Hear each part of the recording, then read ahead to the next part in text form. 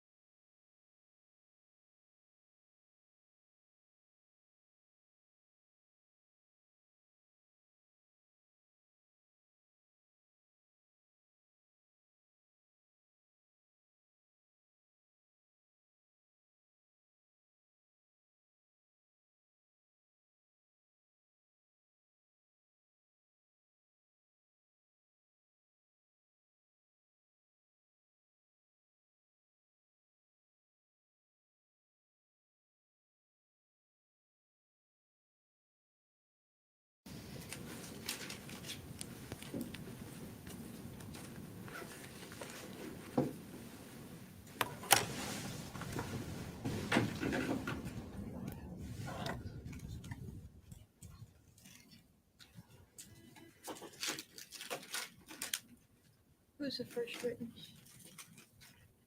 Oh, right, DNA.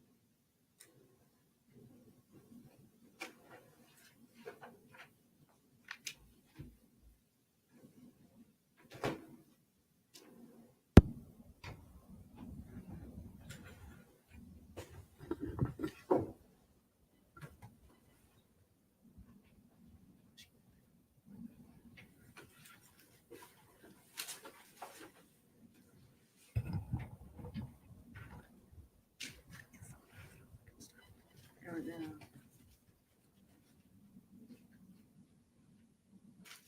But I'm not so worried about sending more now that I started.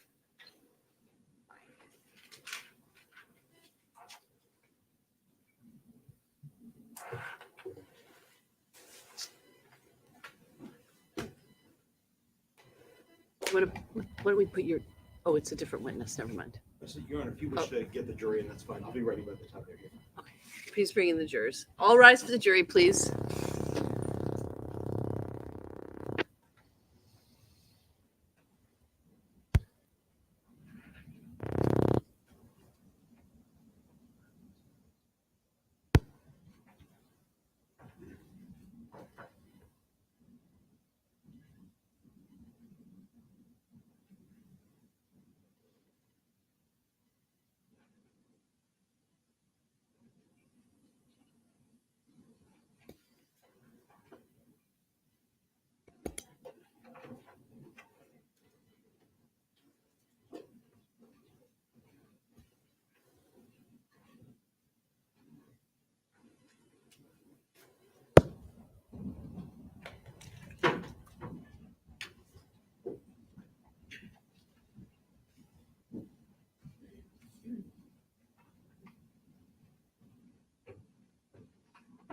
Morning, ladies and gentlemen. You may be seated. State may call its next witness. Your Honor, the state calls Alan Ackroyd Gonzalez.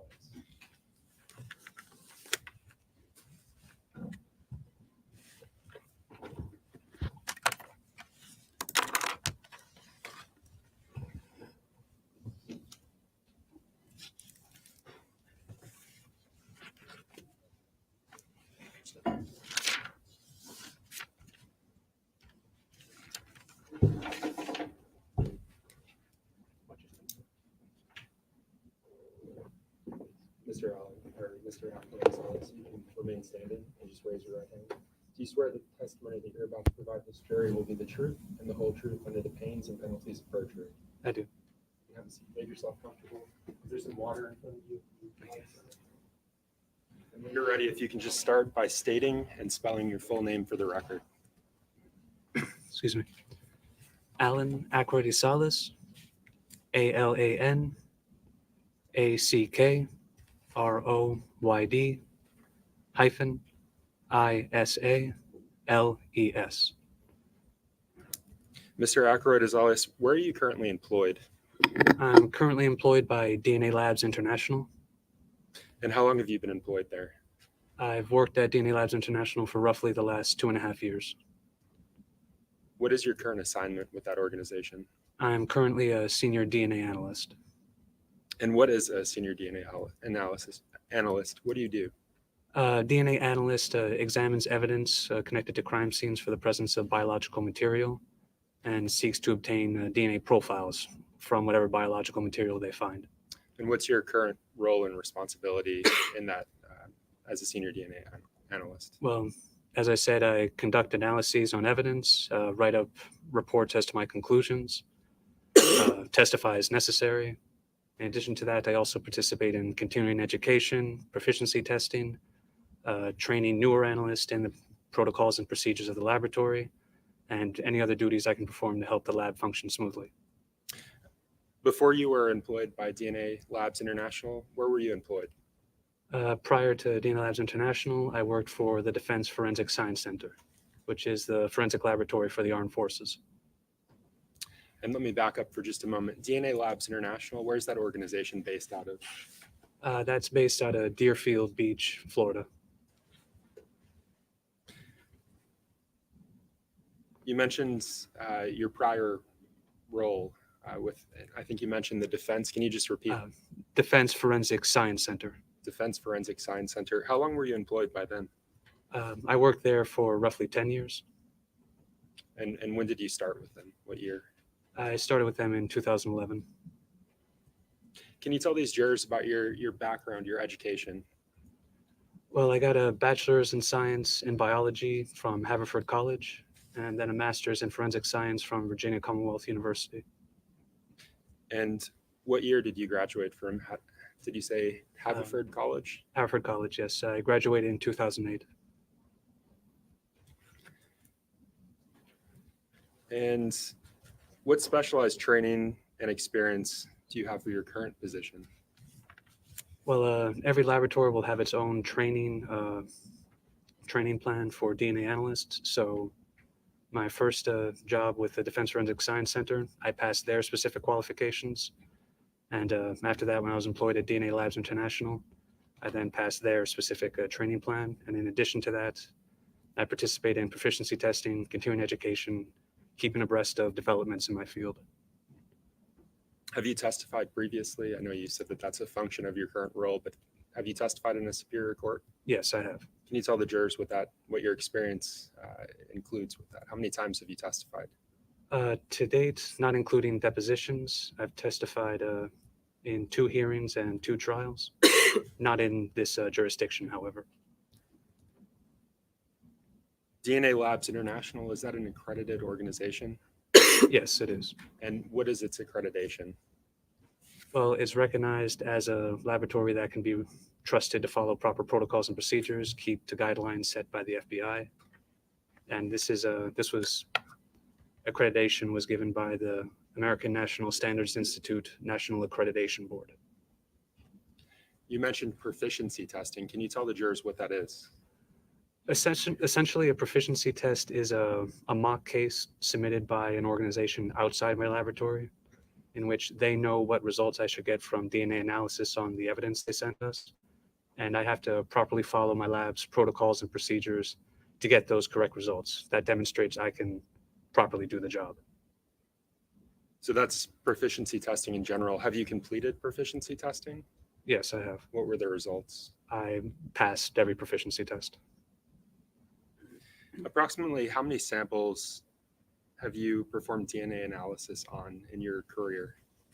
This is a very rough estimate, but I would say that I've worked on approximately 30,000 samples in my career at this point. 30,000? Yes. Have you ever been recognized as an expert in the field of forensic analysis, DNA analysis? Yes, because I've qualified as an expert witness in other jurisdictions. Your Honor, the state moves to qualify Mr. Ackroyd-Azales as an expert in the field of DNA analysis. I have no objection to him giving his opinion. The court finds him so qualified. And you mentioned testifying in depositions. Did you testify in a deposition in this specific matter? Yes, I did. And during that deposition, did you reference reports that you had written in this specific matter? Yes, I did. Can you tell the jurors how many reports you've authored in this case? I wrote 6 reports for this case.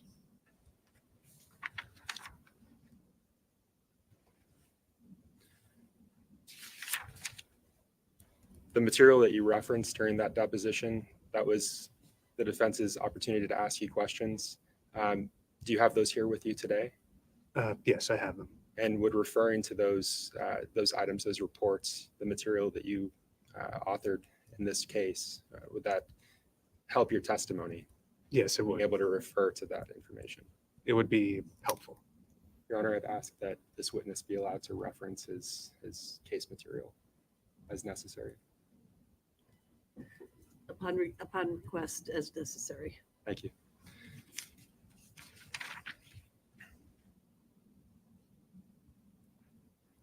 So, Mr. Ackroyd-Azales, this jury's already heard from an analyst, a DNA analyst before, but just generally, can you describe what DNA is? DNA stands for deoxyribonucleic acid. It's the basic building block of life. It's present in all living things. And can you tell the jurors where it's found in the human body? DNA is found in the nucleus of the cells within a body. And does DNA differ cell to cell? Within a single organism, DNA does not differ from cell to cell. How about person to person? Person to person, yes, the DNA does differ. That's the basis of DNA analysis. And can you just explain for the jurors, can you just walk them through the steps of DNA analysis? So there's a couple key steps that had to be performed once a sample is collected from evidence. First is extraction, in which that sample is exposed to a combination of heat and chemicals. Now that serves to break open whatever cells are present in a sample and purify the DNA within it. Following that is quantitation. All that means is just measuring how much DNA is present in that extracted sample. And if there's enough DNA, the step after that is amplification. Now, the human genome, that's a lot of information. I don't need to look at every bit of that. I'm just interested in roughly 20 or so genetic markers, what I call loci. And that's enough for me to differentiate the DNA from one person to another. So the way amplification works is that it makes millions upon millions of copies of just those genetic markers in the sample. So once that's been done, the last step is injecting that amplified sample into a genetic analyzer. And essentially this instrument just translates that amplified sample into a DNA profile that I can interpret and analyze. And you mentioned your lab's accreditation. Does your lab follow standardized protocols and procedures? Yes, it does.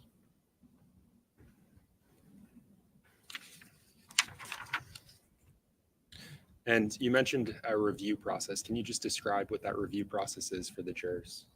Well, a review that my reports always have to go through is a technical review. So another qualified analyst has to review my work, make sure that they agree with my conclusions, and that I wrote up my results appropriately.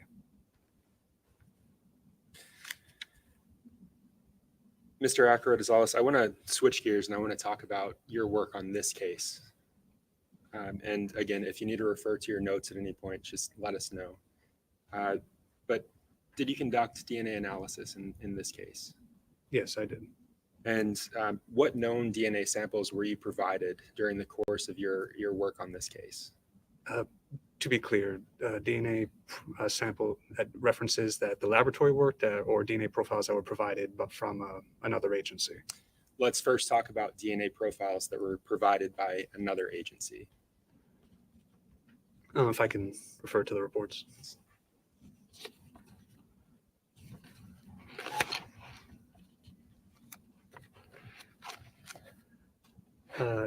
DNA profiles for Harmony Montgomery and Adam Montgomery were provided by the New Hampshire Department of Safety Forensic Laboratory. And that DNA profile for Harmony Montgomery, do you know where that came from? What that was, where that profile was developed from? That was taken from a toothbrush, presumed to have been Harmony Montgomery's property, and as such was taken as an alternate reference for Harmony Montgomery. Two known profiles is what you mentioned receiving. During your work on this case, your involvement on this case, did you develop another profile? Yes, we received a reference sample for Crystal Sori, and we developed a DNA profile from that sample within my laboratory. And was that from a buccal swab? Yes, it was.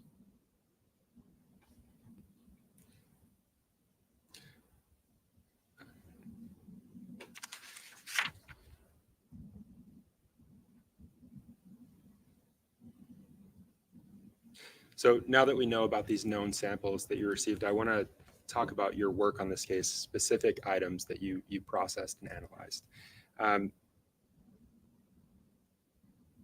Before we get there, though, can you just describe the 4 steps that you go through when you receive a swab, when you start with a swab or cutting of an unknown DNA sample?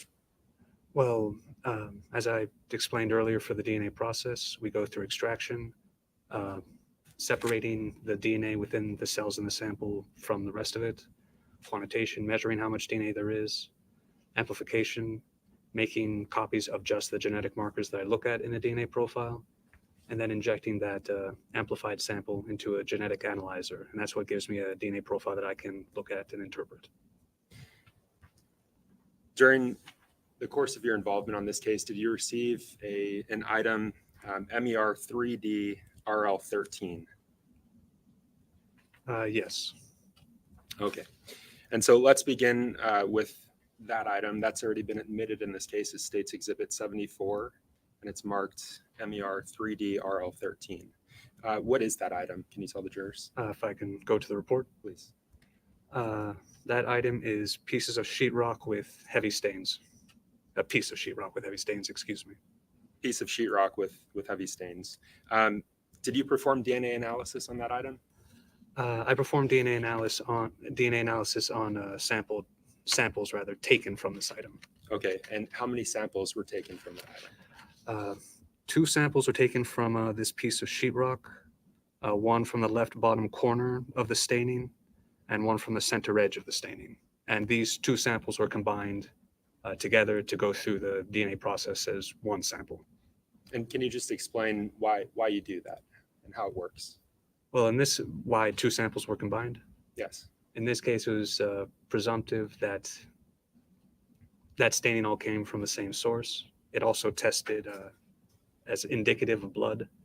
So we went on treating that as being from the same person.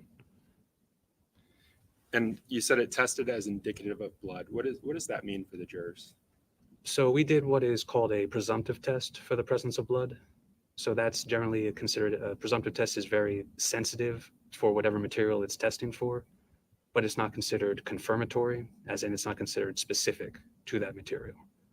So in this case, we only did a presumptive testing. So all I can say is that blood was indicated on this item.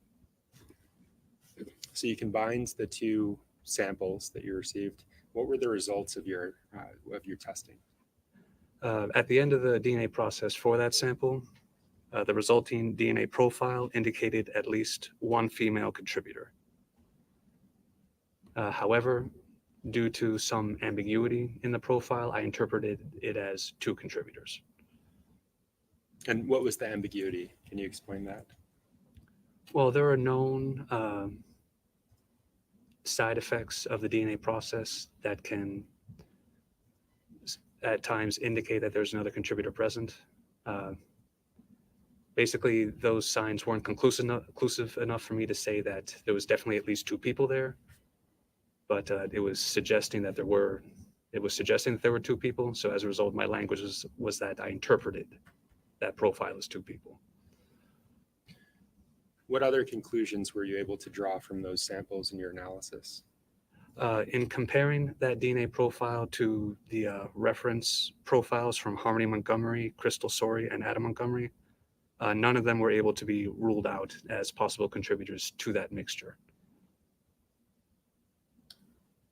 Did you perform a likelihood ratio on those results? Yes. A likelihood ratio is essentially a comparison of 2 competing ideas. In this case, I'm saying that for this DNA mixture, one idea is that the DNA profile is explained by the presence of one of the references and an unknown person, versus the other idea being that the DNA profile is made up of 2 unknown people. So by comparing those 2 contrasting ideas to explain the evidence, I can generate a likelihood ratio which says which of those propositions we say is more likely than the other. And what was the likelihood ratio with respect to the profile that you received from Harmony Montgomery? The DNA, I'm reading directly from the report, if that's all right. Any objection? No objection. I'm sorry. Go ahead. The DNA profile from the sample is approximately 4.1 billion times more probable if the sample originated from Harmony Montgomery and an unknown person than if it originated from 2 unknown persons. And this analysis provides very strong support for the proposition that Harmony Montgomery is a contributor to the DNA profile obtained from this sample. And you just said very strong support. Why use that phrase, very strong support? Well, we use a verbal scale to describe the strength of likelihood ratios. And the strongest language that I'm allowed to use is very strong support. And that begins when a likelihood ratio is 1 million or greater. And in this case, as I said, the likelihood ratio is 4.1 billion. And can you explain the significance of that number, 4.1 billion?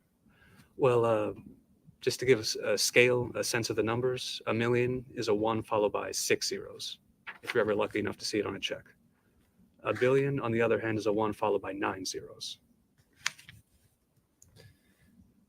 So we're still talking about States Exhibit 74. That's MER 3D RL13, the piece of sheetrock that you mentioned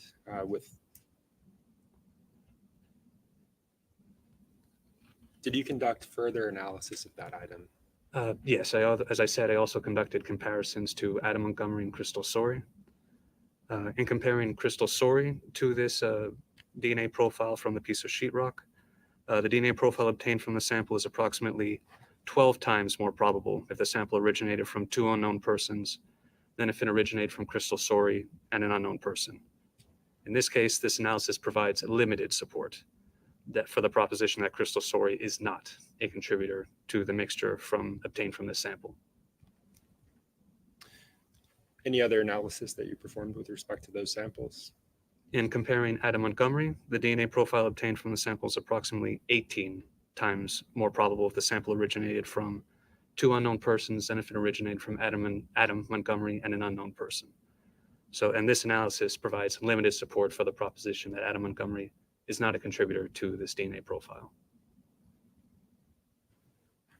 Still with respect to States Exhibit 74 MER 3D13, RL13, which the jury saw yesterday, just for clarification. Did you test another sample of that item at some point during your involvement in this case? Yes, in a report after this one that I just described the results from, another sample was taken for testing. And why was another sample taken for testing? Well, we received permission to use a amplification kit different from the one that is originally approved for the New Hampshire State Police. Can you walk us through the process of that second sample that you took, or third sample rather, that you took? Well, I should say that we requested this permission because the DNA was very degraded, we could see on the sheetrock. And the kit that we wanted to use was an upgraded version of the one we had used before. So it tested for more genetic markers, and we would be able to perform more conclusive analysis, I should say. Now, you just mentioned the DNA that you observed on that item is 74 being degraded. Can you explain to the jurors what that means? Well, DNA is not a very strong molecule, I should say. There's a lot of different environmental factors that can break it down. That includes ultraviolet light, exposure to heat, chemicals, cleaning agents, strong acids and bases, prolonged immersion in water, bacteria. So all that can serve to break down DNA. So there's not many places just out in the world where DNA won't be attacked in some fashion. How about time? Does time have anything to do with Well, degradation of DNA samples? Generally speaking, yes. The longer DNA is exposed to any of those elements, DNA is going to break down even further, with more time, with more exposure. The third piece that you tested, can you walk us through your analysis, the process that you used? Yes, just flipping to that report. So this is still that item, the piece of sheetrock with the heavy staining. An additional sample was collected from approximately 3 inches of the bottom of the stained area. And again, blood was indicated on that sample. And the DNA profile obtained from this sample definitively indicated a mixture of at least 2 individuals.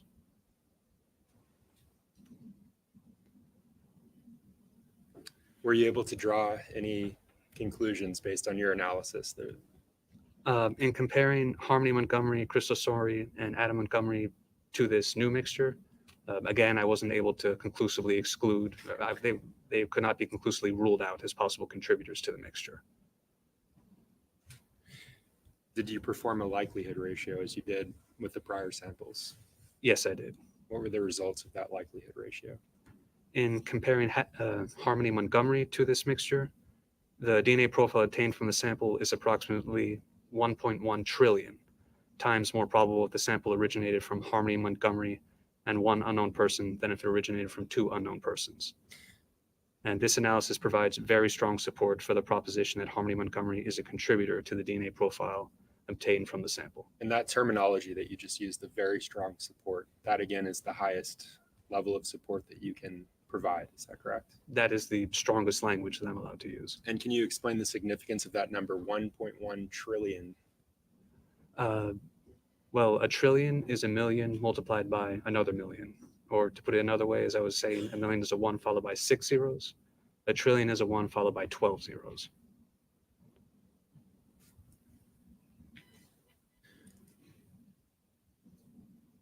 You mentioned 2 contributors, 2 potential contributors. Was there a second profile that you were able to obtain from that item? Sorry, do you mean was I able to perform a likelihood ratio for that second contributor in the mixture? Correct, yes. I wasn't able to conclusively, I was able to perform a likelihood ratio for Adam Montgomery and Crystal Sorey to that mixture. For Crystal Sorey, the DNA profile obtained from the sample is approximately 1.5 times more probable if the sample originated from Crystal Sorey and one unknown person than if it originated from two unknown persons. But we consider that uninformative if a likelihood ratio is between 1.1 and 2, because that's just not strong support for either proposition. In comparing Adam Montgomery to that mixture, the DNA profile obtained from the sample is approximately 69 times more probable if the sample originated from two unknown persons than if it originated from Adam Montgomery and one unknown person. And this analysis provides limited support for the proposition that Adam Montgomery is not a contributor to the DNA profile obtained from the sample. Just to clarify, from that third sample that you took, how many profiles were you able to obtain? How many profiles did you obtain? DNA profiles. It was only one DNA profile, but I could see that there were at least two individuals within it. And what does that mean for the jurors? Well, essentially, I was only able to, we treat it as identifying Harmony Montgomery in that mixture, given the likelihood ratio, but I was not able to conclusively identify the additional second contributor in that mixture. The second contributor, what can you tell the jurors about that profile? Well, it was a very partial person. There was not a lot of genetic information for that person in the DNA profile. So I would not honestly expect to be able to identify that person, even if we had obtained the reference that matched that person in the evidence. And what does that mean scientifically, a partial person? Well, essentially that there just wasn't a lot of genetic data. There wasn't a lot of DNA from that second contributor present in the DNA profile. So I want to turn your attention now to another item. Did you have occasion to test samples from MER 3D RL14 and 12? That's DLI number 22-07495.01. I'm sorry, can you say it again? The DLI number or The DLI number. Yep, it's 22-07495.01. And just to clarify, DLI applies its own numbers to items that it receives. Is that right? Yes, I did have occasion to perform DNA analysis on that item. Okay. And sorry, you were looking at your notes when I asked, but DLI, when you process items, you apply your own item numbers to the evidence. Is that correct? That's correct. Yes. And so this item has previously been admitted as State's Exhibit 81. What is that item? Can you tell the jurors? That item, 22-07495.01, that is two rails screwed together. And I think you answered this already, but did you perform analysis on that item? Yes, I did. How did you perform analysis of that item? Well, there was staining visible on this item, so blood was indicated on the rails that were screwed together. And following that, the sample was collected from that staining for DNA analysis. And already went through the DNA process, and the resulting DNA profile of that indicated at least one contributor. One contributor, no. Yeah, a single contributor. What results and conclusions were you able to draw from that? Well, Harmony Montgomery could not be ruled out as a possible contributor to that DNA profile. And just as with the prior samples, were you able to perform a likelihood ratio? Yes, I was, in comparing Harmony Montgomery to that DNA profile. The result of which was the DNA profile obtained from the sample is approximately 1.4 trillion times more probable if the sample originated from Harmony Montgomery than if it originated from an unknown person. And this analysis provides, again, very strong support for the proposition that Harmony Montgomery is a contributor to the DNA profile obtained from the sample. Again, can you explain the significance of 1.4 trillion? Well, again, the language for very strong support for a proposition that starts when a likelihood ratio is 1 million or greater.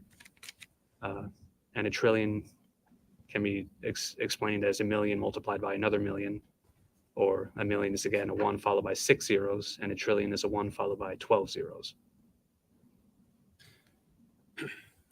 I want to turn to the other items that you analyzed during the course of your involvement with this investigation.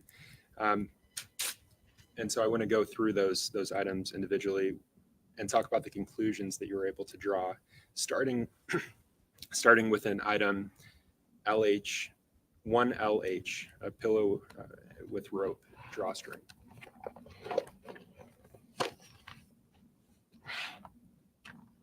Yes, I have that in front of me.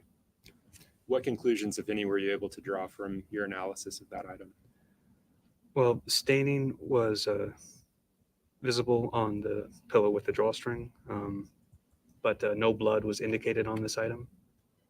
And following that, 2 samples were collected from the item for DNA analysis, one from the rope and one from the exterior of the pillow. However, no DNA was detected on either sample, so we didn't do any further analysis past that point. How about item BE017, BE017? BE017 was a clear, thin zip tie. Again, there was staining, visible staining, but no blood was indicated on the zip tie, and an insufficient amount of DNA was detected from a sample collected from it. So again, no further analysis was performed. I want to turn your attention to item number JP88. Did you test that item? Yes. And what conclusions, if any, were you able to draw from your results? This item was a pink child sock. Apparent hairs were visible on the sock. We did not conduct any analysis on that. We did take a DNA sample from the interior of the sock, and the DNA profile obtained indicated a mixture of at least 3 individuals with at least 1 male contributor. And furthermore, crystal sorghum could not be ruled out as a possible contributor to that mixed DNA profile. And did you further analyze that in another report? Yes, I did. What were the results of that additional analysis? If I can flip to it. And further reports, I was also able to compare the DNA profile for Harmony Montgomery and Adam Montgomery to the DNA profile obtained from the sock. What conclusions were you able to draw from that comparison? Well, first, in comparing crystal sorghum, probabilistic genotyping results supported their exclusion as a contributor to the DNA profile obtained from the interior of the sock when a proposition of 3 overall contributors was considered. In comparing Harmony Montgomery, again, the probabilistic genotyping results for Harmony Montgomery supported their exclusion, again, as a contributor to the DNA profile obtained from the interior of the sock. In comparing Adam Montgomery,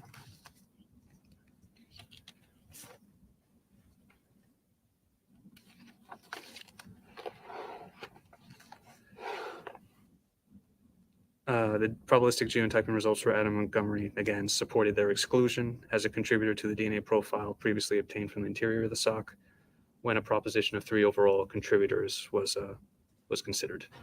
Any other conclusions you were able to draw from that item? No, that was all the analysis that was done on that item. I want to turn your attention to JP 216-C. Did you have an opportunity to review and analyze that item? Yes, I did. This item, sorry, one moment.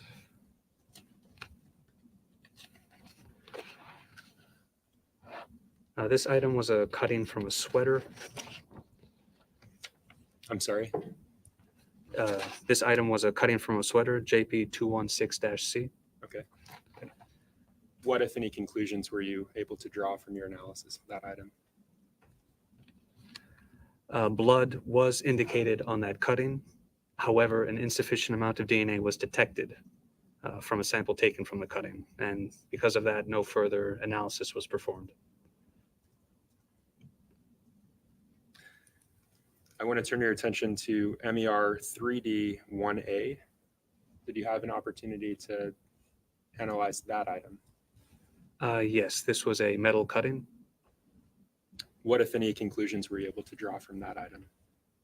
Blood was indicated on this cutting. However, an insufficient amount of DNA was detected, and therefore no further analysis was performed.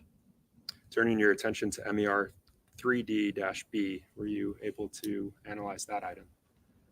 Yes, this was a lab cutting of stained drywall backing. What, if any, conclusions were you able to draw from that item?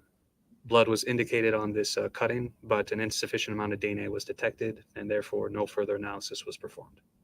Turning your attention to JP 251-1, were you able to analyze that item? Yes, this was a section of string. And Blood what if- was, I apologize.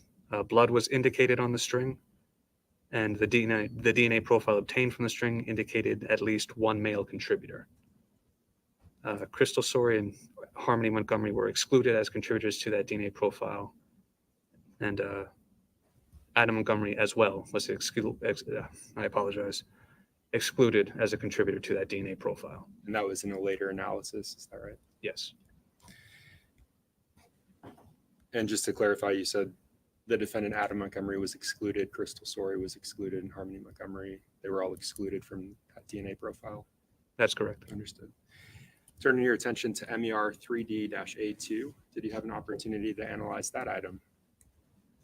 Yes, this was another lab cutting of stained drywall backing. Blood What- was indicated Go ahead. on the cutting, and the resulting DNA profile obtained from the cutting indicated a mixture of at least two individuals with at least one male contributor. However, due to the complex nature of this mixed DNA profile, it was inconclusive for comparison purposes. Turning your attention to JP 216. JP 216, were you able to analyze that item? I'd have to go to the report that it was analyzed in.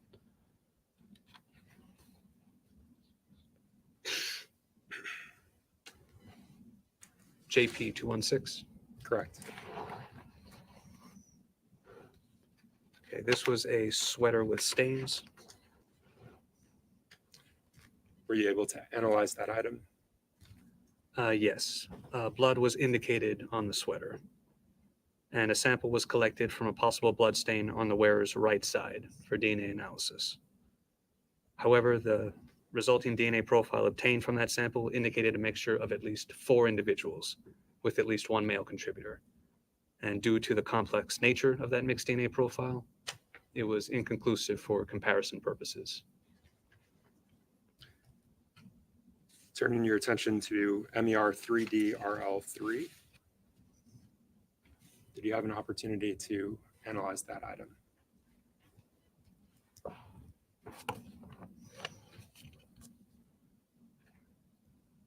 And if it helps, it's DLI item number 22-07494.01. Okay, yes, I have it. Yes, I did have opportunity to analyze this item. It is screws and a rail. What, if any, conclusions were you able to draw from that item? From the rail, blood was indicated on the rail, and the result of which was that a sample was collected from the staining. However, an insufficient amount of DNA was detected from that sample, so no further analysis was performed. I want to turn your attention to a final item, TSC 8. Did you have an opportunity to analyze TSC 8?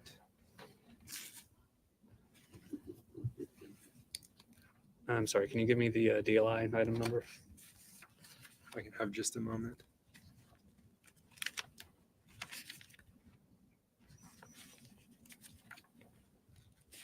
It's 22-11851.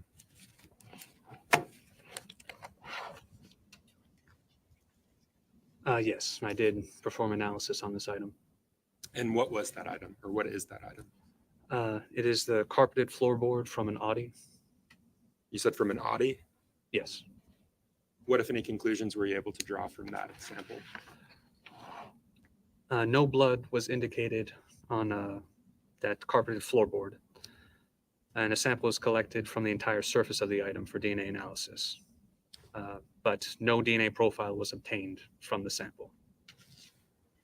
So, Mr. Acarotizales, I just want to summarize You were able to develop a profile from MER 3D RL13.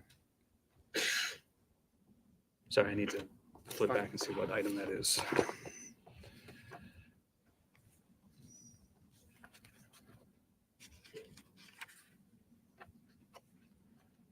Yes, I was. And that was 4.1 billion times more likely to be Harmony Montgomery in an unknown person. From one of the samples taken from that item, which was the piece of sheetrock with heavy stains, yes, that was the resulting likelihood ratio. And when you tested another location on that item, you were able to obtain another likelihood ratio.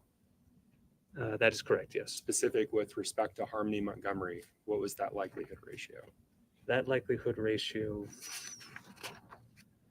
was 1.1 trillion times more likely if that DNA profile had originated from Harmony Montgomery and an unknown person than if it originated from two unknown people.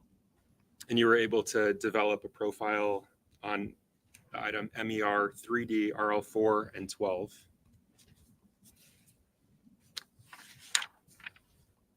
Yes.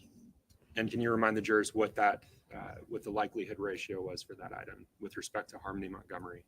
That item was two rails screwed together, and the resulting likelihood ratio in comparing Harmony Montgomery was that it was 1.4 trillion times more probable if the sample originated from Harmony Montgomery than if it originated from an unknown person. 1.4 trillion? Yes.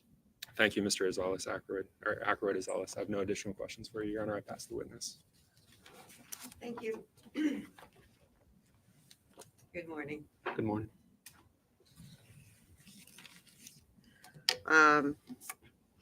One of the reasons that states would say a state lab like New Hampshire that does DNA sends items to you or DLI labs is because you do a different type of DNA analysis than most other places in the country, right?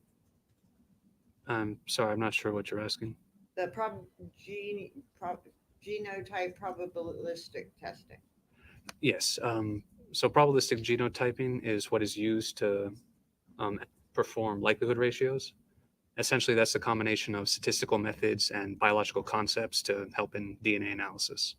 And what that does is, like, complex means more than one, can mean more than one DNA sample, right? Well, in saying that a DNA profile is complex, that can potentially mean that that sample is from more than one person. That's possible. It could mean that the DNA sample was somewhat degraded, That's possible. and it could mean that there's less of a sample. That's possible, yes. Okay.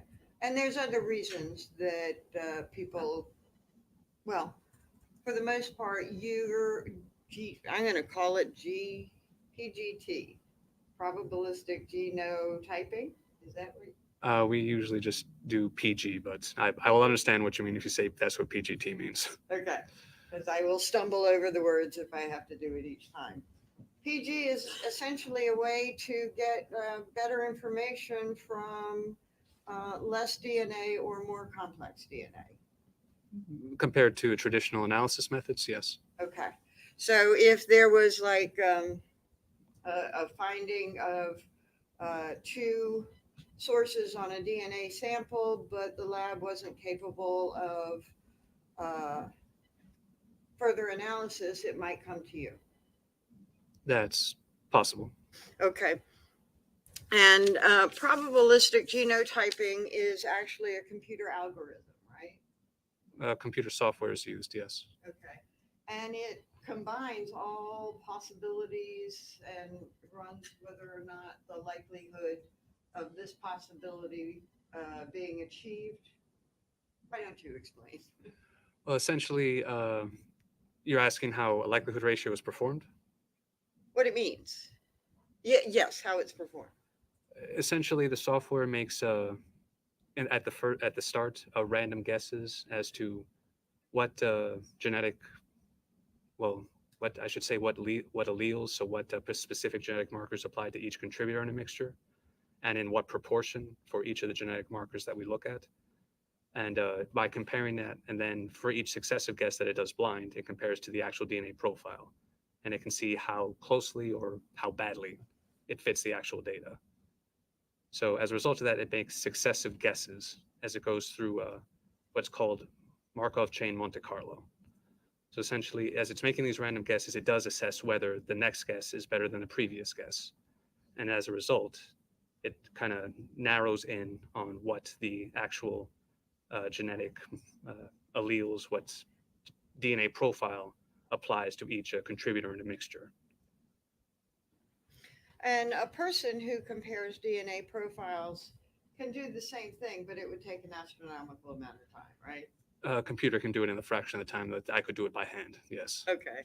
And when you hit numbers like trillion, billion, things like that, that the DNA probabilistic result is 1.4 billion. You said it's very strong support for the DNA profile matching another person. I would say that it's very strong support for the proposition that the DNA profile resulted from the person who's being compared, as well as however other unknown individuals are present in that mixture. Okay. So one of the things is this can't make a match, I can't conclusively say it's someone's DNA or not. No. but the likelihood is so high that you might be able to accept it as a match. I can't say that. The likelihood that it is that person when we're in the billions and stuff is pretty high. It is high, yes. Okay. And you can have likelihood ratios right down to 2 that mean something, right? Yes, Because under 2, it's uninformative, I think you said. that's correct. Okay. So if we can sort of say it's probably somebody by a probabilistic ratio of 10 versus a billion, the more likelihood that it is that person at a billion is really, really high, right? Well, a billion is a lot larger than 10, if that's what you mean. Yes. Okay. And okay. Somebody might walk away from that pretty comfortable that it is the person that the matching says it probably is. The DNA is from that source that the probabilistic ratio says it is. I can only speak to the statistical weight. I can't Okay. tell anyone to come to a conclusion. So you can't conclusively say that Harmony Montgomery is the source of the DNA on the sheetrock or the rails, but the probability is very, very high. That's fair to say. Okay. Now, on the sheetrock, you found a possibility of 2 sources. Sorry, we're talking about MER 3D13, RL13. yes. Okay. And you weren't quite sure, but that probability was there, right? I wasn't quite sure about what. I'm sorry. Whether it was 1 source or 2 sources, but there was enough to raise that possibility. For the first 2 samples that were taken, yes, it was at least 1 person, and there were some suggestions of it being 2 people, and as a result of that, I interpreted it as 2 people. Okay. And then when you did the testing on the rails and the analysis there, that was pretty conclusively 1 source? There was no indication of any other contributor being present in that DNA profile. Okay, so if the sheetrock and the metal rails came together and the DNA that was on both of them was from the same source, can we conclude that there was only 1 source on the sheetrock? Well, no, because I can't speak for how people in the past might have touched these various items, or who made what kind of contact, or how DNA came to be on an item. I simply can't speak to the activity that led to DNA ending up on an item of evidence. Okay, so the possibility that the sheetrock had 2 sources and the metal rails had one sort, the possibility that the sheetrock had two sources still exists even though the rail had one source. Yes, the DNA results support that. Okay. And did you receive any profiles from Kayla Montgomery to compare? Caleb Montgomery, no, we never received a reference for that person. Okay. So I want to talk about some of the other testing that you did in this case. You reviewed it, some of them with the state. And let's talk about JP88, which was the pink sock.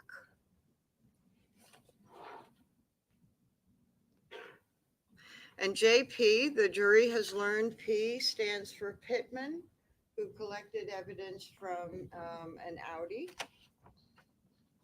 And you found DNA on the child's pink sock, right? Yes, I did. Okay. And DNA degrades over time, right? Yes.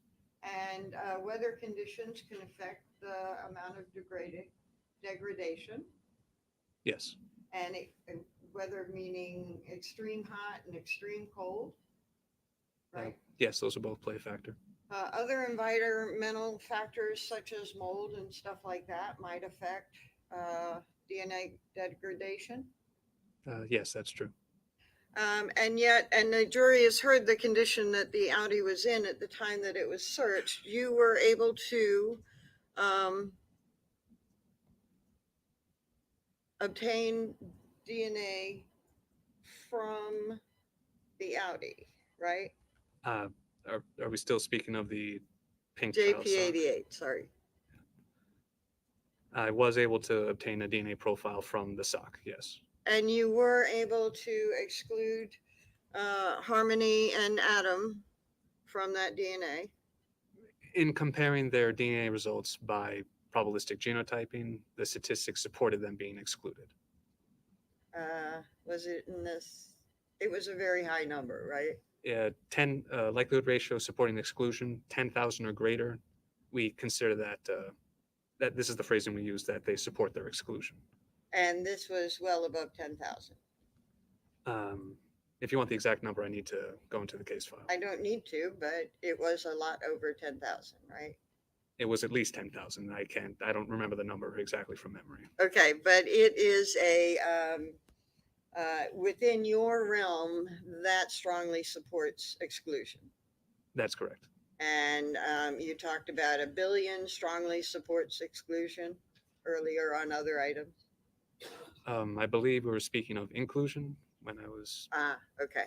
So anyway, it strongly supports exclusion on the pink sock, right? In comparing Harmony Montgomery, Crystal Soria, and Anna Montgomery, yes, the resulting statistics all supported their exclusion from the pink sock. Okay. So DNA survived the conditions that the jury has heard that the Audi was in, sufficient to make a comparison of DNA and make a determination that supports exclusion. In this case, yes. Okay. Now the JP216 was a sweater with stains, Yes. and it was an adult sweater with stains. I actually don't have that information in the report. Okay. What size or Okay. what person that sweater is intended for. And I think the conclusion was at least 4 individuals on that. For the sample taken from a possible blood stain on the wearer's right side, the resulting DNA profile was a mixture of at least 4 individuals with at least 1 male contributor, but it was due to its complex nature. Yes, it couldn't be used for comparison purposes. Okay, so you're comfortable with the conclusion that it is at least 4 people contributed to the staining? I'm comfortable with the conclusion that I got DNA from at least 4 individuals from the sample taken from that stain. Okay. And that at least one of those individuals was male. That's correct. And did you determine if that staining was blood? Blood was indicated on the sweater. Yeah, but I wasn't able to conclusively identify it as blood. Okay. And again, blood can survive extreme conditions of very, very hot and very, very cold. It's possible, and I don't know the exact weather conditions and what other factors might have come into play with where the sweater was found. Okay. And if a conclusion of different testing was that it was blood on the sweater, you can't say one way or the other if that conclusion was correct or not. I'm sorry, can you say that again? I'm If not sure I other understand. testing revealed blood on that sweater, you can't determine whether that other testing was correct or not. Well, if my laboratory or I didn't perform that testing, I can't speak for whoever did it. Okay. And I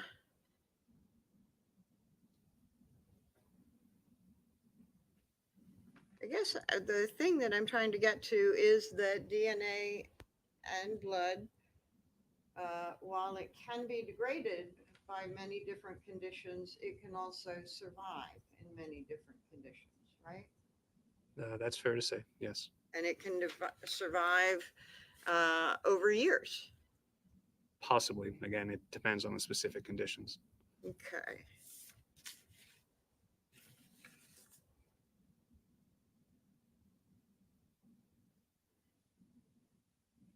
If I may have a moment.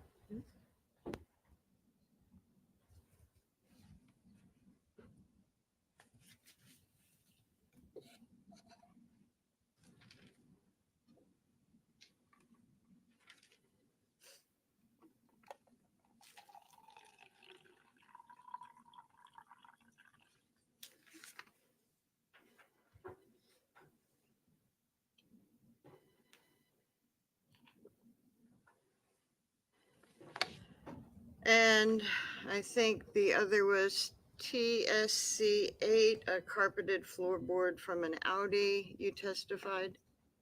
Or a piece of a carpet? Carpeted floorboard Okay. From an, did you say, does it from say? an Audi, yes. Okay. And TSC8, do you know what those initials stand for? TSC8, I don't. That was assigned by the New Hampshire authorities. Okay. And in any event, on there was no blood nor DNA, right? No blood was indicated from the staining, and sorry, can I just double check Sure. the case file quickly?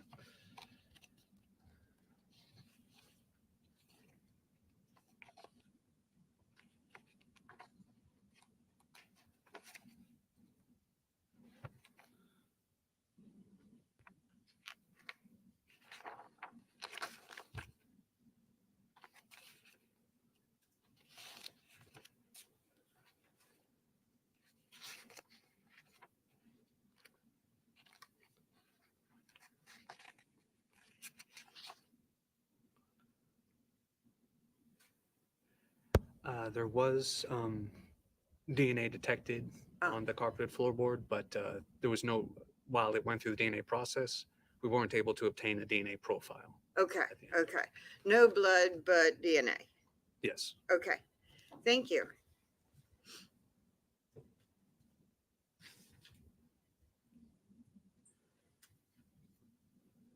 Anything further from the state? Yes.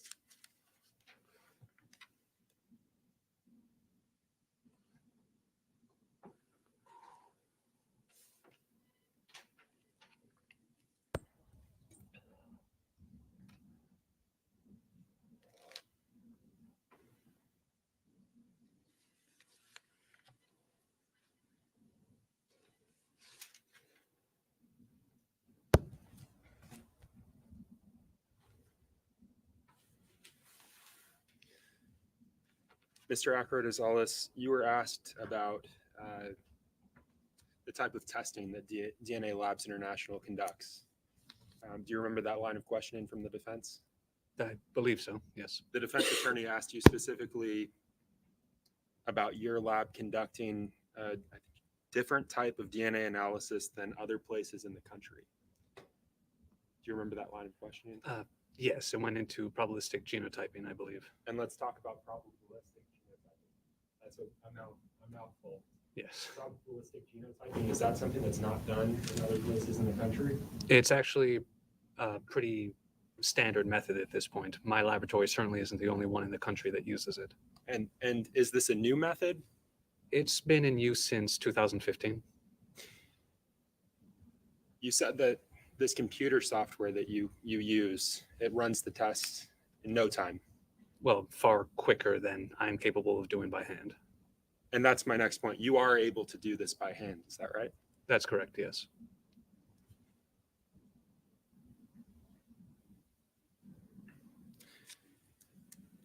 I want to talk about the likelihood ratios that you were asked about. What threshold is required for very strong support? So again, going to the verbal scale used to describe likelihood ratios. When I'm able to describe a proposition as having very strong support, that results when a likelihood ratio is 1,000,000 or greater. You were asked about a second contributor to the source from MER 3D RL 13. Yes. I think on direct, you said that second profile was really uninformative. Can you just explain that to the jurors? So while I could see that there was a second contributor in this mixture, as I think I said earlier, there just wasn't a lot of data of that person. So there was enough for me to see that there was someone there, but not enough for me to feel that I could conclusively identify who that second contributor is. During your involvement with those pieces of sheetrock, the metal framing, did you receive a known profile for someone, for Detective Scott Riley? I did not know. Thank you. No further questions, Your Honor.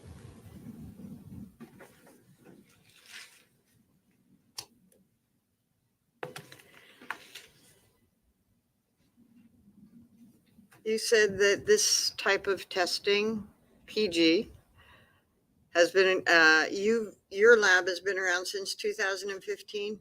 No, it's older than that, but I don't recall the exact year it was established. However, the program used, StarMix, that employs probabilistic genotyping, that's been used in forensic analysis, DNA analysis, since I believe it's 2015. Okay. And are there more than 8 labs now that apply StarMix? I believe so, but I would need to check the numbers to be sure. Okay, so it's growing, but at first, weren't you all the only ones doing it commercially? That's possible. I actually don't know offhand. Okay. In any event, it's been verified and validated and everything else, right? It's a respected and trusted tool for forensic analysis, yes. Okay. But not necessarily every state has the ability to do it. Well, investing in new technology, that's an immense, that costs a lot of time, a lot of money, a lot of effort. So yes, it's not everyone uses it as of yet. And that's why state labs might send it to a private lab to be analyzed rather than doing it themselves. That's possible. Okay. And the likelihood ratio, I think a little bit of confusion may exist. Very strong support. You mentioned the term thing 1,000,000, and then earlier 1,000. Do you need 1,000,000 to include somebody? No, the verbal scale just describes the relative strength of a likelihood ratio. And I believe what you're referencing was when a likelihood ratio is 10,000 or greater supporting exclusion, that we treat that as excluding a reference from a mixture. Okay. So it's like not even very strong support. Once you hit 10,000, you're excluded. That is how we treat it, yes. Okay. And on, I'm sorry, just to clarify that point, Uh-huh. I can't outright say they aren't there, but just that's what the statistics support. So that's why we use that language. okay. And on MER-3D-RL4 through 12, Adam was excluded, right? Mr. Montgomery, I'm sorry, yes. he was excluded from that DNA profile from that item, yes. But you also believe that that item had one source. The resulting DNA profile only indicated one person, yes. Okay. Sorry, I know it's very precise terminology and I'm not being so precise, so I apologize. On MER-3D-RL13, there was, that could have been two people, right? Well, Two sources, sorry. in the first sample taken, it was at least one contributor that I interpreted as two based on ambiguity in the profile. Okay, The second sample taken at a future date, that indicated a mixture conclusively of at least two people. oh, my misunderstanding, okay. And then probabilistic testing, it was uninformative as far as Crystal was concerned and limited support that Adam was not a contributor. We're talking about the second sample taken from a piece of sheetrock. Yeah. Or rather, I should say the third. So 9/14/22.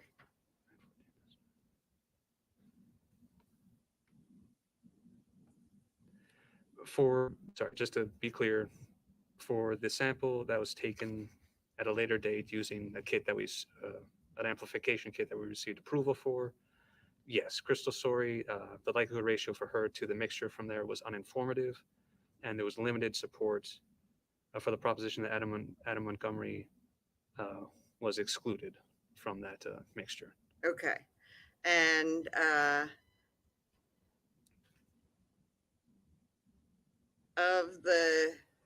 okay, a conclusion that there's probably two sources and Adam Montgomery is probably excluded. Well, there's limited support. Okay. And there's no support on the other side that says he's included, right? That's correct. Okay.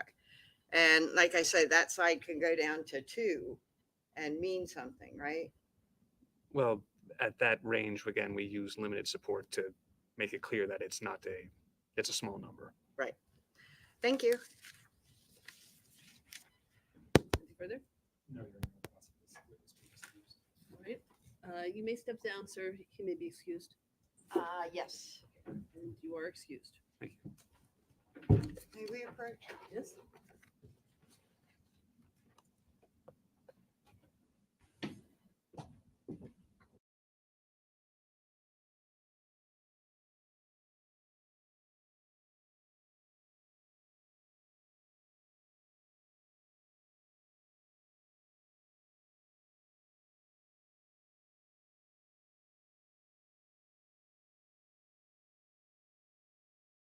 I think it makes sense to have our mid-morning break now, so we'll break for 15 minutes. We'll be back at 25 up. All right, please rise for the jurors.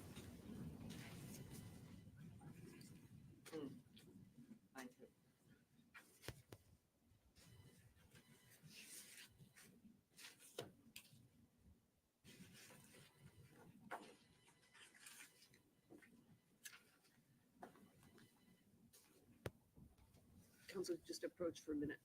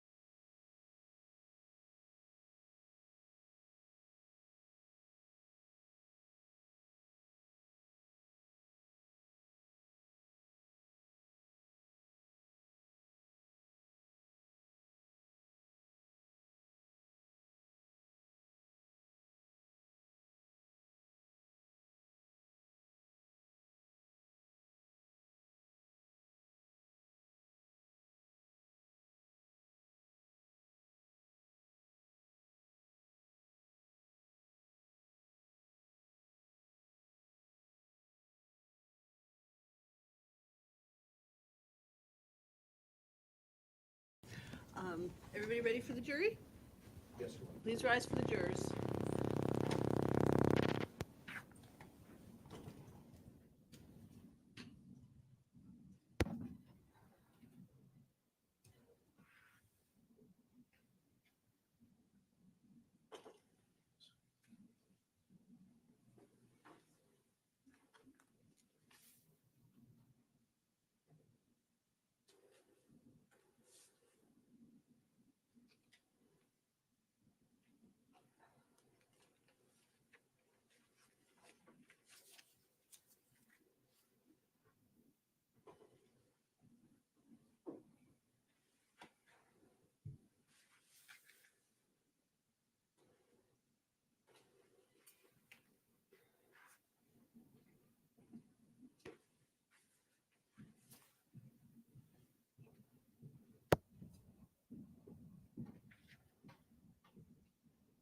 Please be seated.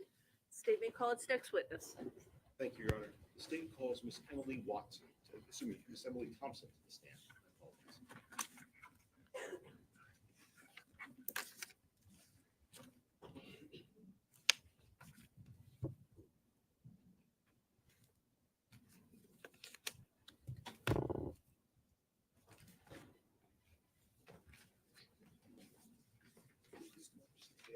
Watch your step on the cords as you walk up there.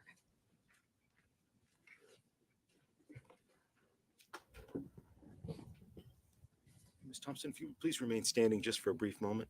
Would you please raise your right hand? Do you solemnly swear that the testimony you will give this jury will be the truth, the whole truth, and nothing but the truth, so help you God? I swear it. Thank you. Please feel free to have a seat. Ms. Thompson, as we're being recorded here today, would you please state your full name and then spell both your first and your last name for the record? Emily Thompson, EmiliThompson. And Ms. Thompson, currently, what state are you living in? Maryland, And back in 2020, what state were you living in? New Hampshire, What city were you living in New Hampshire? Manchester. And let me ask you briefly, just so we can understand a little bit about your background. How far did you go in school? I graduated in 2020. From high school? College, From college? And what did you graduate with? What degree? Bachelor's of Fine Arts degree in creative writing. And let me ask you, back in the winter of 2020, so I'm talking about January, February, March of 2020, where were you employed? Portland Pie Company here in Manchester. How long were you working for Portland Pie Company? I worked for them on and off for about 5 years. I started in 2015 up through the time the branch closed in 2020. And that was right after COVID started, is that right? We shut down just before COVID, Just shut before. everything else down. Okay. So during your time there, what did you do at Portland Pie Company? I was a delivery driver. In the winter of 2020, let me ask you, did you ever work with an individual by the name of Adam Montgomery? I did, yes. And what did he do there at that restaurant? I believe he was a dishwasher. Did you ever see Adam Montgomery there with a bag in the walk-in cooler? I think I did, but I couldn't say with any absolute certainty. And what do you think you remember of that? I believe I recall him either coming into the walk-in or leaving the walk-in with a bag. Where was this cooler? It was in the kitchen, between the dishwashing room and the exit into the main dining area. And correct me if I'm wrong, it was my understanding that there were almost two different areas where you could be. There's the basically the ground floor, and then there was a basement area as well with additional storage. Is that correct? That's correct. So were there any other coolers down in the basement, or just this one on the ground floor you're talking about in the main dining area? There was a walk-in in the basement. That was where alcohol would be stored, beer, wine, etc. And so which cooler are we talking about then? The one on the main floor or the one down in the basement? Main floor. Main floor. And I believe you said a minute ago you thought you saw him carrying it either in or out? Correct. It's been several years, so my memory is a bit hazy. Did you yourself store personal bags inside coolers at Portland Pie Company? No, I did not. And how many times do you believe that you may have seen him doing this, bringing it in or out of this cooler? Would have been just once. Just one occasion. Yeah. Okay. And again, you worked there until it closed. Is that correct? Correct. Just a moment, please, Your Honor. Thompson, thank you very much for your time. I don't have any further questions for you, but I believe defense counsel may have a few. Okay. We do not. Any questions? You may step down. Thank You you. could ask the witness to be excused, please, Your Honor. Any objection? No, Your Honor. The witness is excused.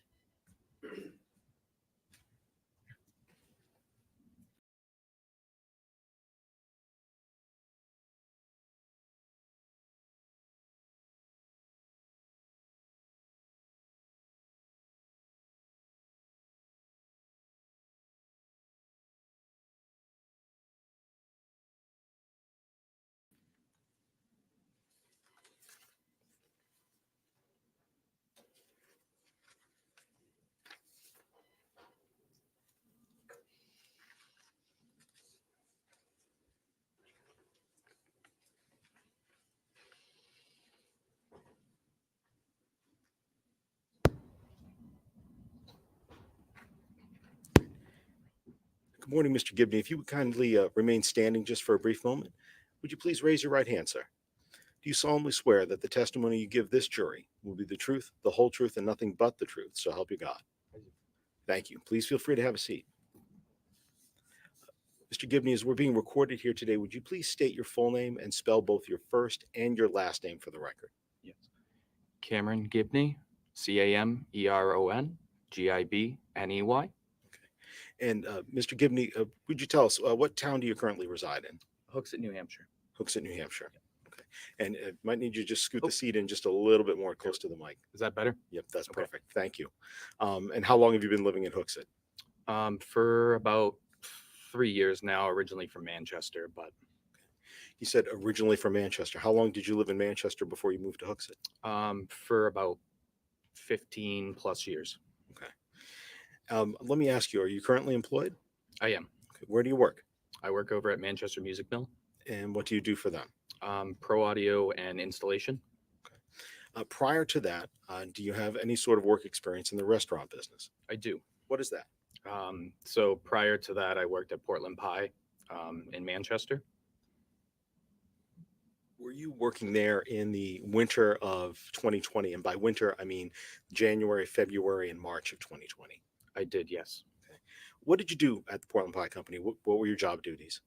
So I was originally a server, and then I became front of house manager about maybe six or so months after that. As front house manager, I say server, I imagine you're serving people food and waiting on them, correct? Mhm. Front house manager, what does that job entail? So that job entailed doing taking care of the front of basically the servers and the bartenders and anything that happened in the front as far as management wise. Did you ever meet a person by the name of Adam Montgomery there? I did And how did you meet him? through work there. He ended up getting hired on a little bit. I would say a little bit probably before I became manager in the front. I did see him, and that's how I know him from. Do you know what his job duties were, what you saw him doing for the He- business? Yes, he was originally in the back in the kitchen area. I believe he did prep and cooked as far as pizza and food.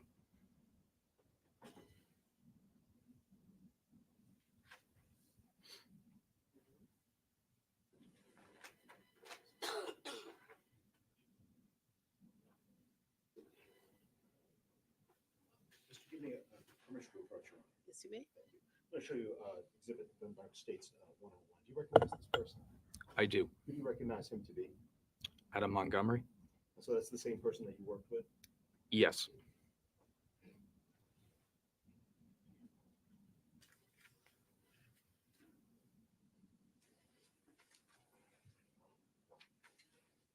And in the winter of 2020, first of all, when did that restaurant close? It closed, I believe, I am not 100% sure. I don't remember when it closed. I was there prior to that, a week before it closed, but I'm not too certain when it actually closed off the top of my head. Let me ask, was it just kind of before the beginning of the COVID lockdowns or afterwards? It was before. Before. Okay. And in the winter of 2020, did you ever see the defendant at Portland Pie Company with a bag? I did. Okay. And where did you see him with this bag? Inside the actual restaurant and around the restaurant itself. Um, Also, I've seen him inside of our walk-in cooler that we used to have. That was inside where the kitchen area was. A walk-in cooler where the kitchen area was? Yes, Okay. And which floor was that kitchen area cooler on? The main floor or the basement? main floor. Main floor. Um, what did you see the defendant, Mr. Montgomery, doing with this bag? He always would just place it inside the walk-in cooler, on the lower shelf. Sometimes he would move it to a different location, but it was mainly on the lower left-hand side, inside the cooler. And I'd like to show you what's marked State's Exhibit 52. Mhm. Do you recognize this bag, sir? I do. Okay. What does this bag look like? It looks like the bag that was inside the cooler. Is this the bag that you saw Adam Montgomery moving inside the cooler? Correct. How many times did you see him moving this bag? Either when he left or when he arrived to Portland Pie. But it was more than once, I think. Correct. Where in the cooler did you see him with the bag? It was through the actual walk-in itself, door, to the left lower shelf is where Left. it was always located. So how it sat was the door was like this. You walked around, there was a door to the right, the walk-in cooler opened, and then to the left of the cooler on the lower shelf, because there were like grates that were typically in there for like tomatoes and stuff. Okay. It was typically on the bottom shelf. What else would be stored on that bottom shelf? So it was we had like mustard and just a bunch of other like condiments that were typically down there. Did you ever see anyone else handling this bag besides him? No, Did you ever bring bags inside and store them in the cooler at Portland Pie Company? no, And do you know of any other employees that brought bags such as that one inside Portland Pie Company and stored them in the cooler? I do not.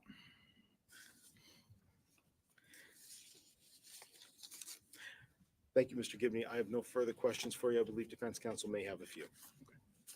We do not, Your Honor. All right, sir, you may step down.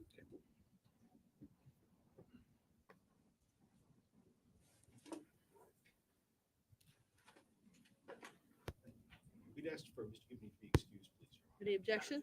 All right, sir, you are excused. Your Honor, with regards to the state's next witness, it may be appropriate to take up the defendant's motion for this morning. Okay. Council approach.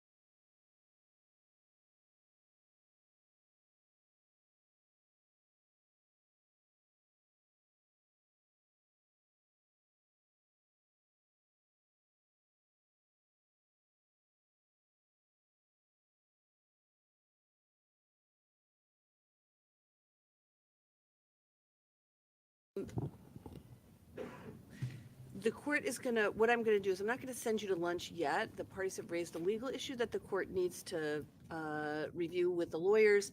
That's not a matter for the jury's consideration. So at this time, we're gonna take a break. Depending on where we land, we'll determine whether or not we come back, we hear testimony, or whether or not the timing is such that I let you go to an early lunch. So at this point, we're just gonna call it a break. So have a drink of water, use the restroom. I'm not exactly sure how long this will take us. So just be patient, please. Thank you so much. All rise for the jurors.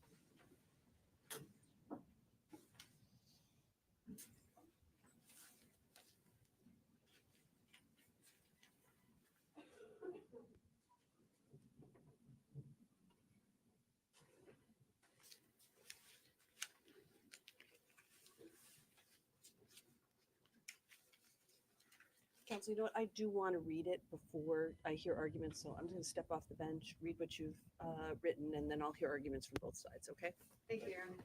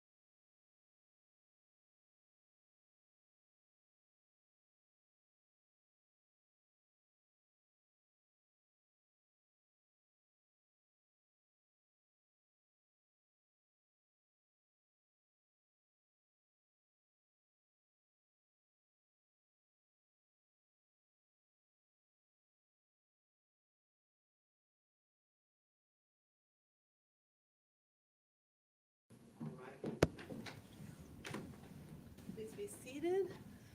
All right, I've had an opportunity to review your filing, Attorney Smith. I also reviewed my original order on this motion.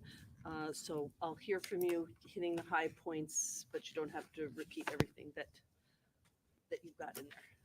Thank you, Your Honor. Yes, in the motion I laid out, the original filing and the argument, and the state provided the unsworn affidavit of a detective with regard to what Kayla Montgomery purportedly had said in the past. And it's not like there were quotes or anything like that. The reality of it is, at where we are right now, you can focus on Correct. on what testimony we have, and they can provide officer proof for what testimony they think is coming. I think it's not especially relevant if there are things within Ray Hill's affidavit that are not identical. So, right, which is why I say I'm renewing, because the testimony did not come out as purportedly she would testify at trial. At trial, she was asked again about tools, and she talked about a conversation with Adam at her mother's, and during that conversation, she testified that Adam was apparently interested in her mother's grinder, or she may have only called it a power tool, and said that he wanted to take it to use on Harmony's body. And she then identified the state's exhibit 63 as the item that she recalled her mother had. And if you will recall, 63 is the fuel grinder, Milwaukee red, and she identified her initials on the bottom of the photograph. Turns out that this was not something that she had initialed at a prior recording. It was during the trial prep that apparently that photograph was given to her. And as far as I know, before that prep, there was no mention of a fuel grinder ever. And I believe that photograph may have been part of the photographs. We introduced photograph.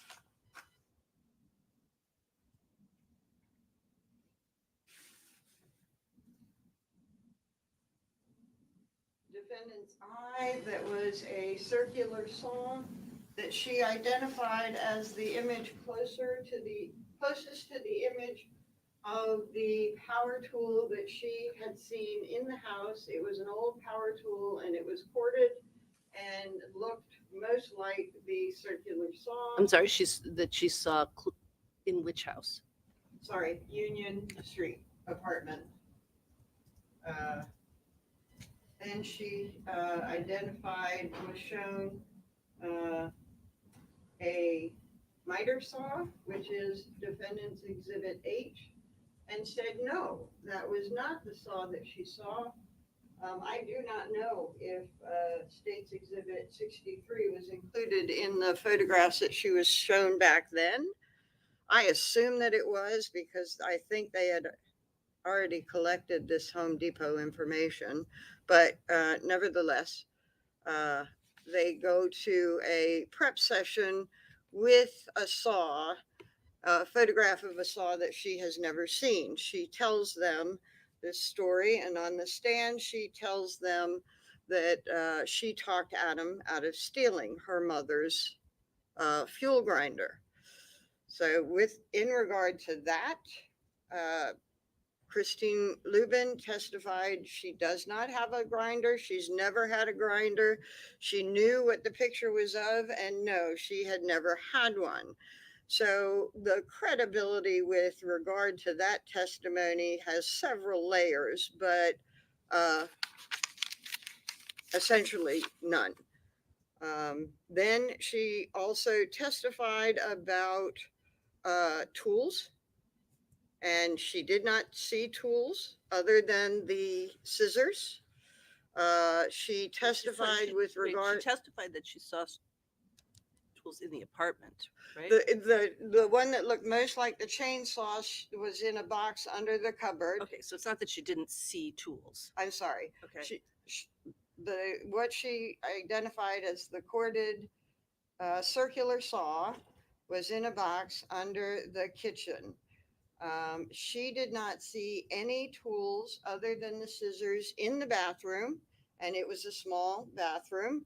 The only thing that she saw there, other than using the scissors, was a bag of lime. She testified that the photograph of the lime was the most similar to what she saw. She did not say that she could identify the lime, but the lime in the picture, and I forgot to pull it out, was the one most like what she saw. She did not say that it was a 40-pound bag of lime. And she did not see tools. She did not hear tools. She didn't see tools outside before or after Adam was in the shower for a time period with the body while she was out. She did say she didn't hear a power tool. She did say her neighbor's music was loud, but I think common sense with regard to power tools, if a power tool was used, it would have been heard. She did not, and she admitted that she was there when the body was in the bag and Adam was trying to zip it up. She did not claim that there was any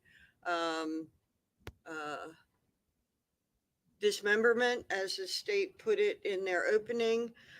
She didn't say anything about pieces. I'm sorry, it's sort of grotesque to talk about, but she didn't mention anything other than lime and shower in the bathroom as far as activities that she was aware of. And tools, again, that she was aware of were only the scissors and the circular saw underneath the thing that was old. She also, although she claimed that she limited her time in the bathroom, she also testified that she saw Adam put the body in a trash bag on the floor in lime. She later retracted and said, no, he said that. She didn't see it. But in any event, she testified to both. So if that tool was there, she would have seen it. She did not. She assisted in closing the bag, didn't see any sign of dismemberment or tools at that point. She never ever saw any new tools in the house. And you may recall from the original motion, what was purchased in the receipt by some unknown person included extra blade and extra battery. And so she didn't see anything new tool related in the apartment at Union.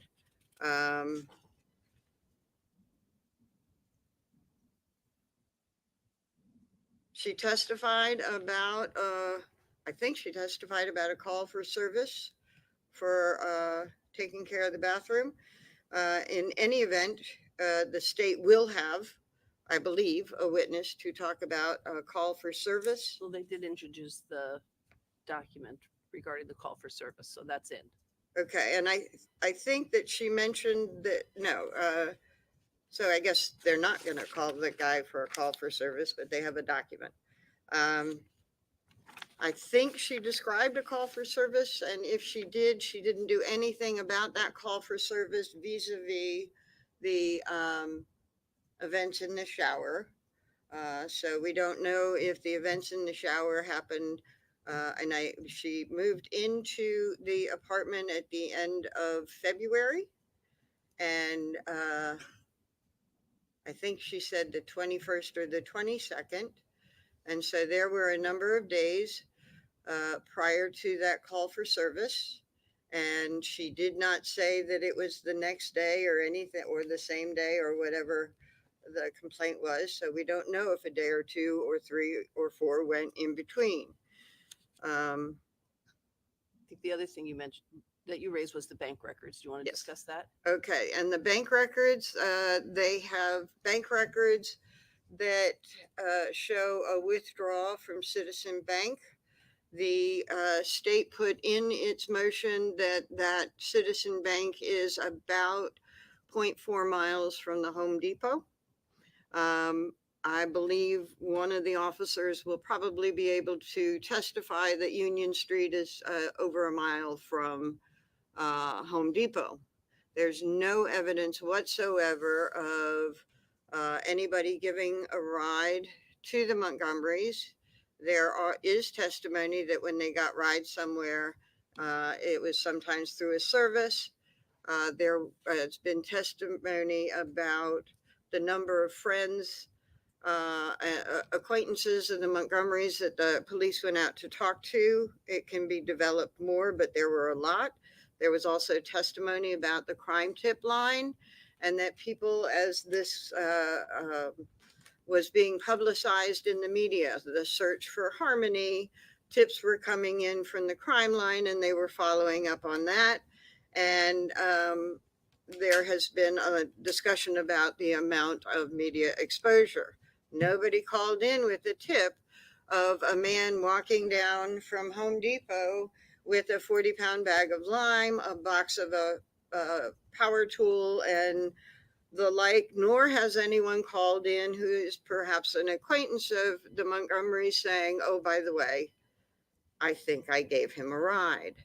So there's no evidence whatsoever connecting the $500 purchase to a $400 purchase of lime at Home Depot. And finally, not in the motion, is that there's no evidence that the lime was purchased at Home Depot. There are other places that sell lime. And I believe the testimony will be that they only searched Home Depot. So there is no connection. The state in their opening alleged that Harmony was dismembered by Adam, and they are seeking to introduce these tools to suggest that Mr. Montgomery had tools to cause that event, where there is no connection. And without that connection, the prejudice of this evidence so far outweighs any probative value that it should be precluded. All right, thank you. I'll hear from the state. Go ahead. As we said in the opening, she was compressed. You would not say dismembered. Most of what you just heard was the same argument that's been presented before with regards to the timing. Attorney Smith just mentioned with regards, and I'll just try to go backwards in order so I can address the different points going on. Yes, that the Citizens Bank is across the street from the Home Depot on South Willow Street. There are many different ways to get back and forth in the city that don't involve calling a ride or necessarily a ride for it. The fact that there's no testimony or a tip of a person carrying a bag of lime and a power tool in a bag that came in does not make it any less relevant or less admissible for this Home Depot purchase to occur.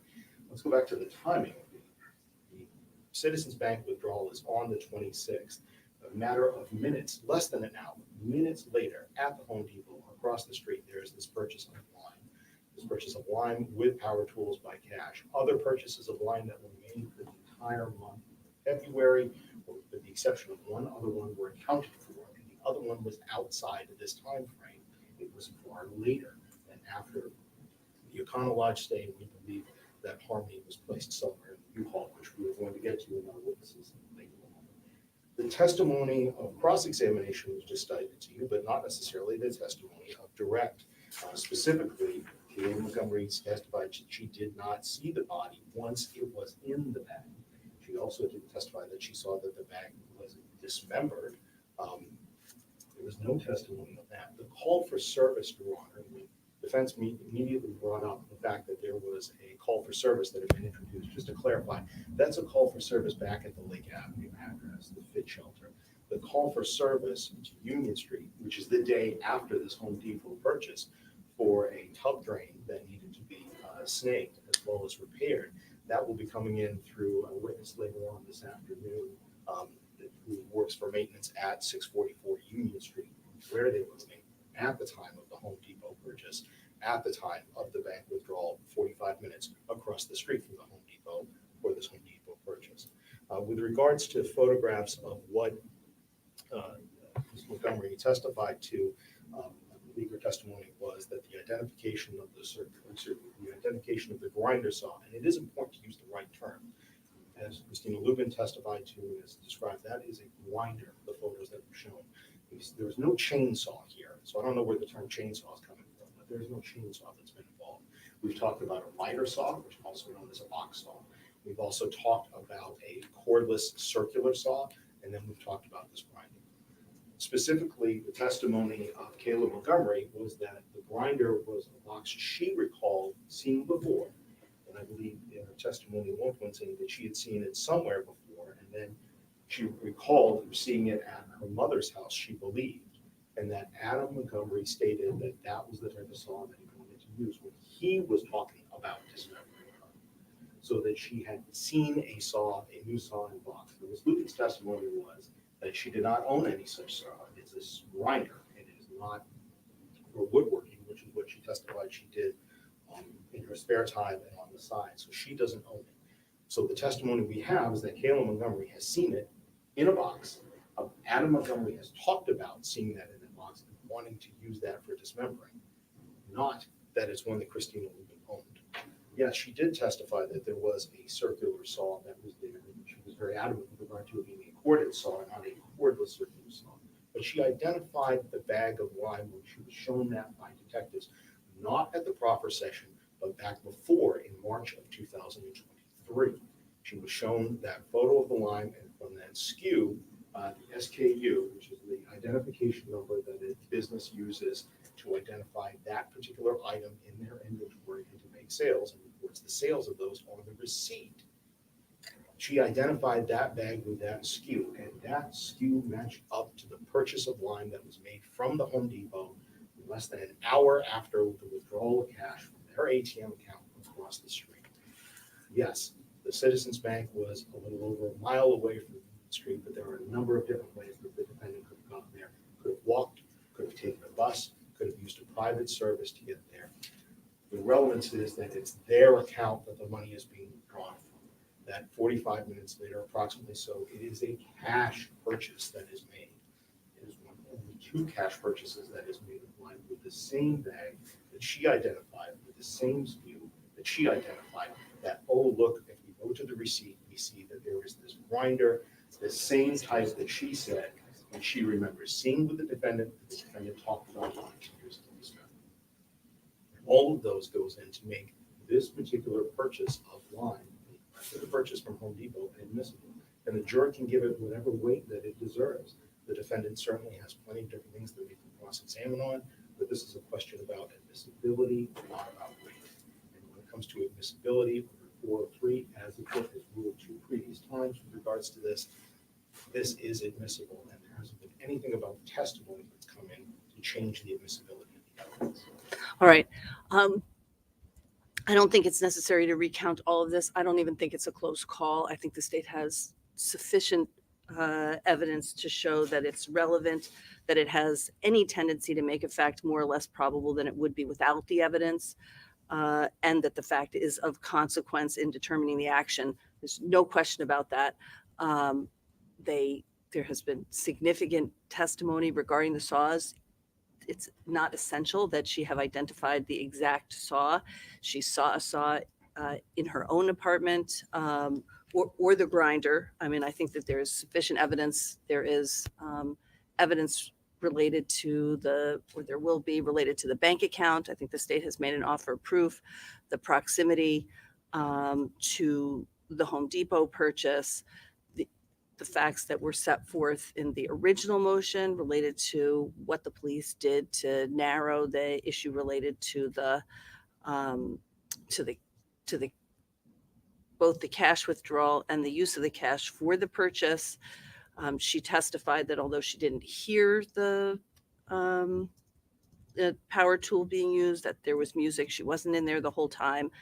Um, I think that there is sufficient evidence to allow the state to bring in the information from the Home Depot. So for all the reasons that I said in my original order, for the reasons set forth by the state today, and after having reviewed the motion to reconsider is denied. All right, everybody ready to proceed? Yes, Your Honor. All right. Please rise for the jurors.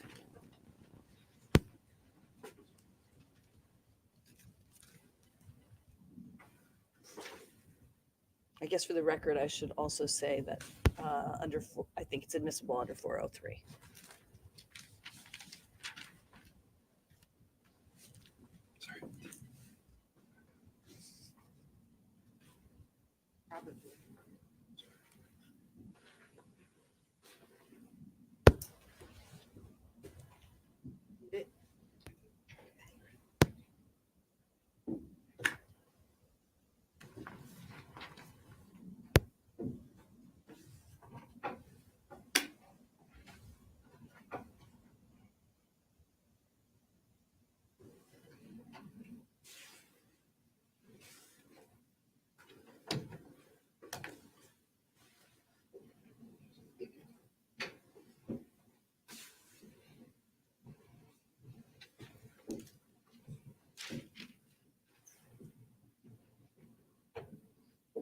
You may be seated. Ladies and gentlemen, thank you so much for your patience. The legal issue that needed to be resolved has been resolved, and we can resume the testimony.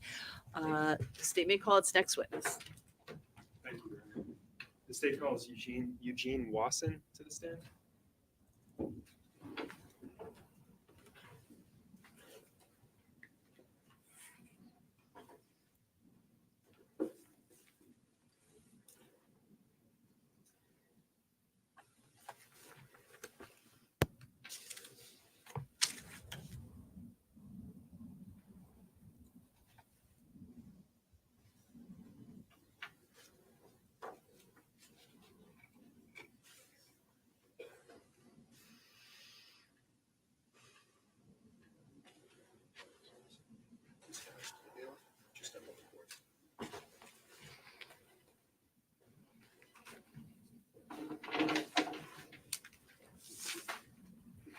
And Mr. Watson, you can remain standing. If you can raise your right hand. Do you swear that the testimony that you'll provide this jury will be the truth and nothing but the truth under the pains and penalties of perjury? Yes. You can have a seat and make yourself comfortable. And when you're ready, Mr. Wasson, if you can just start by giving us your name, stating it and spelling it for the record. Okay. Real name is Eugene Robert Wasson, Eugene, Robert, Robert. Nickname Bob. Last name Wasson. And you go by Bob, is that right? Okay. Well, Mr. Wasson, can you begin by just telling the jurors where you work? I work at Home Depot, Manchester, Londonderry. So I was a Met supervisor. So Do you travel between those two locations for work? I now transferred to the Londonderry location. So I'm in that location now. At some point, were you working in Manchester? Yes. So what are the dates of that? When did you transfer to Londonderry? I transferred to Londonderry last April of 2023. Was in Manchester for 11 and a half years. 11 and a half years. What role do you currently hold at the Home Depot? I'm just a Met associate now. I mentally had to take a step down and became an associate instead of management. Before you took that step down, you mentioned management. Mhm. What were your roles and responsibilities as manager at Home Depot? I had vast different roles. Last position that I had was merchandising execution team supervisor. So I was in charge of about 20 people at the high. We did all the resets. So if you've been to Home Depot, we went in and did the Christmas resets and spring resets and pretty much get new merchandise out and stuff like that. What is the Home Depot and the business What is the business of the Home Depot? Sorry, that was a, Home improvement retail sales.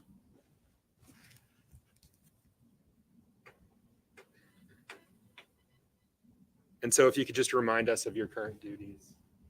Your My current duties Yes. are basically doing resets, getting sales and promotions ready and stuff like that.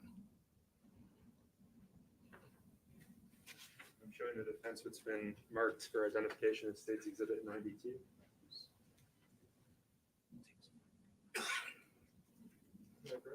Yes, you may. Mr. Watson, I'm handing you what's been marked as State's Exhibit 92 for identification. Can you take a look at those items? And just look up and down.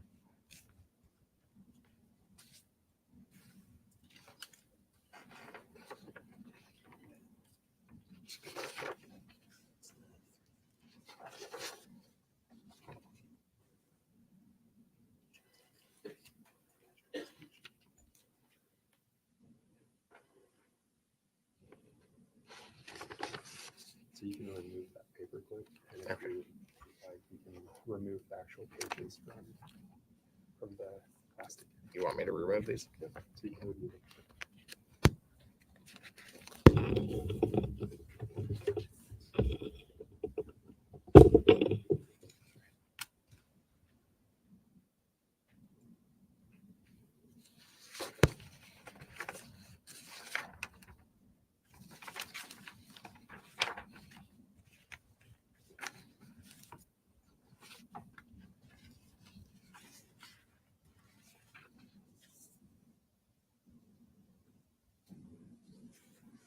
And the final page, if you can just take a look at that. There you go.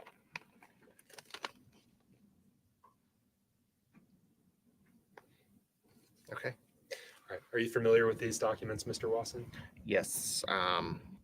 The spreadsheet kind of is something that you pull for a report if you're looking for something for receipts and transactions.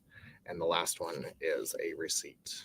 So let me ask you this, Mr. Watson. Are these records typically held in the ordinary course of business? It's something that if you had to look up receipts and transactions, then you would. Most people wouldn't get them. Most people wouldn't, but employees of the Home Depot would. You're able to access those. If you worked in a certain department, which I did, I ran the service desk, so I had to do audits on this stuff every so often. And that last document, Mhm. what did you describe that as? Receipt from a transaction from the Manchester location on 2/26/2020 around 11:42 a.m. Were you working at that location on Yes. February? I'm just going to remind you both, this is a very big room, so it's really Oh. important that all the jurors are able to hear Okay. both of you. So if you could keep your voices up, please. Sure. Were you working at the Home Depot on February 26th, 2020, Mr. Watson? I was employed with them then. How were you so employed at that time? I was merchandising execution team supervisor at that point. You said you had an opportunity to review these records previously. Let me ask you this. Are those fair and accurate to the best of your knowledge with the records that you reviewed prior to taking the witness stand? Yes. Your Honor, at this point, the state moves to strike what's been marked for identification, strike the ID of Exhibit 92 and mark as full. Counsel? We rest on our prior objection. All right. The ID is stricken. It's entered as a full exhibit. Okay. So, Mr. Wasson, I'm going to ask you to just take a look at these items, and I want you to start with, it looks like they're in order still. Mhm. What's the first date you're able to see? And I want you to go to the last date. From the first date to the last date, what is the first date you're able to make out on those documents? February 5th, 2020 to March 4th, 2020. And I'm just going to ask you to talk to the back of the room so the jurors can hear Oh. you. What is the first date you're able to see? February 5th, 2020 to March 4th, 2020. And if you can do me, so if you can count how many transactions you're able to observe on those documents.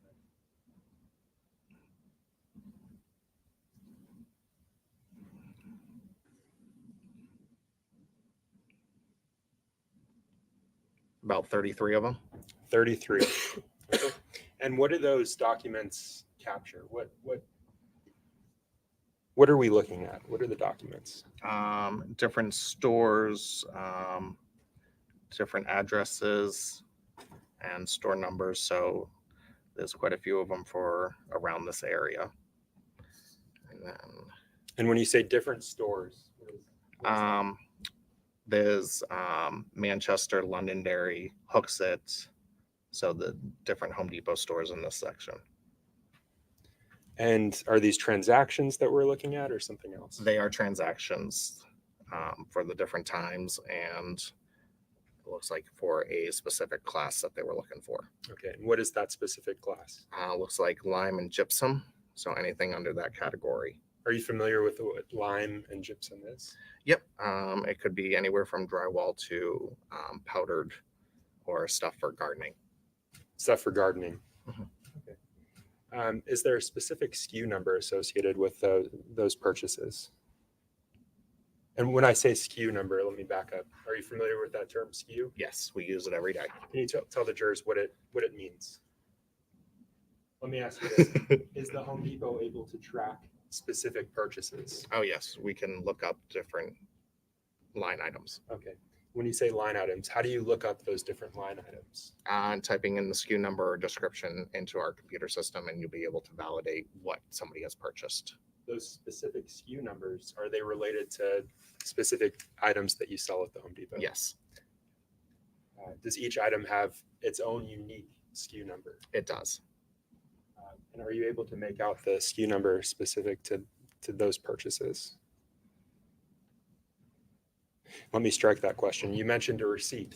The Can you tell receipt. the jurors again what the date is of that receipt? The receipt for the piece of paper is February 26, 2020, And do you see one of the SKU numbers that you mentioned? limestone 221-104, which is unique for that one, for limestone. What else do you see present on that receipt, Mr. Wasson? Looks possibly like a tool, a fuel grinder, and a blade for a tool. And that's a Diablo blade for the Yep. tool. What else do you see on that receipt? Total cash, change given, the price of everything, each line item, and the total. Okay. When you say the total cash, I want, if you can set the receipt down and turn back to the larger document. Mhm.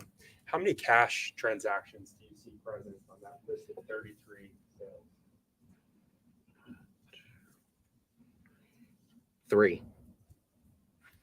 Okay. And what are the dates of those cash transactions?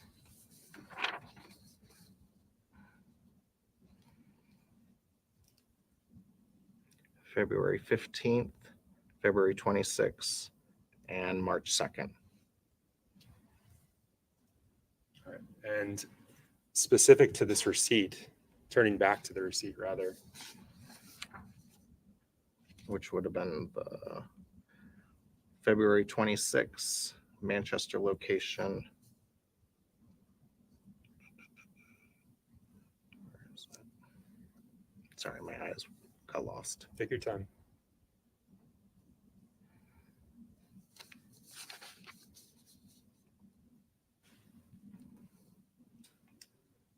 So you said February 26th, Manchester location. That's February 26th of 2020? Yep. Okay. And you mentioned earlier when you were reviewing the receipt that there was a cash total. Yep, What was the cash total for those items? $400. Sorry. Oh, the total for the product was $396.35. Paid $400 and got change of $365 back. So the person that made that transaction gave $400. Mhm. Yes. And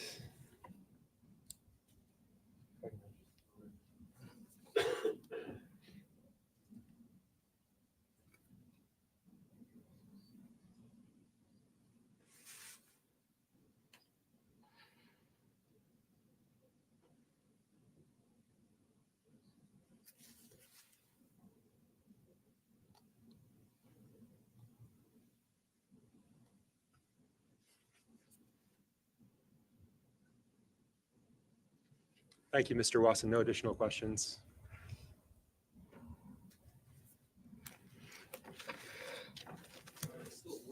Good morning, Mr. Watson. Good morning. Can I grab that microphone? Yes, you may. Thank you.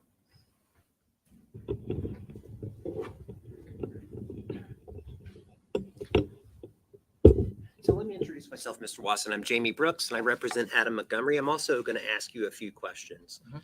So Exhibit 92 consists of two documents, correct?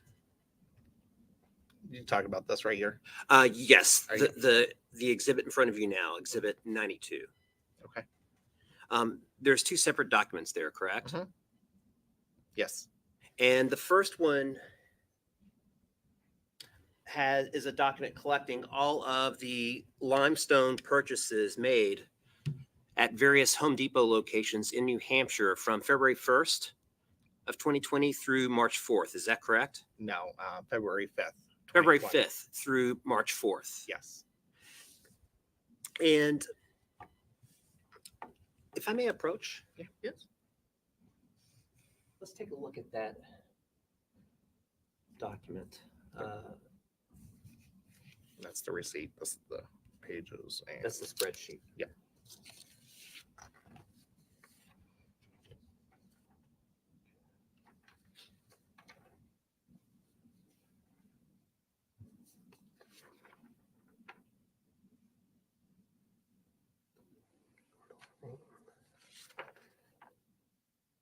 Where are the SKU numbers? Which page? You have a spreadsheet out in front of you, correct? Mhm. And this spreadsheet represents 33 separate purchases of some kind of limestone. So the SKU number is right here, the 22104. This is all the 221104.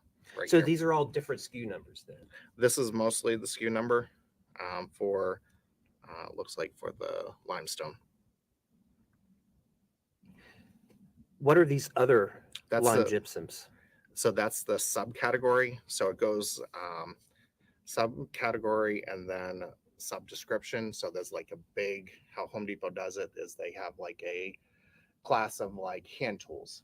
And then it goes into either a manufacturer, and then it goes into what kind of hand tool, and then it goes into the SKU specific. So it gets categorized in different things. So this is your start of your top class, and then it goes down to more specific of the SKU number. So it's like parent, kid, grandkid. Okay. But all 33 of these are various limestone products? It's all the same SKU number. Looks like there might be another. Yes, so it's all the same SKU number here, except for two of them, which is a grow and green and grow limestone, which is a totally different product, but it's still a limestone category. Okay. 33 purchases from, was it 5 locations? Manchester, Hooksett, Londonderry, South Merrimack, and Concord? Looks like it. Yep. It's fair to say, though, that Home Depot is not the only store that offers limestone products. There is other retailers that do sell limestone. The next document, it is a receipt for a February 26th purchase, Yes. cash purchase. Yes, It does not, that receipt does not indicate the identity of the purchaser. it does not. And based on your managerial experience, Home Depot retains camera footage for how long? I'm not sure on that. I never, as the position I was in, we never really had to go to the cameras unless we were asked to validate something. But we have no access to it except for loss prevention and corporate. And those cameras and the footage obtained therefrom, to your knowledge, is it kept forever? I'm not aware of. I'm not sure. It's possible that it gets lost over time. With the company as Home Depot, probably stays for a long time.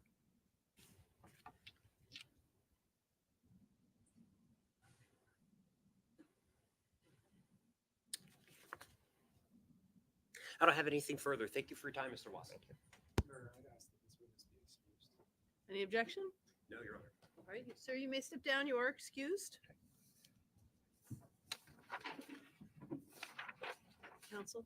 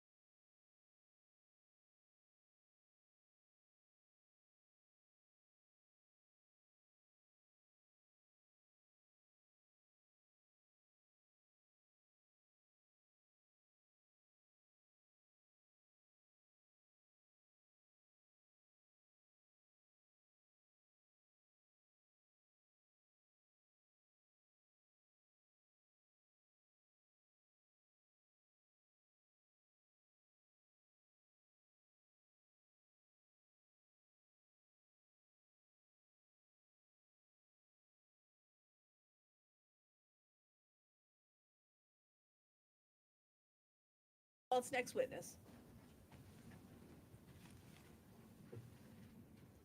Your Honor, at this time, the state will call Detective Max Rayhill to the stand.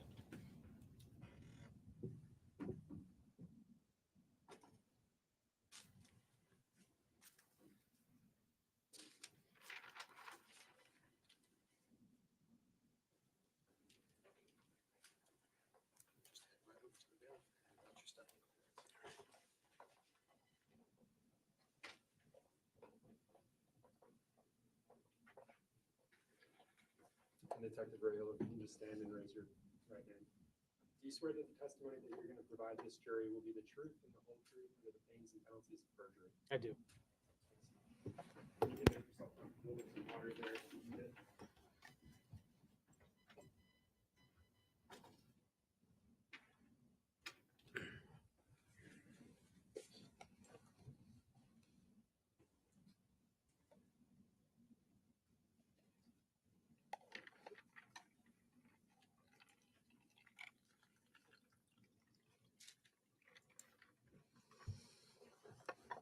And Detective Rahal, if you can just start by stating and spelling your full name for the record.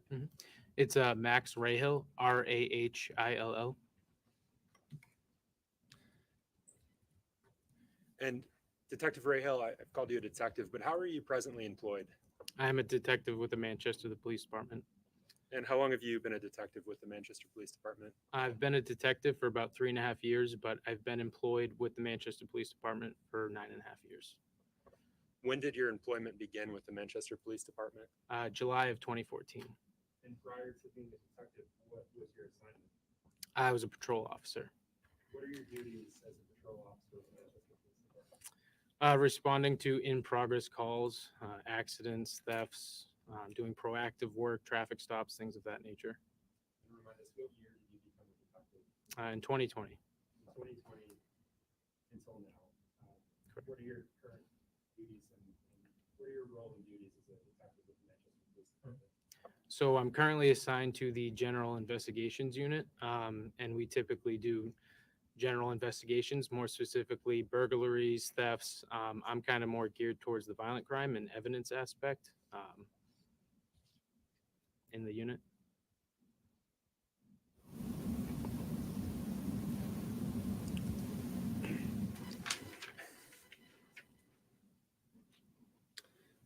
Any prior law enforcement experience prior to the Manchester Police Department? I was actually a court officer at this courthouse and Manchester District Court. And how long did you have that role for? A little less than a year. Detective Rahal, did you graduate from the New Hampshire Police Academy? I did. And what year was that? 2014. Do you recall what class you were? 165. And do you participate in regular trainings through the Manchester Police Department? I do. Okay. How often would you say you participate in trainings? I try to do a couple to a half dozen a year. More so, I mean, since I've been employed there, I've done a wide array of different trainings. But since I've been a detective and before I became a detective, I started to do more trainings and towards the investigative aspect of law enforcement. So is it fair to say the trainings that you participate in currently are more geared towards your duties investigating? Correct. I want to switch gears, Detective Rahal. Were you assigned duties in your official capacity as a law enforcement officer with the Manchester Police Department regarding the investigation into the disappearance of Harmony Montgomery? I know that was a mouthful, but Yes. and just briefly, if you could describe for this jury what your role and participation in the case was, just a bird's eye view. Okay. So I originally started working on the case early January of 2022, where we would help with searches, follow-ups, things of that nature. But I didn't actually get assigned the case with Detective Dunleavy until February of 2022. You mentioned a Detective Dunleavy. Is that Jack Dunleavy? Yes, And what is your understanding of his role in this case? the lead investigator. And so what was that interaction like between yourself and Jack Dunleavy? We had a good rapport, just going back and forth on different things that needed to get done. I guess my question, did you split duties? Oh, yes. Yeah, correct. Sorry. And I think you said this, but your involvement in this matter began in January of 2020? Correct. 2022. Yes. I want to discuss specific processing of an item, sealing. Yes. Can you describe your role and involvement in the processing of a sealing for the jurors? Yes. So we arrived to process the scene June 4th of 2022. Let me stop Oh, you sorry. there. When you say you arrived to process Oh, it, sorry, 177 Lake Ave, which is the Families in Transition Building, also known as FIT. So we arrived there that morning to get consent from the CEO and the president of FIT, along with the occupants of room 1 in the FIT building. and when you say we arrived, were you with other detectives? Yes, I originally arrived there with Detective Dunleavy. And when you arrived, what did you do? We vacated the residence and to get it prepped for processing it. Did you process the sealing specifically? Yes. And how did you go about doing that? So when we walked in, there was 3 areas of interest, and the ceiling that we're talking about, MER 3D, that was further back in the residence of room 1. And so the processing of that, it was a huge piece of evidence. So we needed kind of all hands on deck when we actually took the ceiling down. And You just mentioned the evidence number, MER 3D. What's Yes. the significance of the MER? so those are my initials. And so did you log that evidence in under your own name? I did. And why did you do that? I was tasked with documentation and collection that day when we arrived at FIT.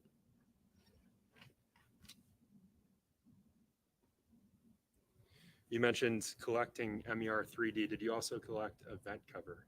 I did. And what was that logged under? I believe the vent cover was MER 3A.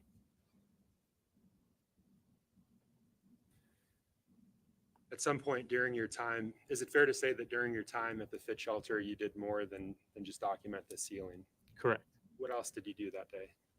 So after we processed the ceiling and packaged up and got it out of the residence, we ended up cleaning it to make sure that there was no dust on the ground. And we went and processed the scene with, or sorry, not the scene, processed the room and the bathroom with Blue Star. And walk us through that process. What was your specific role in the processing of that room and bathroom? So my specific role was documentation of what we were doing, and I was with Detective Bombard and Detective Bergeron Rosa. Just a moment. Mhm.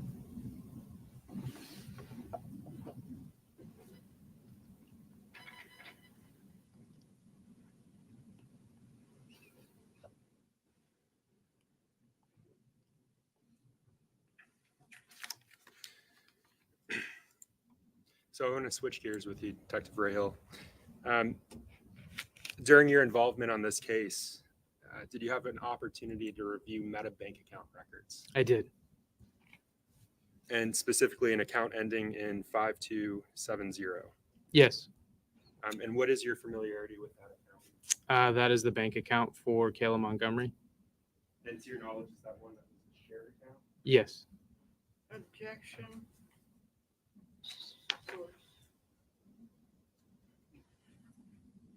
Counsel?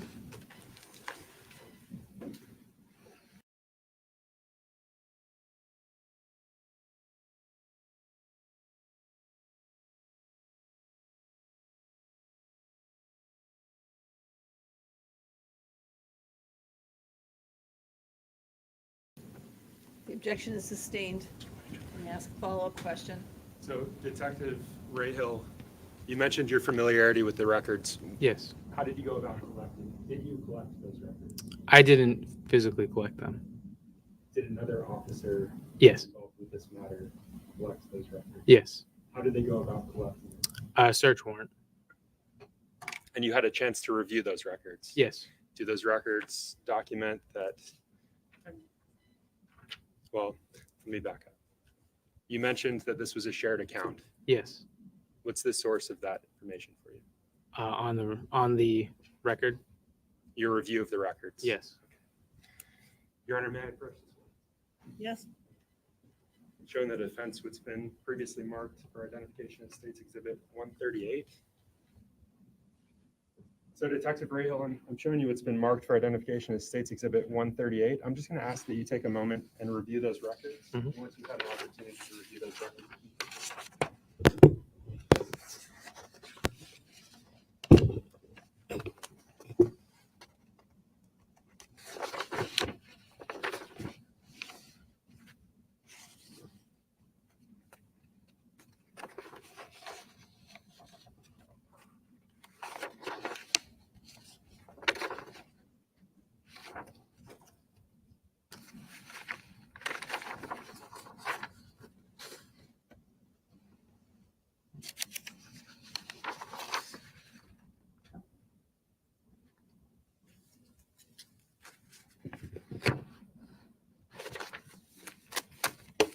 Thank you. So the records that I just handed you, State's Exhibit 138, are you familiar with this? Yes. Okay. What is it? It was the bank records for that card at number ending in 5270. Familiar with these records? fair to Yes. say? Okay. Your Honor, I move to strike the ID of State's Exhibit 138 and mark as full. Any objection? Yes.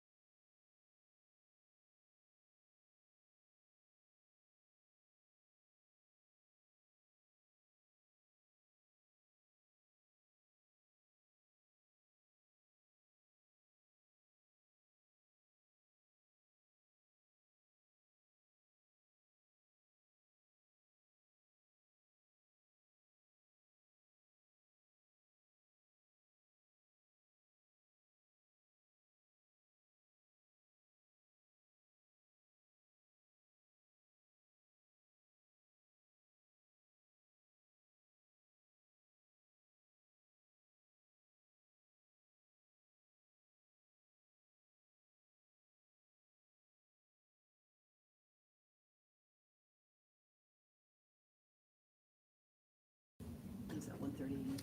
138. 138. The ID is not stricken on 138. You can proceed.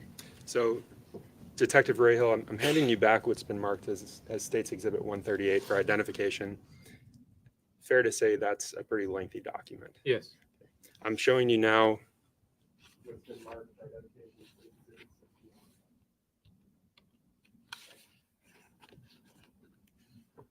So if you can take a moment and review State's Exhibit 61, just look up when you're ready.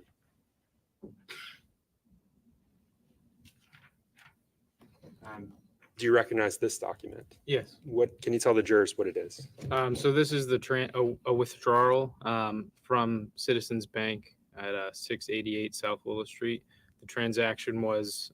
And let me stop you Oh, there. sorry. You're familiar with it? Yes. Yes. Okay. Is this taken from that larger record, States Yes. Exhibit 138? Yes. Okay. And there's something highlighted on it. Yes. And I think you were talking about that just now. Yes. Is this item, States Exhibit 61, is that a fair and accurate representation of a portion of the records that you have in front of you, States Exhibit 138? Yes. Your Honor, the state moves to strike the ID of States Exhibit 61 and mark it as full. Any objection? Overall. Okay, other than the previous objection that was noted, the court will strike the ID and enter this as a full exhibit.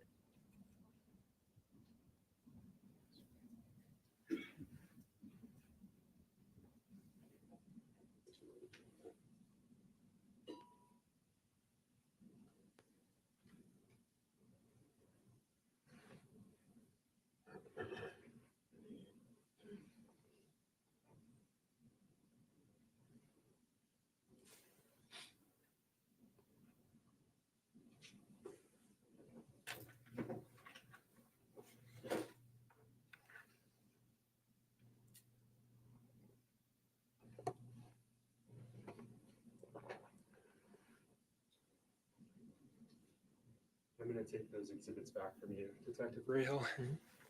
I'm sorry.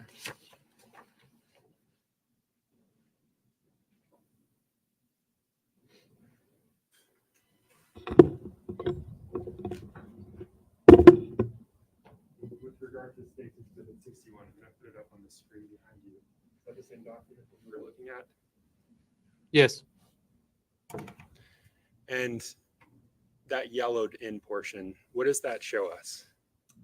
That shows a 500 withdrawal from 688 South Willow Street, which is the Citizens Bank.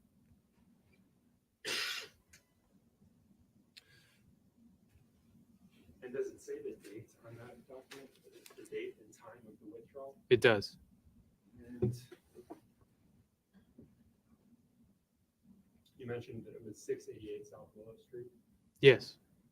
Can you tell the jurors what the date and time is? It is February 26, 2020, and the time is approximately 11:20 and 13 seconds. 11:20 and 13 seconds. Yes. And what was the amount that was withdrawn? It was $503.50.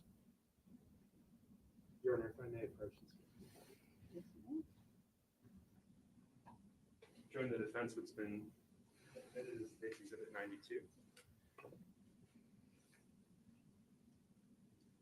I'm showing you what's been admitted as State's Exhibit 92. I'm just going to ask that you look at the back page, the last page of that document. In the plastic. Okay. Are you familiar with that document? Yes. What is it? It's a receipt from Home Depot on March Ave. The date, you want me to go into detail what it is? Nope. Okay. You're familiar with it, though? Yes. Fair to say. Okay. So let's talk about 688 South Willow Street. Yes. What's your familiarity with that location? So it's a close proximity to the Home Depot at 129 March Ave. When you say it's in close proximity, what does that mean?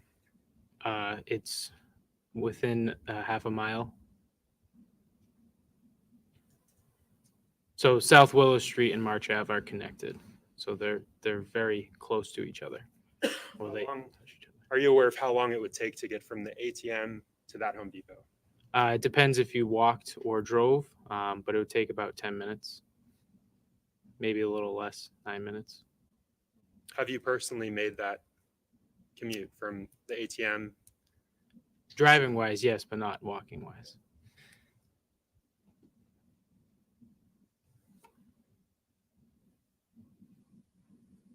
What prompted investigators to get these bank statements?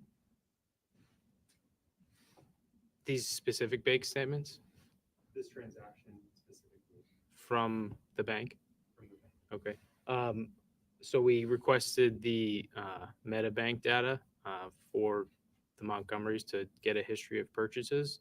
And when reviewing those purchases, we located this. And did this specific one stand out to you? Yes. Why is that? Due to the close proximity to Home Depot on March Ave, and due to the fact that this was the day prior to a work order at the Union Street address, 644 Union Street. What's your understanding of who lived at 644 Union Street? Adam and Kayla Montgomery.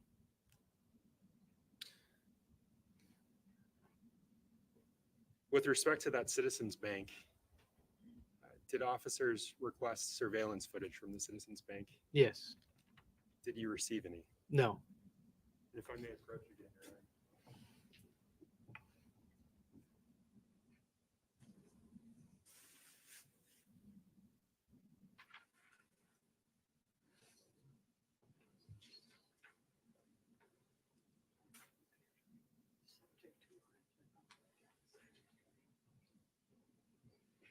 I didn't hear if you permitted that.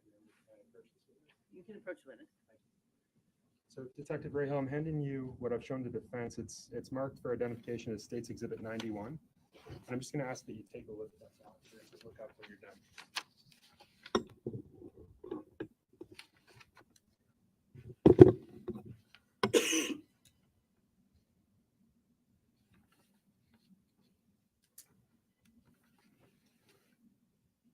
Okay. Are you familiar with that document? Yes. Can you tell me what it is? So this was a request for video in regards to the ATM that they did not have. And we also wanted the actual transactions from that ATM, which they did not have either. And this is, Go ahead. this was requested. I actually don't know when this was requested. Fair to say several years ago. Yes. And then this is a newer document from, can you read the date on it? Yeah, the top date says January 18th, 2024. But you recall several years ago requesting that footage. Years ago, yes, a year ago. In terms of your experience as a detective with the Manchester Police Department, do you typically request surveillance footage? Yes. Is it typically available? It depends on when you ask for it. Depends if the incident just happened or it's something that is past tense and the video is no longer there. And in this case, you mentioned beginning your involvement in January of 2022. Correct. The purchase that we're talking about, can you remind us of that date? Yes, it's February 26th of 2020. So almost 2 years before. Is that typical for your experience as an officer with the Manchester Police Department, as a detective with them, that they wouldn't still have this footage? Correct. Your Honor, the state moves to strike what's been marked for identification as State's Exhibit 91 and mark it as full. Any objection? The ID is stricken. It's entered as a full exhibit. So no surveillance existed, no transaction existed. Correct. It did exist through the Meta Bank. Correct.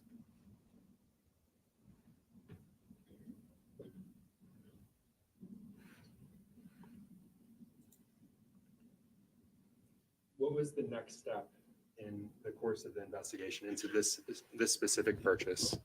So due to the close proximity to this transaction, we requested Lime purchases from Home Depot. Was that a specific Home Depot or was it multiple Home Depot locations? We requested multiple Home Depot locations. And with respect to State's Exhibit, what's been admitted as State's Exhibit 92, is that reflected in State's Exhibit 92? I haven't fully looked through this. Oh, please do. I just did the back page, sorry.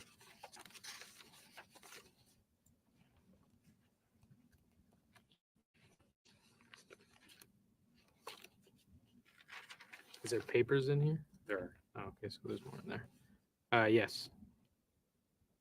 There's multiple locations on here. Okay. Which locations do you see? Merrimack, Manchester, Hooksett, Londonderry, and Concord. During the course of your... Did you have an opportunity to review those documents once they were received? Yes. And that was during the course of your involvement in this investigation. And do you recall when those items were received from Home Depot? We requested them in August of 2022, and we received them about a month later.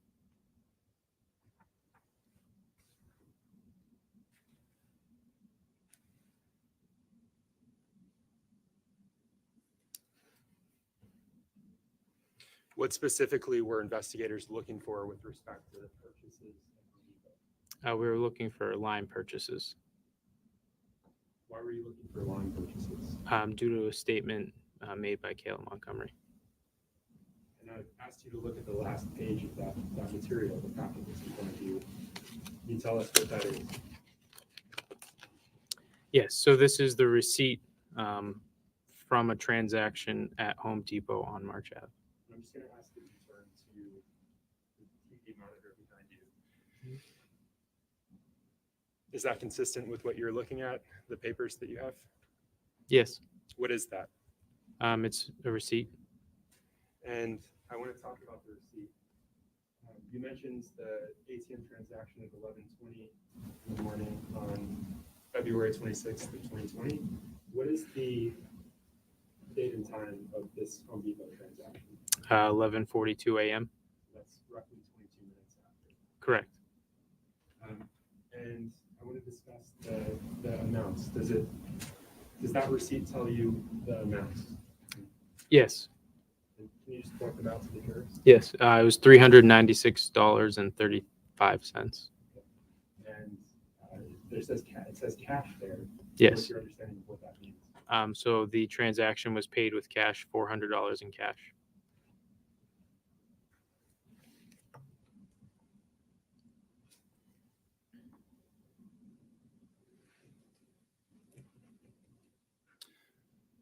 What's your understanding of the size of the line bag that was purchased? It was a 40-pound line bag. 40 pounds? Yes.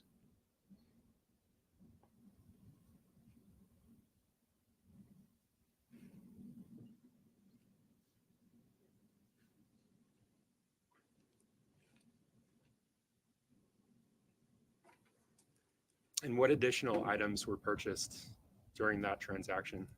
So there was a Milwaukee M18 fuel grinder, which is also known as an angle grinder, size 4.5 blade. There was also a Diablo 4.5 blade purchase and an M18 Milwaukee battery.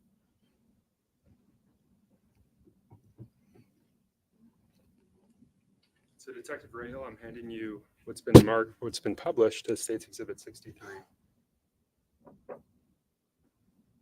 Do you recognize this item? Yes. And is this consistent with what is represented on that receipt? Yes.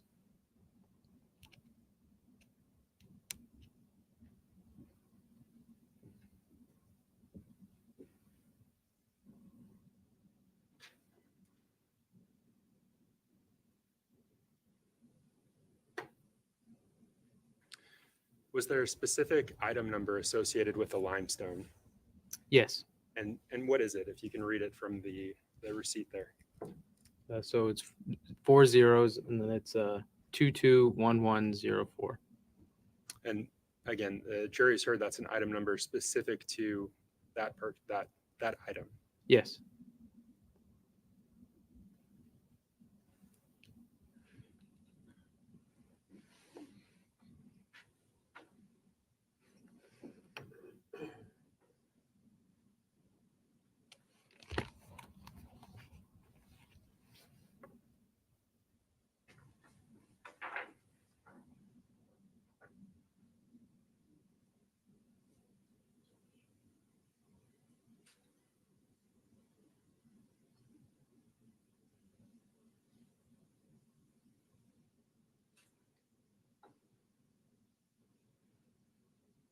So Detective Rahill, I'm showing you what's been published as State's Exhibit 62. Do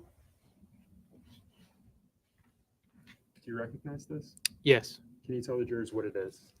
So this is a screenshot of line bags that are sold at Home Depot that was presented to Kayla Montgomery during our third proffer with her in March of 2023.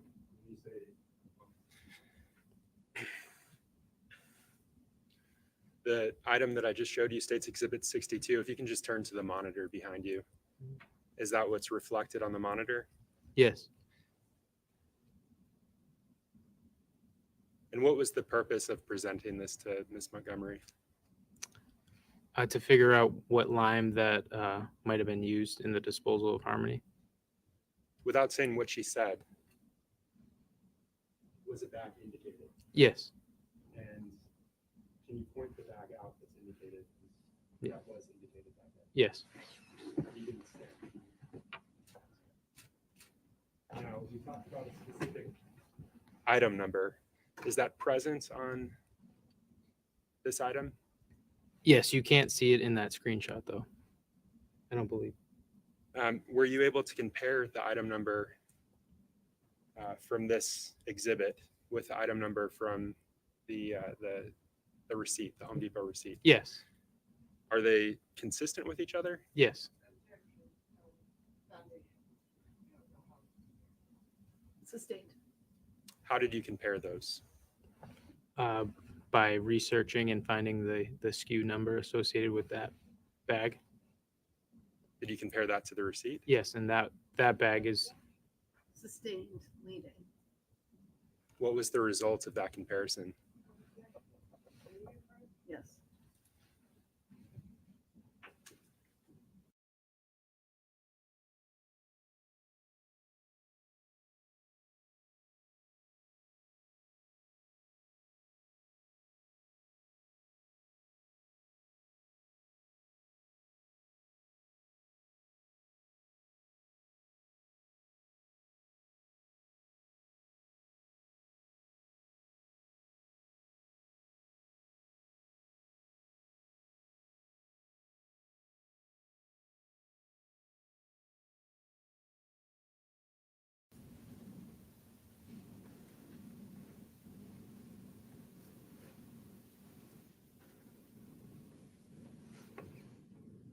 Detective Rahill, you mentioned doing research to find the SKU number of that particular bag.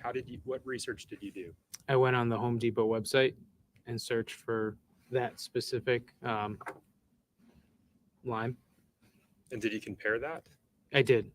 What did you compare it to? I compared it to the receipt that we received from Home Depot, and they had the same SKU number. Was that the same receipt that you just looked at? Yes. So the item number that's indicated in the previous exhibit is consistent with the Home Depot receipt that you reviewed. Yes, it just didn't have the 4 zeros in the front, but it was 221104.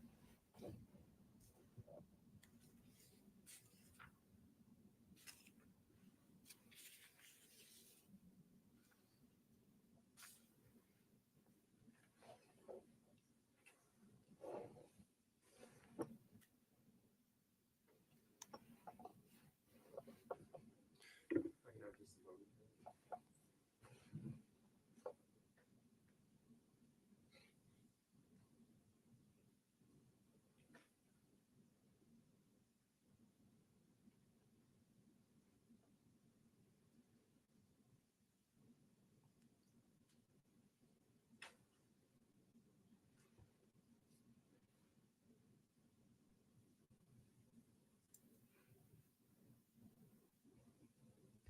Carter, may we approach the bench? Yes.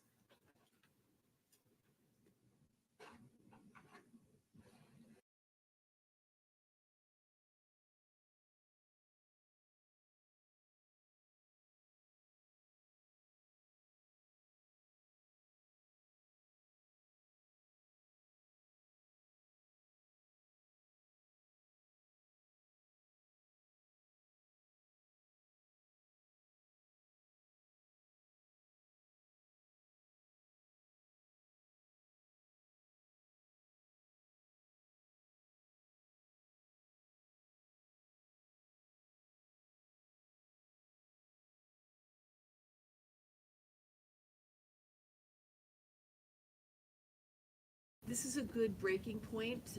So we're going to break for lunch now. Please come back at 1:30. I remind you, do not discuss the case with each other or with anybody else. Avoid any media, social media. or other coverage regarding this case, don't do any independent research, and we will see you after lunch. Thank you so much for your time and attention this morning. All rise for the jurors, please.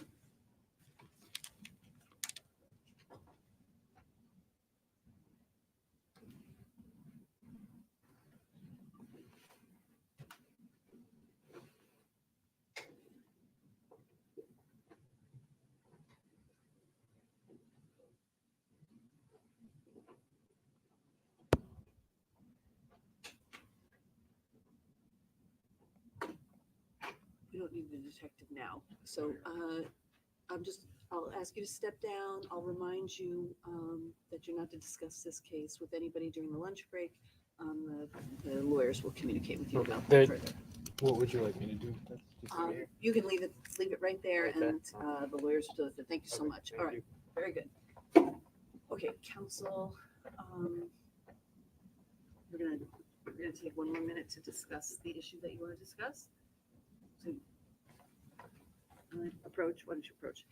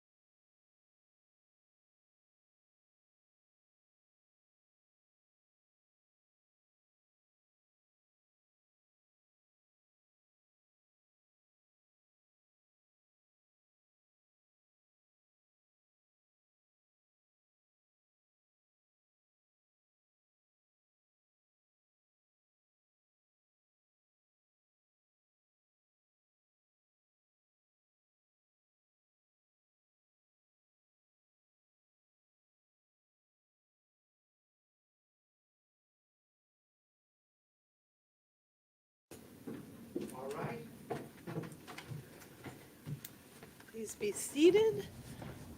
Attorney Agati, if you want to get Detective Rahill back, we can start with him on the stand. Yes, Your Honor.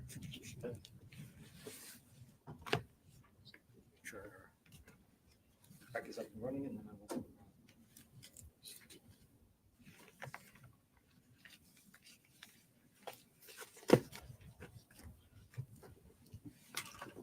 And I don't have those other documents, just FYI. No, Your Honor, the person who was assisting us in drafting them had missed 2 edits. I made corrections to those 2 edits, and I've asked them to submit them, and I asked them for that about 10 minutes ago. So it may just not be in yet. Okay, so the pleading is not going to be identical?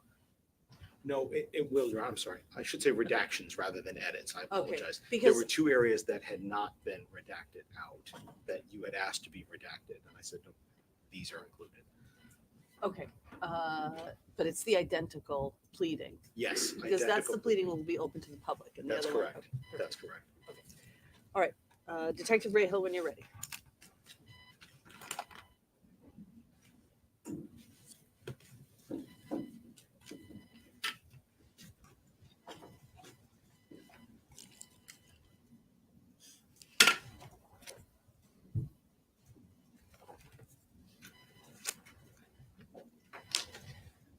All right, Detective Rahill, if you would just come back up and take the stand, please. And while you're doing that, you can have them come in. All rise for the jurors, please.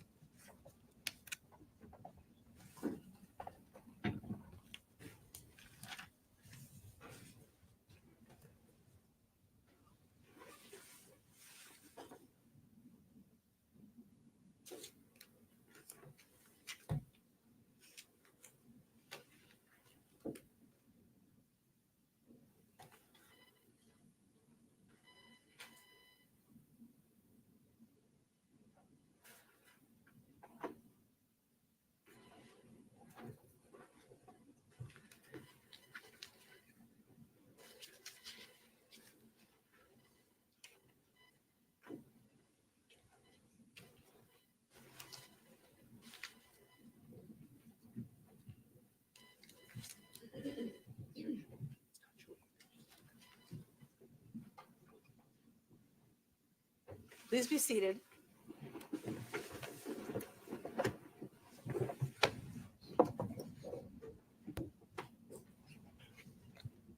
Whenever you're ready. Thank you very much. So Detective Rahill, just a few more questions for you. During your involvement in this investigation regarding those records that you received from the Home Depot, did you attempt to obtain surveillance footage from the Home Depot? Surveillance footage of specifically that February 26th transaction? Yes. Were you successful in retrieving that, obtaining it? No. Can you tell the jurors why not? It was the date that we needed was too far back from when we asked for that, on the date that we asked. Detective Rahill, will you recognize the defendant if you saw him today? Yes. Yes, you may.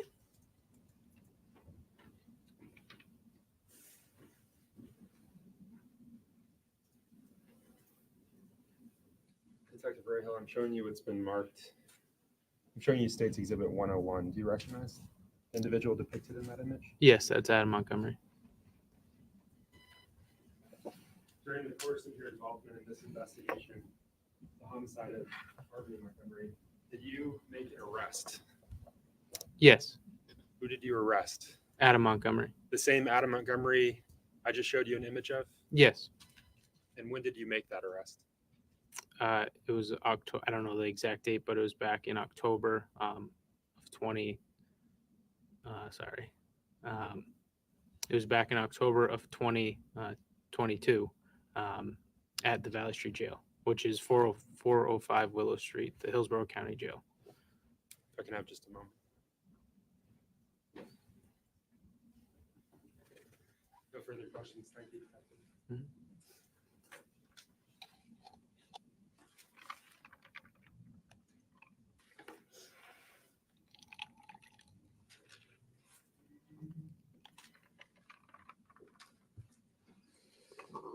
afternoon. Good afternoon. I have a couple of questions for you. Okay. When Kayla was on the stand, she was asked questions about purchasing drugs from Mr. Badero on the day that she claimed Harmony died. And she testified that she couldn't remember if she got the drugs from Badero. Did she tell you on June 23rd, 2022, that she got drugs? She went up and got drugs from Mr. Badero. I think she claimed after they had come back from Burger King, but before the car broke down. I'm not sure. I would have to refer to my report. Sure. I'm going to show you a copy of the transcript. Actually, show you the official.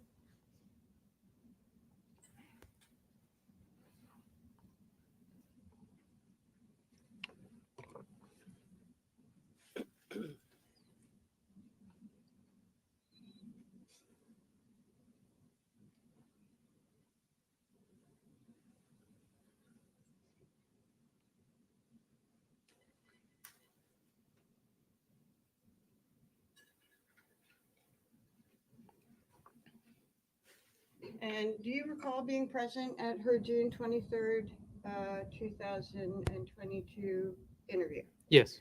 Okay. If I showed you a copy of her transcript, would that assist you? Yes. It points you to page 224. And this is actually what I'm going to ask you about, but you can read before or after the order.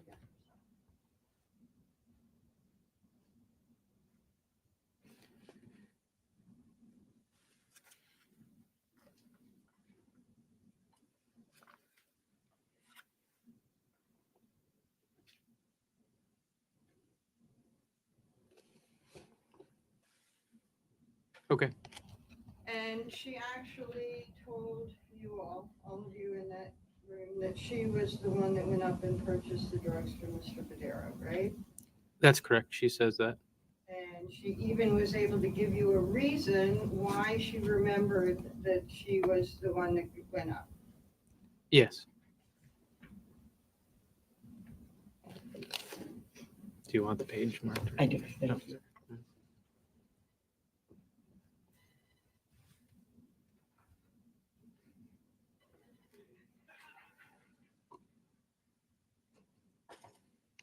apologize. The doors only opened a few minutes before we started that. It's okay.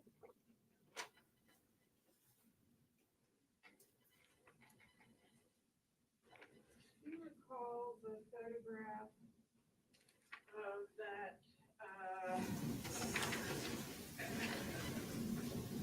fuel grinder? Yes. And that was a photograph that Kayla initialed for you, is that right? No, I don't believe so. She initialed the lime bag. Well, were you present for the December prep session with Kayla Montgomery? No, December of this past December? correct. I was not present. Okay.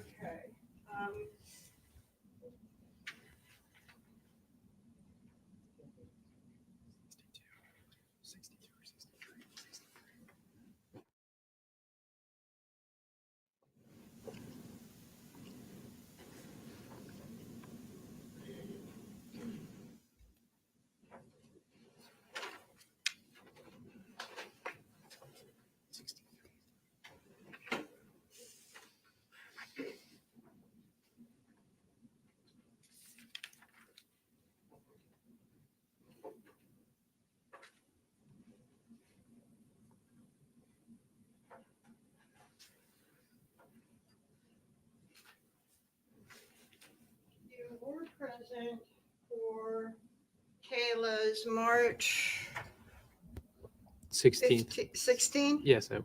2023 interview. Is that correct? That's correct. That was also called a proffer, Yes. right? And during that proffer, you came with some photographs, right? Yes. And is State's Exhibit 62 one of the photographs you came with? Yes. And that was the pictures of several types of lime, right? That's correct. Okay, I'm going to ask you about that in a second. Also, I'm going to show you a copy of State's Exhibit 63. Did you go with a copy of this photograph? I don't recall. I'm not sure. Okay. Is it possible? It's possible, yeah. Okay. I'm going to show you a copy of what's been marked Defendant's Exhibit I. Did you go in with this photograph? Yes. Okay. And I'm going to show you a copy of what's been marked Defendant's Exhibit H. Did you go in with this photograph? Yes.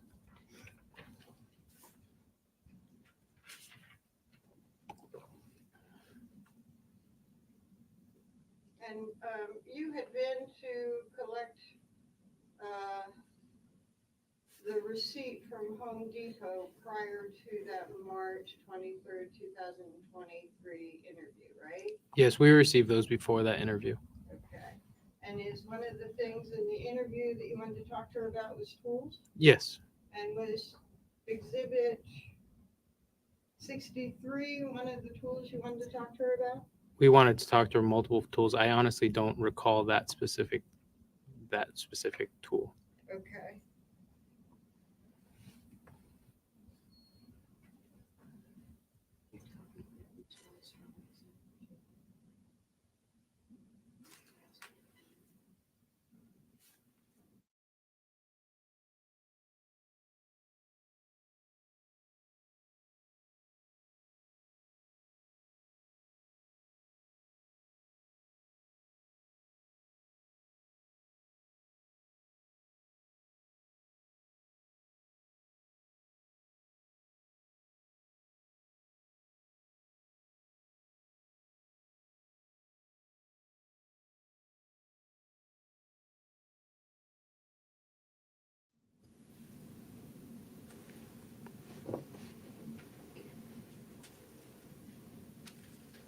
Well, I will start with the photograph of the lime. You had already gone to collect information from Home Depot, right? Yes. And you had collected receipts for something that was purchased that day. Yes. And one of the things that set you to looking at purchases that day was a mention by Kayla in June of 2021. 22. That lime was in the Union Street apartment used in the shower. Correct. And so you were in part looking for purchases of lime. Correct. Right? And when you came across this receipt at Home Depot, it talked about a cash purchase of lime, right? Correct. And the purchase of the lime was $5.38, right? That sounds about right. Yes. Okay, and that was for a 40-pound bag? Yes. And did you also do research on what lime does? For the soil, Uh-huh. it raises the pH. And it reduces growth in bacterium? Yes. I don't know if I can't answer that question. Okay. So the only information that you have is putting it on lawns to increase the pH. Correct. Yes. Okay. And the $199 item that was purchased, it only has a bunch of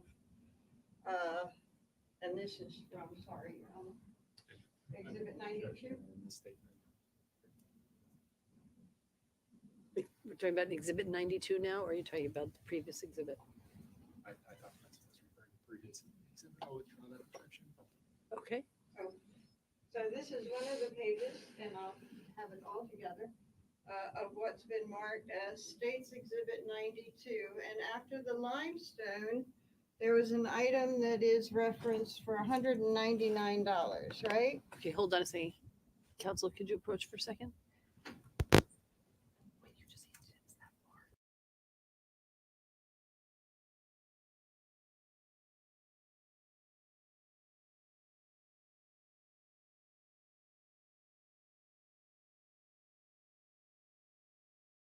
$199, right? Yes, there's a transaction here for $199. And in your research, you discovered that that was a battery, Correct. $200 battery, right? Yes. And then the next item was a Milwaukee fuel grinder, right? Correct. And how much was that? $179. And this purchase of the fuel grinder came with a battery, right? I don't know. You didn't check? I don't know if it came with a battery. Okay, it came with its own blade. I don't know that. Okay. So if the state said on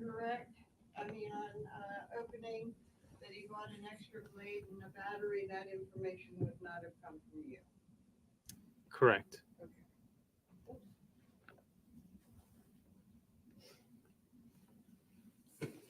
So that is almost $400 for a cordless tool, right?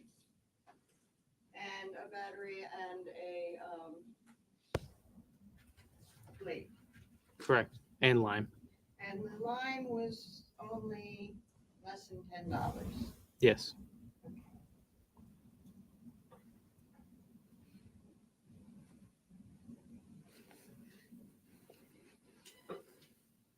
So when you took this photograph of various items of lime to Kayla to identify, you only had lime bags from Home Depot, is that right? That's correct. And when you asked her to point to the lime bag to see if she recognized it, she said she circled this. Objection, Your Honor. Foundation. Overruled. If we can approach, Your Honor. Okay.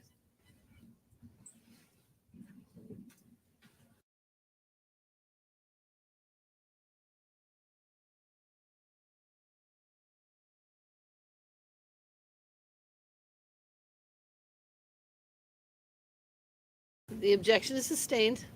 When she circled this item, she didn't circle it as the item. She circled it as most similar to the item, right? Correct. She did not identify this, even though it's circled as the type of lime that she recalled, right? Correct. And she did not circle it as the same packaging as she recalled, right? Correct. It was just the most similar of the four that you gave her from Home Depot. Correct. And you didn't go to any other place to check about other lime purchases in the area, Correct. except for the Home Depot purchases, right? Correct. And the Home Depot purchases in the 1 month period had about 33 purchases of lime at various Home Depots. That's right. Okay.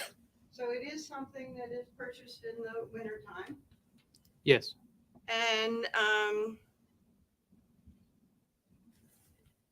you know, if it reduces smell. I don't. Okay.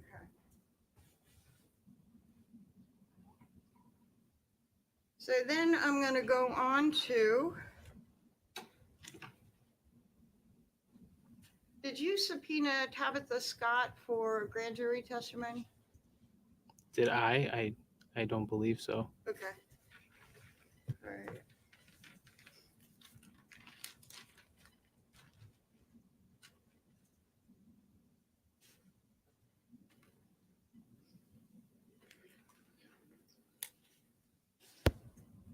So you went with photographs to talk to Kayla about potential tool searches, right? Tool that may have been used.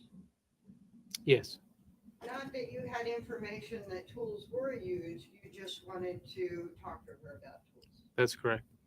And you had information that led you to believe that perhaps a purchase of lime and a tool was made sometime around the time of what Kayla described as a shower at Union Street and manipulation of the body.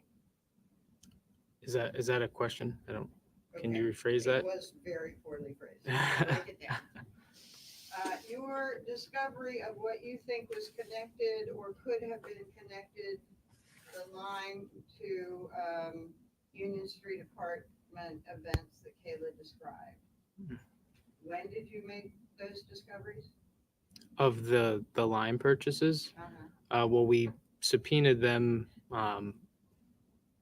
We subpoenaed Home Depot a couple months after her last proffer, where she mentioned the lime. Sorry. So we discovered them 2 to 3 months after we spoke to Kayla about the lime. So about September of 2022. 22. Correct. And then you wanted to talk to her about tools, right? That's correct. And since you had a tool that seemed to be connected with at least one purchase, this would be one of the tools that you would want to talk to her about. Yes. And so you can't remember, but does it seem likely that you took this picture with you? I can't recall, but yeah, like I said, I can't recall if we took that specific one. Did you take a picture of this tool? Maybe not this one. Like I said, I can't answer that. I don't know. Okay. I remember the miter saw and the skill saw or the handheld saw, but I don't remember that one specifically. If she hadn't described any tools as being used in the shower, why would you take a circular saw photograph? To check to see if any of these saws or tools were used. And if you had no information about tools being used in the shower, why would you bring a picture of a miter saw? Just because she might not have been familiar with different saws, so we wanted to give her a couple different photos to show her. And if you were wondering whether a fuel grinder was used, you probably wanted to bring a picture of a fuel grinder too, right? Yes, that seems likely, yes. Okay. So,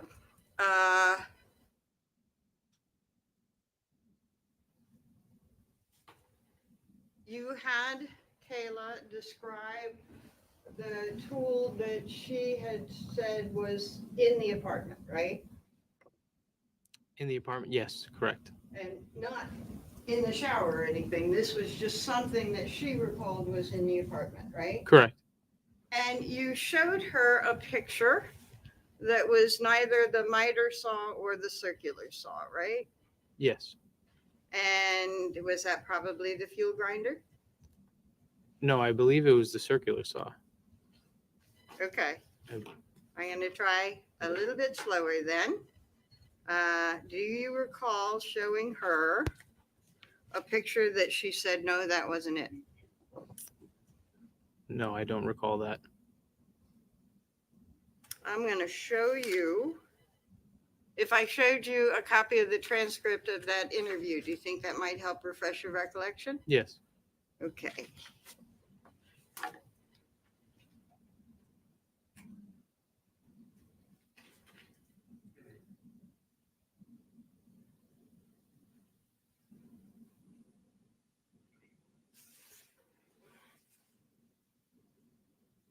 I'm going to show you again a copy of, and this is the transcript of the March 16, 2023 interview, right? Yes. And you were present. Yep. And I'm going to show you the bottom of 8481. And again, you can read whatever you want for reference, but it's there at the bottom. And let me know.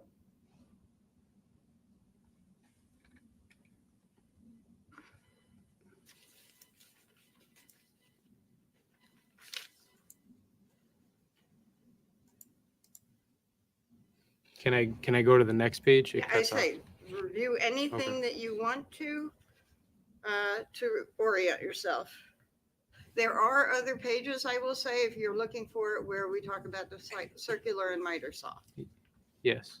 So in these questions, it doesn't appear we describe what we're showing her. Right, right.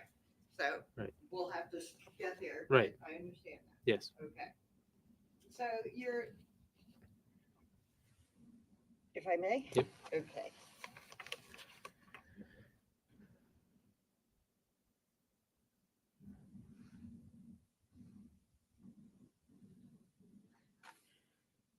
She had described the tool the old tool that was in the apartment under the counter.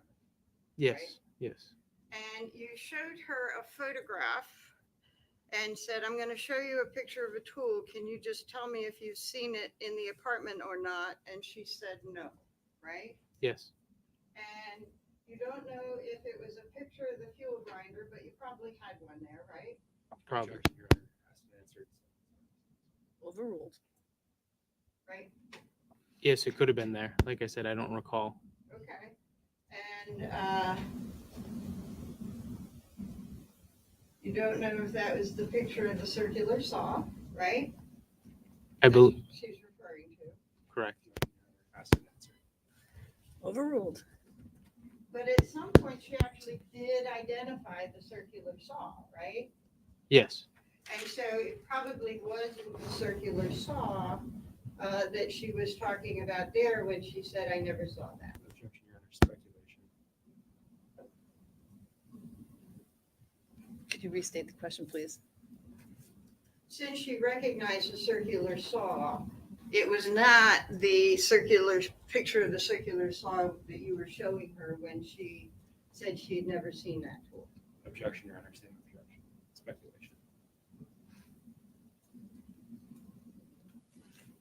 Council approach.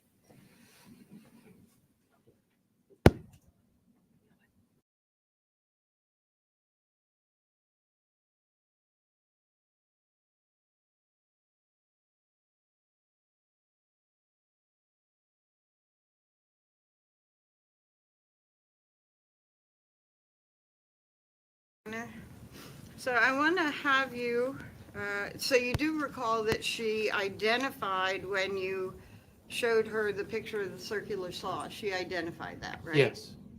And that was actually at a different part that you showed her that, right? Yes.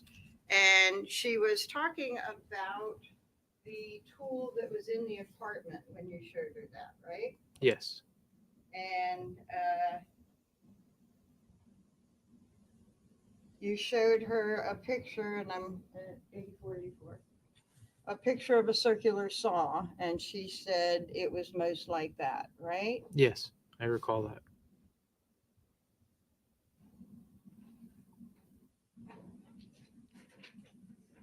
And so this picture of the circular saw is the one that she identified, right? Yes. So earlier, when you showed her a photo and she said, I never saw that, it wasn't this photograph, right? Correct.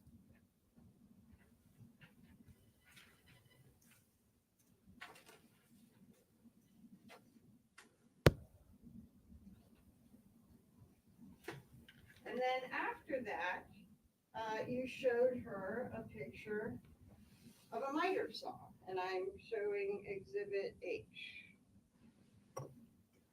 Right? Yes. And you put that on the record that after you showed her that, and she said, no, that's not the one, right? Correct. You put on the record that you were showing her the miter saw, right? Correct. So we have on the record identification of the circular saw after that first photograph we talked about, right? Mm-hmm. Yes. And we have on the record identification of a miter saw after that first photograph that you talked about, right? Yes. So that first photograph that you talked about,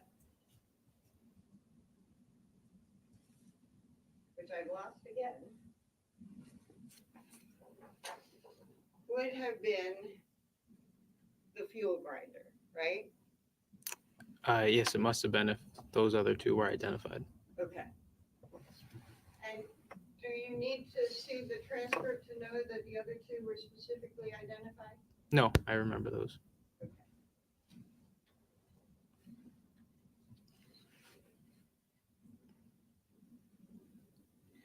Now, Kayla, oops, I get the page, sorry.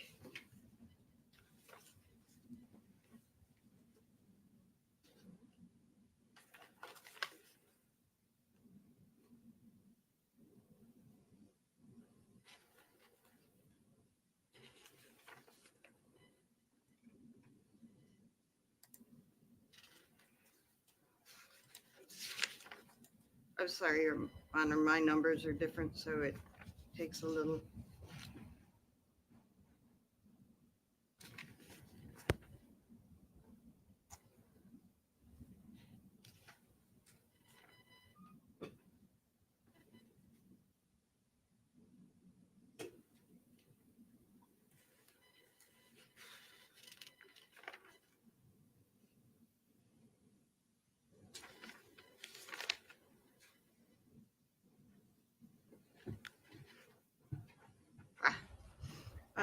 Sorry.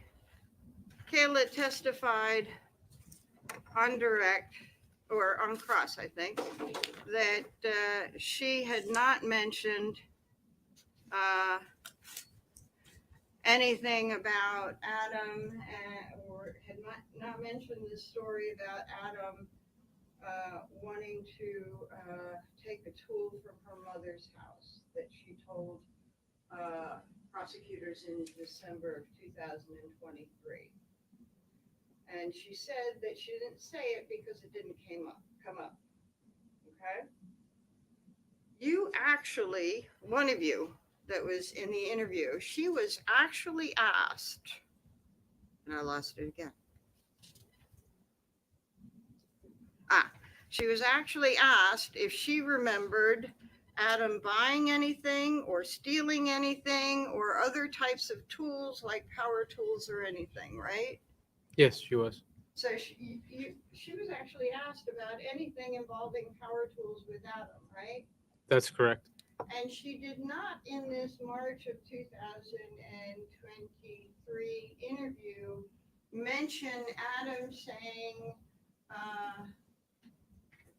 that he wanted to take her mother's fuel grinder, right?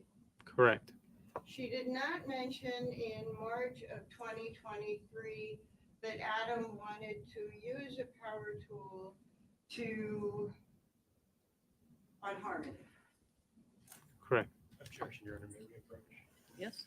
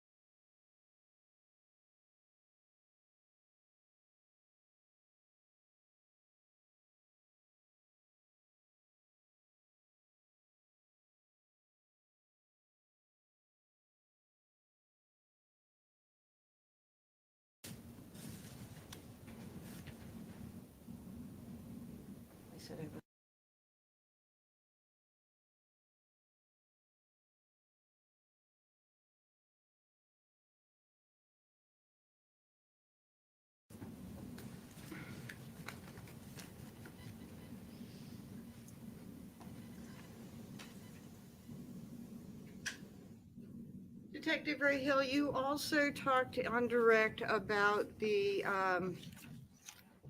removal of the sheetrock at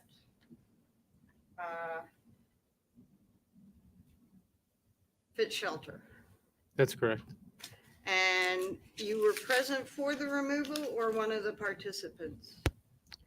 I was one of the participants. Okay. And we also had Detective O'Reilly, I believe. Maybe, He was present. okay. Was the one that was sort of underneath the sheetrock and trying to cut it? Yes. And so the sheetrock was cut from underneath, Correct. that if you're standing in the room, you're looking at it. And from underneath, it was cut around a very large section of sheetrock, right? That's correct. And as it's ready to come down, is that when the paper is laid so that it can be laid on something that will capture anything that falls? Yeah. So specifically, during that cutting of the drywall, we cut the drywall and the studs were the last things that were holding it together. So we made sure that we had a piece of paper ready to go once we cut those studs out, and had a team ready to transfer the wall to the paper. Okay. And so the team is also underneath at various positions under the drywall, right? Correct. And as the final studs are cut through, Yes. people are gently bringing it down, bringing it down, bringing it down, and putting it on the paper. Correct. It wasn't directly down. It was a little to the side from where we took it off. But yes, that was the motion. Bringing it down and maybe moving it over Yes. and bringing it down and putting it down, right? Yes, And then paper, it is sort of wrapped up in paper, right? that's correct. So that you've got the paper that is bigger than the sheetrock, right? Yes. And as it is put on that paper, the paper is folded over and folded over so that it's fully covered by the paper. Yes, we actually had to use 2 sheets of paper due to the size of the piece that we obtained. 1 sheet was not enough, so we had to actually take 2 pieces to tape them together. Meaning that you had a strip of paper and decided another strip of paper? That's correct. And I believe we taped it too beforehand before we actually wrapped it. The Like seam taped of it, the yes, two correct. together. So it's all taped up. You come down, you move it, you put it on the ground, and then you step away and somebody moves, probably on both ends, moves that paper to cover it up and moves the other side and covers it up so that it is not exposed to anything that you can help, right? Correct. And it was an arduous activity, right? Yes. But you all took care to preserve everything that you could. Yes. Right? And it may not have worked, but you were certainly trying to keep anything away from the top of that sheetrock, right? It worked. We made sure that we did everything we could to make sure that nothing got into that sheetrock. Okay, so it did work, That's correct. and people weren't sweating on the sheetrock. I mean, I can't speak to that. I don't Sweater. know. Yeah, I guess that could have happened. Yeah, that's correct. Okay, and so certainly while the sheetrock is being cut from the ceiling, it's hot in there and y'all are sweating, right? Yes. And then as you're bringing it down, y'all, it's hot and y'all are sweating, right? Yes. And as it being put on the paper, y'all are hot and you're sweating, right? I can't speak to everyone, but yes, that's a possibility. Okay, and you don't want your sweat to go onto the sheetrock, right? Right. So that as you're putting it down, you're trying to keep your distance as well. Yes. And that's why you covered it up right away. Yes. Okay.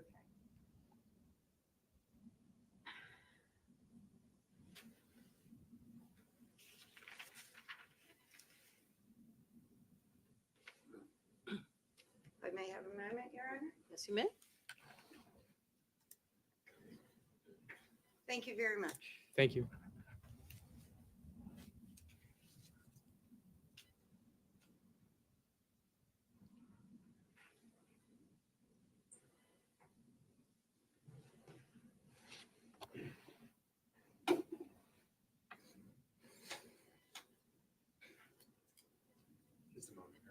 Okay. Just make sure you're standing in front of a microphone, please.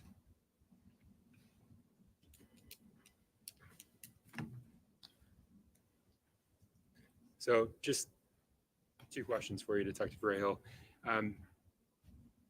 The defense attorney just asked you about the second proffer with Caleb Montgomery, the June 23rd, 2022 proffer.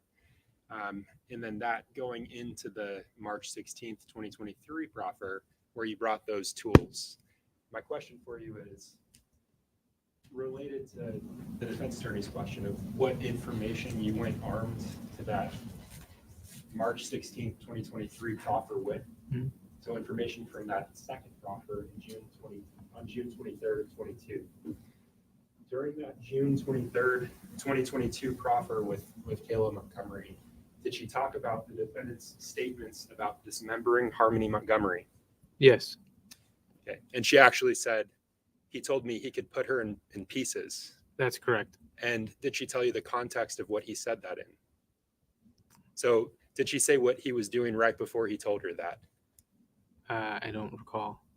Did she, well, let me show you what's.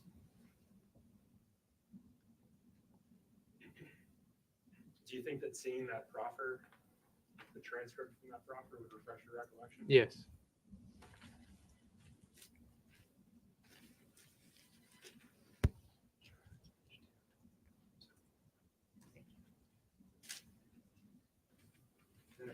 Yes, you may.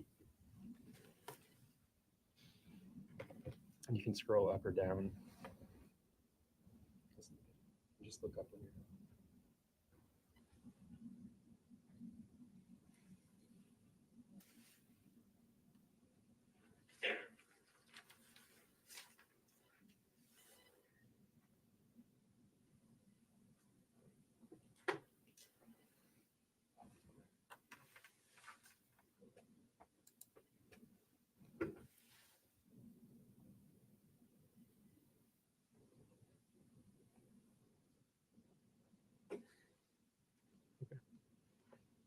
Did that refresh your recollection? Yes. So, do you recall what she said that statement, what he said that statement in context? Or Yes. what was he doing? Just putting her in the bed. And she described steam coming out of the bathroom. Yes. Did she say he was working in the bathroom Yes. on Harmony's body? Yes. Let me ask you this, detective. Typically, well,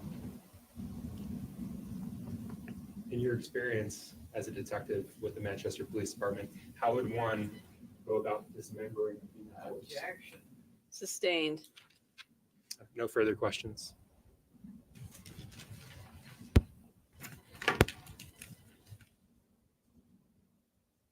Fully what she said was, I know he was going to try and like put her in pieces because he said he was going to try, but he said he couldn't, or something like that, right?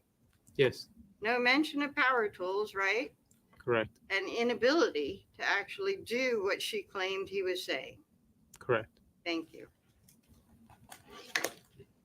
No further questions, Your Honor. All right, you may step down.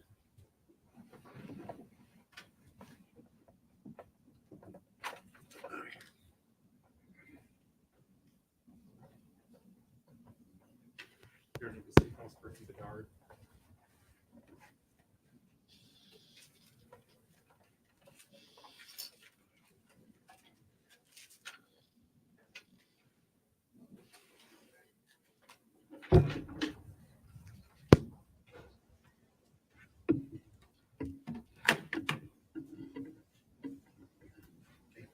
Watch your step on the cords there. Please be careful of the wires.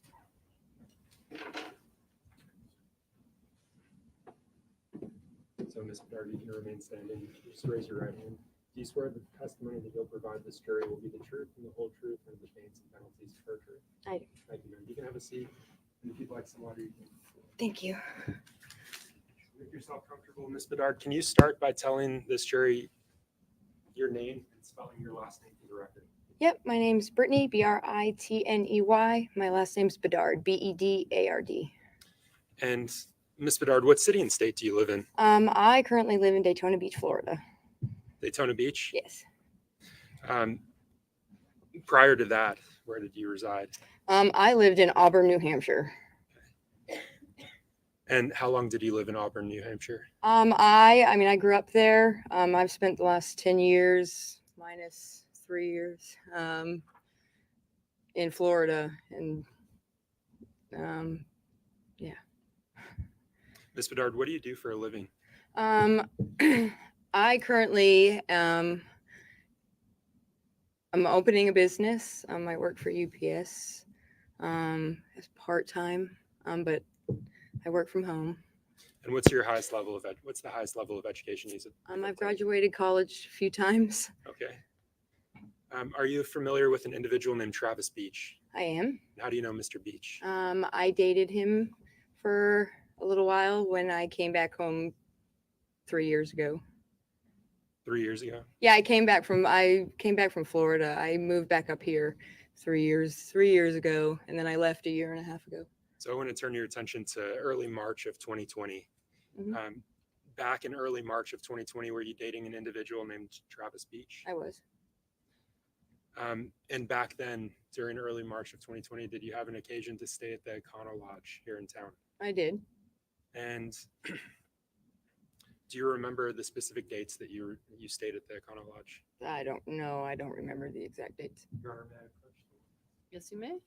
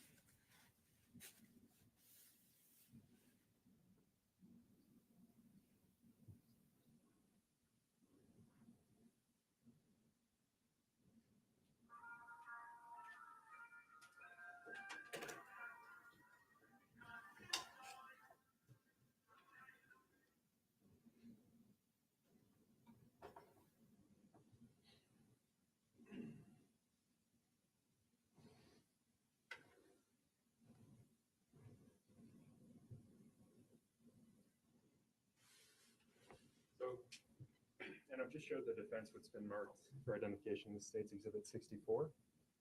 And I'm handing you what's been marked as State's Exhibit 64 for identification. Can you take a look at that and just let me know when you're done? Yeah. So having taken a look at that, do you recall with any specificity the date that you stayed at the Econo Lodge? It says on the March 3rd to the 4th. And does that refresh your recollection as to when you stayed there? I mean, I remember staying there, but I mean, it doesn't.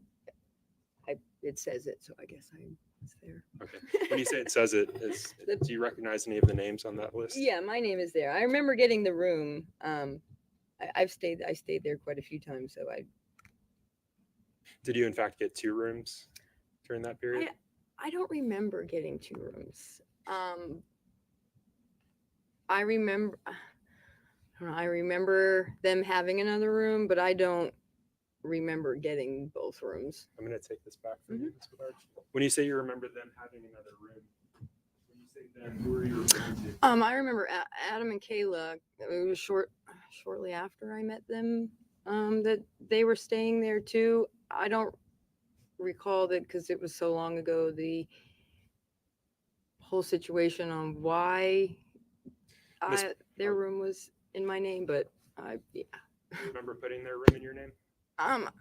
Vaguely. Okay. I don't remember the situation surrounding it, but vaguely. Okay. Ms. Bedard, let me ask you this. You mentioned someone named Adam.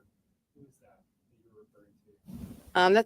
It was Travis's friend, You know Adam's last name? Montgomery. And you mentioned someone named Kayla. You know her last name? Montgomery. Back in early March of 2020, did you have an occasion to visit them at their home? I did.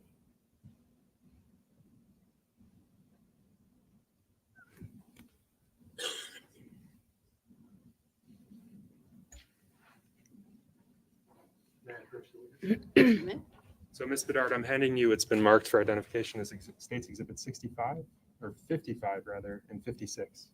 Can you take a look at those each in Yes. turn and just look up when you're done? Yes, I remember those. And you're smiling. I do, because he was the cutest little boy ever. Okay, let me ask you this. The images that are depicted on those exhibits, what are they from? They are from their apartment on Union Street. Okay, and when you say their apartment, Adam and Kayla's apartment. okay. And is there an individual depicted in the exhibit? Yes. His name is Declan, I believe. Declan. I don't remember. We were there for, me and Travis were there for a short period of time, and I love little kids because it reminds me of my children. So I sat and played with them the whole time. So And do you see a phone in that photograph? I do. Do you recognize it? It looks like one of my old phones. The child that's depicted, Mhm. did you take that photograph? I did. Okay. And was that a fair and accurate representation of that photo on your phone? Yes, And how about the second photo? it is. And that's referring to States Exhibit 56 for the record. Also fair and accurate representation? Yes. Your Honor, the state moves to strike the ID of States Exhibits 55 and 56 and Marcus Bolt. Any objection? No objection. The ID is stricken. They are entered as full exhibits. They may be published to the jury.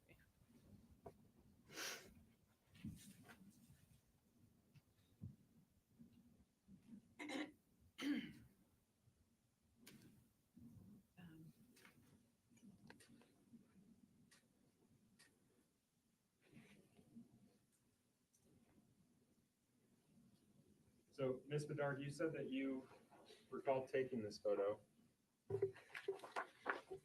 And I believe you said it was at their apartment on Union Street. Yes. Did that photo actually record the The location. time and date?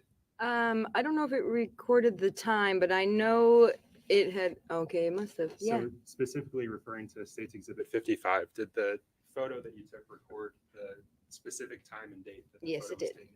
And what was that? It was Sunday, March 1st at 6:02 p.m.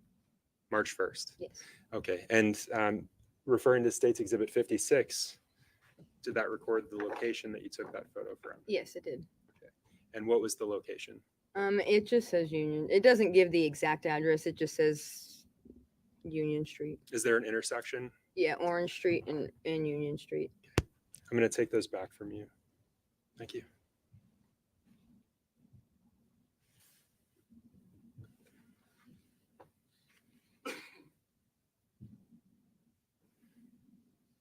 So you mentioned you recalled being at their apartment briefly. Is that correct? So I want to go back to this stay of yours at the Econo Lodge. You said that you may have recalled putting a room in your name for them. Vaguely.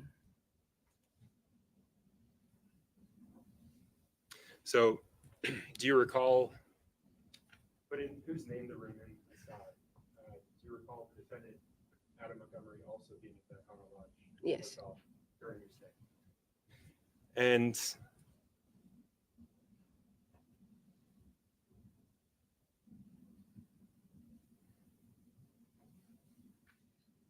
during that period of time, your stay at the Econo Lodge, did you become aware of a U-Haul? Yes. Can you tell the jurors what your familiarity is with the U-Haul rental? There was a U-Haul that was rented in someone's name, but and I don't remember exactly why. They needed a card on file. I'm assuming because they asked if I could use my card to pay for it. And when you say they asked, who? It was Adam and the person, I don't remember what his name is, that they ended up putting the U-Haul's name in. Okay, so you remember another individual being there. Yes. Okay, but you don't recall that individual's name. No, I do not. It wasn't Travis Beach. No, it was not. So during that time when you were staying in the Econo Lodge, it sounds like you recall putting at least one of the rooms in your name. Is that right? Yes. Travis and I had gotten a room. And during that period, did you lose your ID? Yes, which happens quite a bit apparently. That was when I first moved back, and I had just gotten it, and it got stolen from me at the DMV. So was that recovered? Your No, it was not.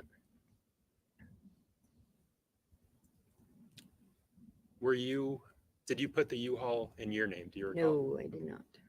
And I think you mentioned this other individual. You don't know their name. I do not remember what his name was. No further questions.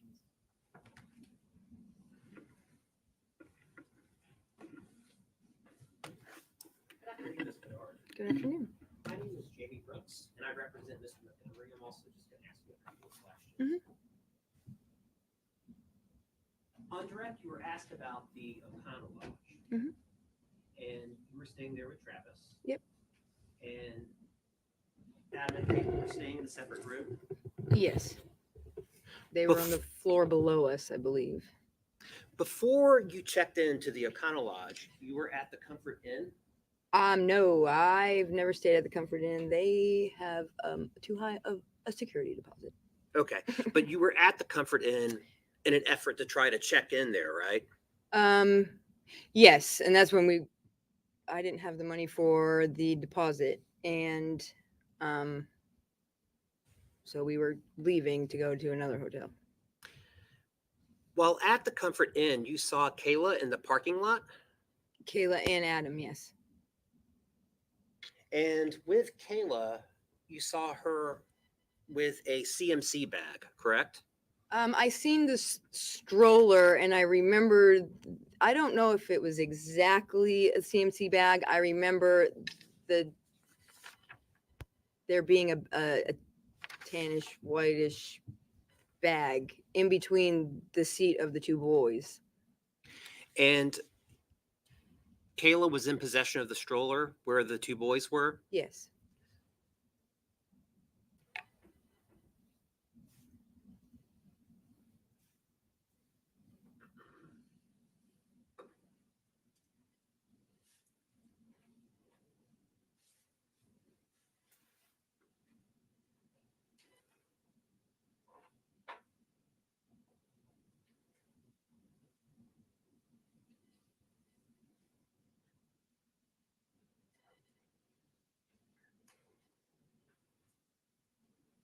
Commissioner Poach, Your Honor. Yes. Ms. Bedard, I'm handing you what has been marked States 52. Mhm. Does this look at all familiar to you? It does. I mean, from the top, it looked like it had something in it. So, I mean, the bag was set down in between the stroller, so you could only see like the top part of it. But yes, And again, this was a bag that you saw in Kayla's possession. yes. Not Well, not. It was in the stroller, in the and she stroller. was pushing the stroller. In the stroller that Kayla was pushing. Yes. You did not see the bag in Adam's possession. No. Thank you, Ms. Bedard. Just one question. You said you saw that stroller in the parking lot. Yeah, they were out. I want to say they were outside when we walked outside to leave to go to the O'Connell Lodge. Leaving Kayla and Adam. and the two boys Yes. together. Yes.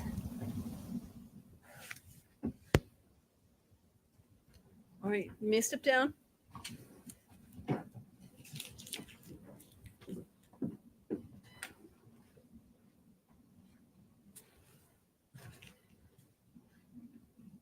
State may call its next witness. Thank you, Your Honor.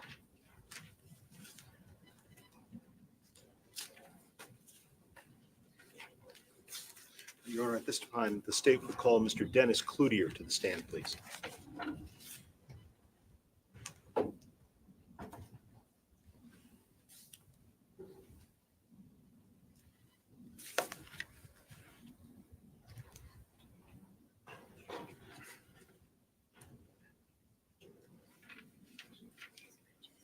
this way. If you please come up to the bench here and watch your step on the electrical, please.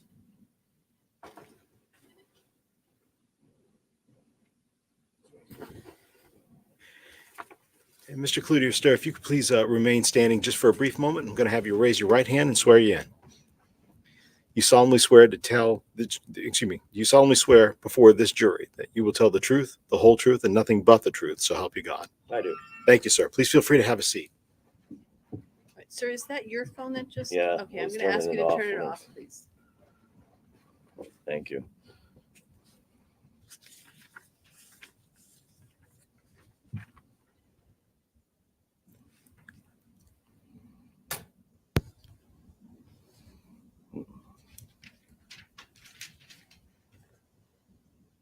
Sir, Yep. it's all just set. turn your phone off. Yep. And I'll ask you to remove your glasses, please. Okay, thank you. All right, thank you, Mr. Cloutier. As we're being recorded here today, would you please state your full name, spell both your first and your last name for the record, okay? Dennis Timothy Cloutier, DennisCloutier. And Mr. Cloutier, what town do you reside in? Allstead, New Hampshire. How long have you lived in New Hampshire? Uh, Pretty much my whole life, but I moved away for a few years. Okay. And what do you do for work? I'm a maintenance man, How long have you been doing maintenance? 25 years. 25 years. Let me ask you, are you familiar with an address called 644 Union Street? Yes. How are you familiar with that address? Could you tell the jury? I contract for maintenance from the landlord, so I take care of it.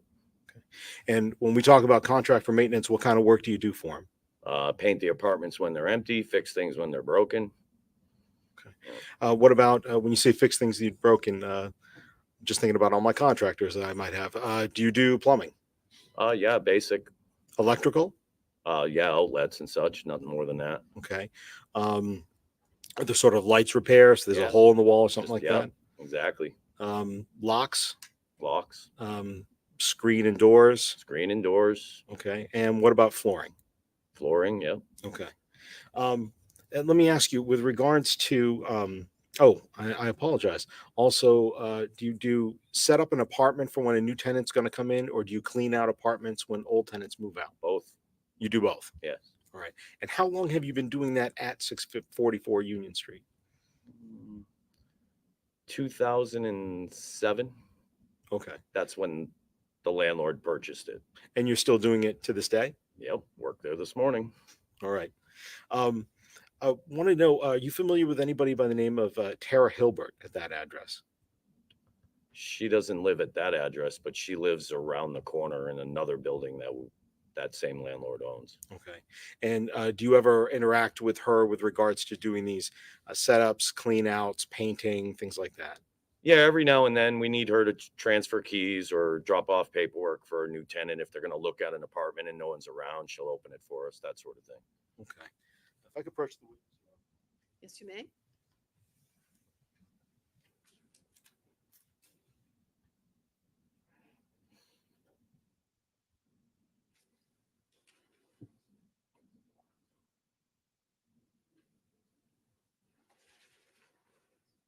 I want to show you what's been marked States Exhibit 136 and 137 for identification purposes only. Let me show you States 136 first.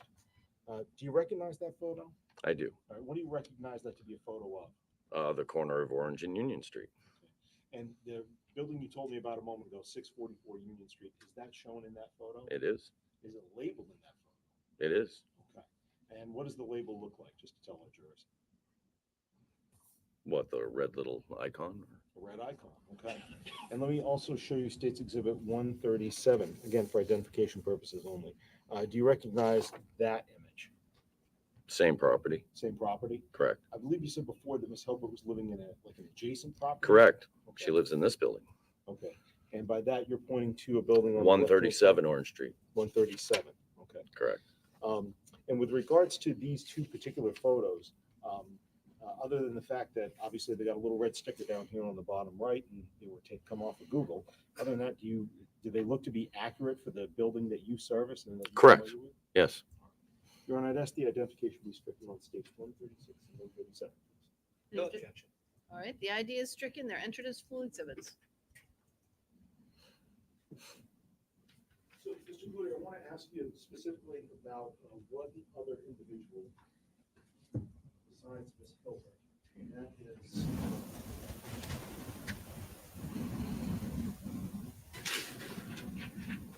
showing you State's Exhibit 101. Do you recognize this person? Adam Montgomery. Have you interacted with Adam Montgomery before? I have. And was he, did you ever service a unit that he was staying in at 644 Union Street? I did. Well, when you met him, did you meet him in person or over In the person phone? in his apartment. And how many times would you say? More than Uh, once? I think I was in there twice. Twice. Okay. Let me ask you, did you ever have a maintenance request for that particular property back on February 27th of 2020? I did. Okay. And when you have a maintenance request, what sort of paperwork gets generated from when you do service on a unit? Well, the way it works is everything is pretty much a verbal agreement.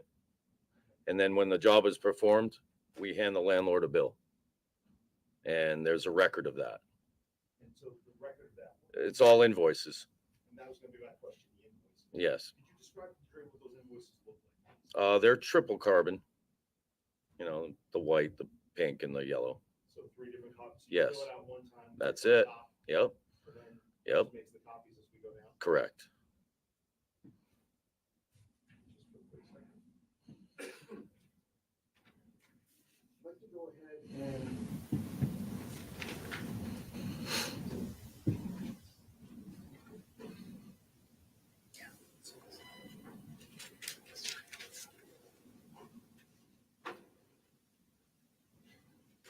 I'd like to go ahead and show you State's Exhibit 70 for identification purposes only. Do you recognize that? I do. All right, what kind of document is that? That's one of my invoices. Okay. When you said before you got the white and then the white, pink, green? Yeah, no, pink, white, yellow, white, pink, and yellow. White, pink, yellow, so this is the bottom copy. Correct. Okay. And for that particular invoice, you just told us a moment ago about doing some work on February 27th. Is that the invoice from that day? It is. Okay. And other than the fact that there's a red stick on it, any changes to that from when you remember turning that copy in? Not at all. Your Honor, I'd ask that the identification be stricken from State's Exhibit 70, please. An objection? No objection. All right, the ID is stricken. It's entered as a full exhibit. It may be published to the jury if you wish. Thank you, Your Honor. Mr. Flutie, I want to ask you just a couple of quick questions about the job that you did on this day. Specifically, from going through, and we'll have an opportunity to look at this more later on. What kind of work did you do for that? And I'm going to leave it there in case you have to refer to it, but what kind of work did you do at that time? Oh, the guy called about his tub not draining. I knocked on his door. I met him in the kitchen, went around to the bathroom, noticed that the overflow plate where the drain lever is was missing a screw turned sideways. And he said the drain did not drain. Right.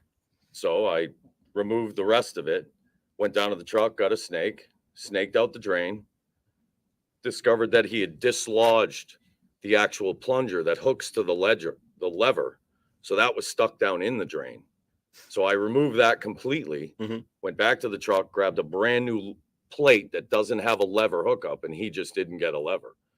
Okay. You see what I mean? And I just put a blank plate on that so it could at least overflow water. And that was that. So I snaked the drain and replaced the plate. Sounds like it was, would you say that that was a fairly easy repair that day? Yeah, it was in and out of there in maybe 35 minutes. Okay. While you were there, did you see anybody else inside the apartment?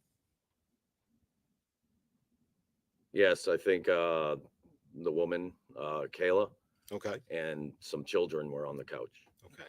And the children, you said that they were on the couch.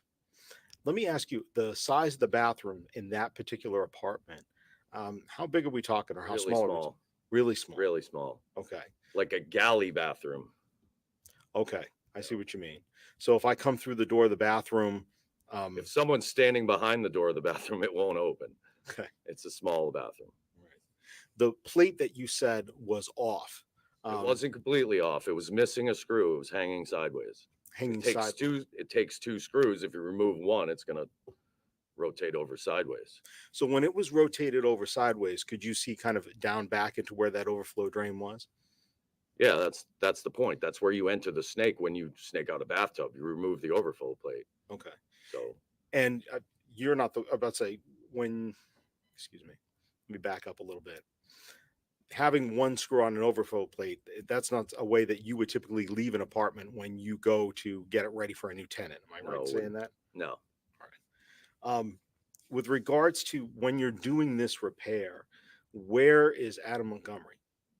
right outside the bathroom door. Okay. And are you guys talking at all during that time? Not really. He's doing more pacing than talking. So, More pacing than talking. yeah, he was just kind of waiting for us to finish. With regards to that particular apartment, I'm gonna grab that invoice back for a second. After this time period, were you ever called to go back there to do other sort of maintenance repairs? I think I had to go back one more time to fix some lights on the ceiling. Lights on the ceiling? Yes, Could you tell us a little bit about that? they were just popped off the ceiling. They were hanging by the wires. Literally Yeah, off the ceiling. yeah. The wires weren't disconnected. I mean, a light isn't heavy. The lights we use are real light. They'll hang by the wires and still work, but they were hanging by the wires. So put them back up. Any idea how those lights got pulled down? Speculation. Excuse me. I'll withdraw the question and I'll rephrase. With regards to those lights, did Adam Montgomery tell you how they got pulled down? He said he took them down because he thought there were cameras in them. With regards to other electrical work, did you do any other kind of electrical work on that unit while he was residing there? I had to replace the thermostat. You had to replace the thermostat. Correct. Okay. Any other electrical repairs that you know? No, that's it. And let me ask, when you later on that particular apartment, when you do clean outs, could you describe for us what you do in the apartment for a clean out? Throw everything in bags and bring it to the dump. Rip the carpets out and bring those to the dump. Okay. Do you remember doing a clean out of this particular apartment after the Montgomerys left? I do. Commissioner Pro Tem.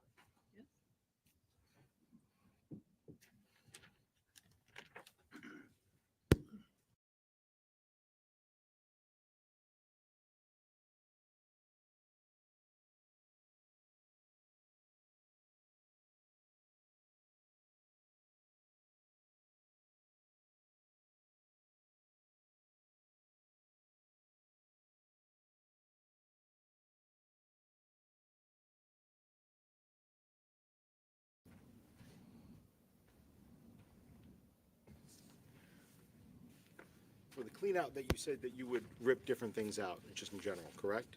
Well, whatever's damaged and needs to be replaced. Okay. What about appliances? Do you ever remove those? I do. Okay. And do you have any recollection whether you ever removed any appliances from that unit? Yeah, we threw the fridge away. Okay. All right. Mr. Clutie, those are all the questions I have for you. I appreciate your time today. I believe defense counsel may have a couple. No questions, Your Honor. All right, sir, you may step down. Thank you. Thank you. All right, ladies and gentlemen, it's 2:45. Perfect timing for our mid-afternoon break. I remind you, don't talk about the case with each other or with anybody else. Don't do any independent research. We'll come back in about 15 minutes. All right, all rise for the jurors, please.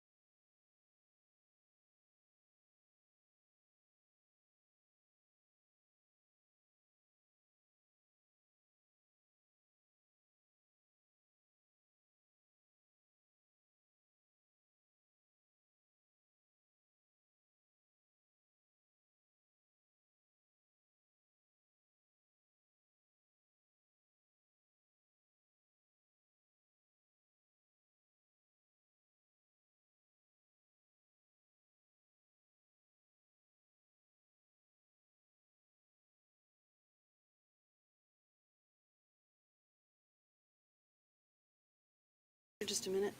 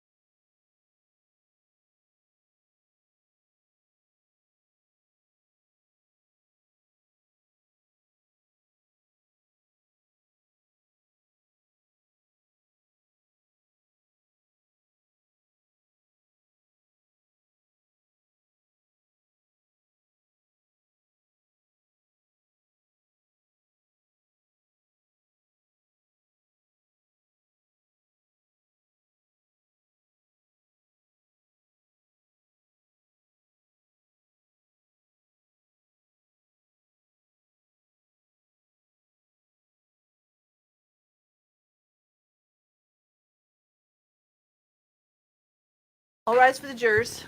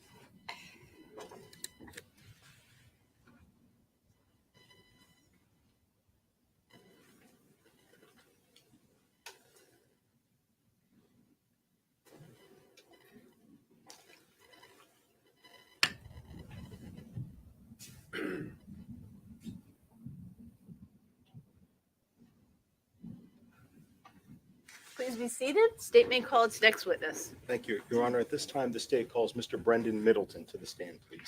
All right.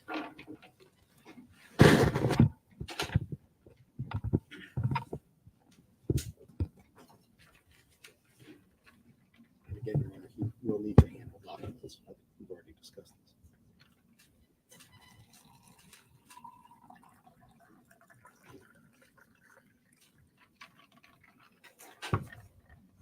Good afternoon, Mr. Middleton.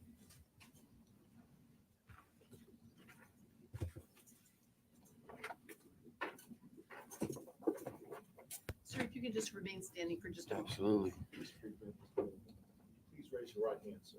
Do you solemnly swear that you will tell this jury the truth, the whole truth, and nothing but the truth, so help you God? I do. Thank you, sir. Please feel free to have a seat. Thank you. There's some fresh water there. Thank you. Appreciate it. Mr. Middleton, as we're being recorded here today on the record, would you please state your first and last name and then spell both your first and last name for us? Brendan Middleton, first name Brendon, last name Middleton. And Mr. Middleton, how far did you go in school? I got my GED. Okay. And let me ask you, at this time, are you currently residing at the Hillsborough County House of Corrections? Currently, yes. Okay. And when's your release date, sir? I just found out yesterday I get out in July. In July. Okay. I'd like to ask you with regards to, that's where you're living now, but where were you living back in March of 2020? The Welcome Home, The Welcome. Manchester, New Hampshire. Manchester, New Hampshire. Is that on Concord Street? Yes, sir. Okay. And let me ask you, when you were also one other date. So we've talked about March of 2020. I want to jump forward a little bit in time and talk about July 6th of 2022. Where were you living then? I believe I was homeless around that time. Home at that point? Either welcome home or homeless. I've lived there on and off a couple times. Okay. I'd like to ask about a name, Brittany Bedard. Do you know who she is? I know the name and kind of remember her face, yes. And what about Travis Beach? Do you know that name? I do. Okay. And how do you know him? I met Travis through work when I was doing tree work at Accurate Tree Service. And Brittany was eventually his girlfriend. That when you met him, Brittany was his girlfriend, or I'm sorry, you just said later in eventually. time. I met Travis and he was single at first. Okay. All right. Back in March of, specifically March 3rd of 2020, did you agree to rent a U-Haul van for Travis Beach? Yes. Okay. Could you go ahead and explain to us why did you rent a van for him that day? To my knowledge, Travis had contacted me. Him and Brittany were dating. They were looking to move furniture from her father's house. They didn't have a card or the money to do so. I've always been told and raised to help my friends and people I care for. So I agreed to do so. I met them at the South Willow U-Haul, or the gas station next to U-Haul. I went to U-Haul, rented the van for them, drove it over to the gas station, met them, and had left it in their hands. All right. Let me ask you a couple of quick questions about that. The U-Haul, I believe you just said it's the one down on South Willow Street? Correct. Okay. And the gas station where you met them and gave them the U-Haul, where was that in relation to like the South Willow Street U-Haul? I believe it's right next door to it. Okay. Maybe I could be wrong. Maybe there's a store in between, but if to my knowledge and what I remember, it's right next to it. And how did you end up paying for that U-Haul? With my debit card. When you rented it, did you have to fill out paperwork or check off some boxes? I believe so, yes. Okay. And did you have to go through that before they would give you the keys to the Yes. van? Did you have to sign for it at one point? Yes. Obviously, this was back in March of 2020, so I take it you don't have a copy of that paperwork with you, do you? No, sir, I do not. If I could approach, please, Your Honor. Yes, you may.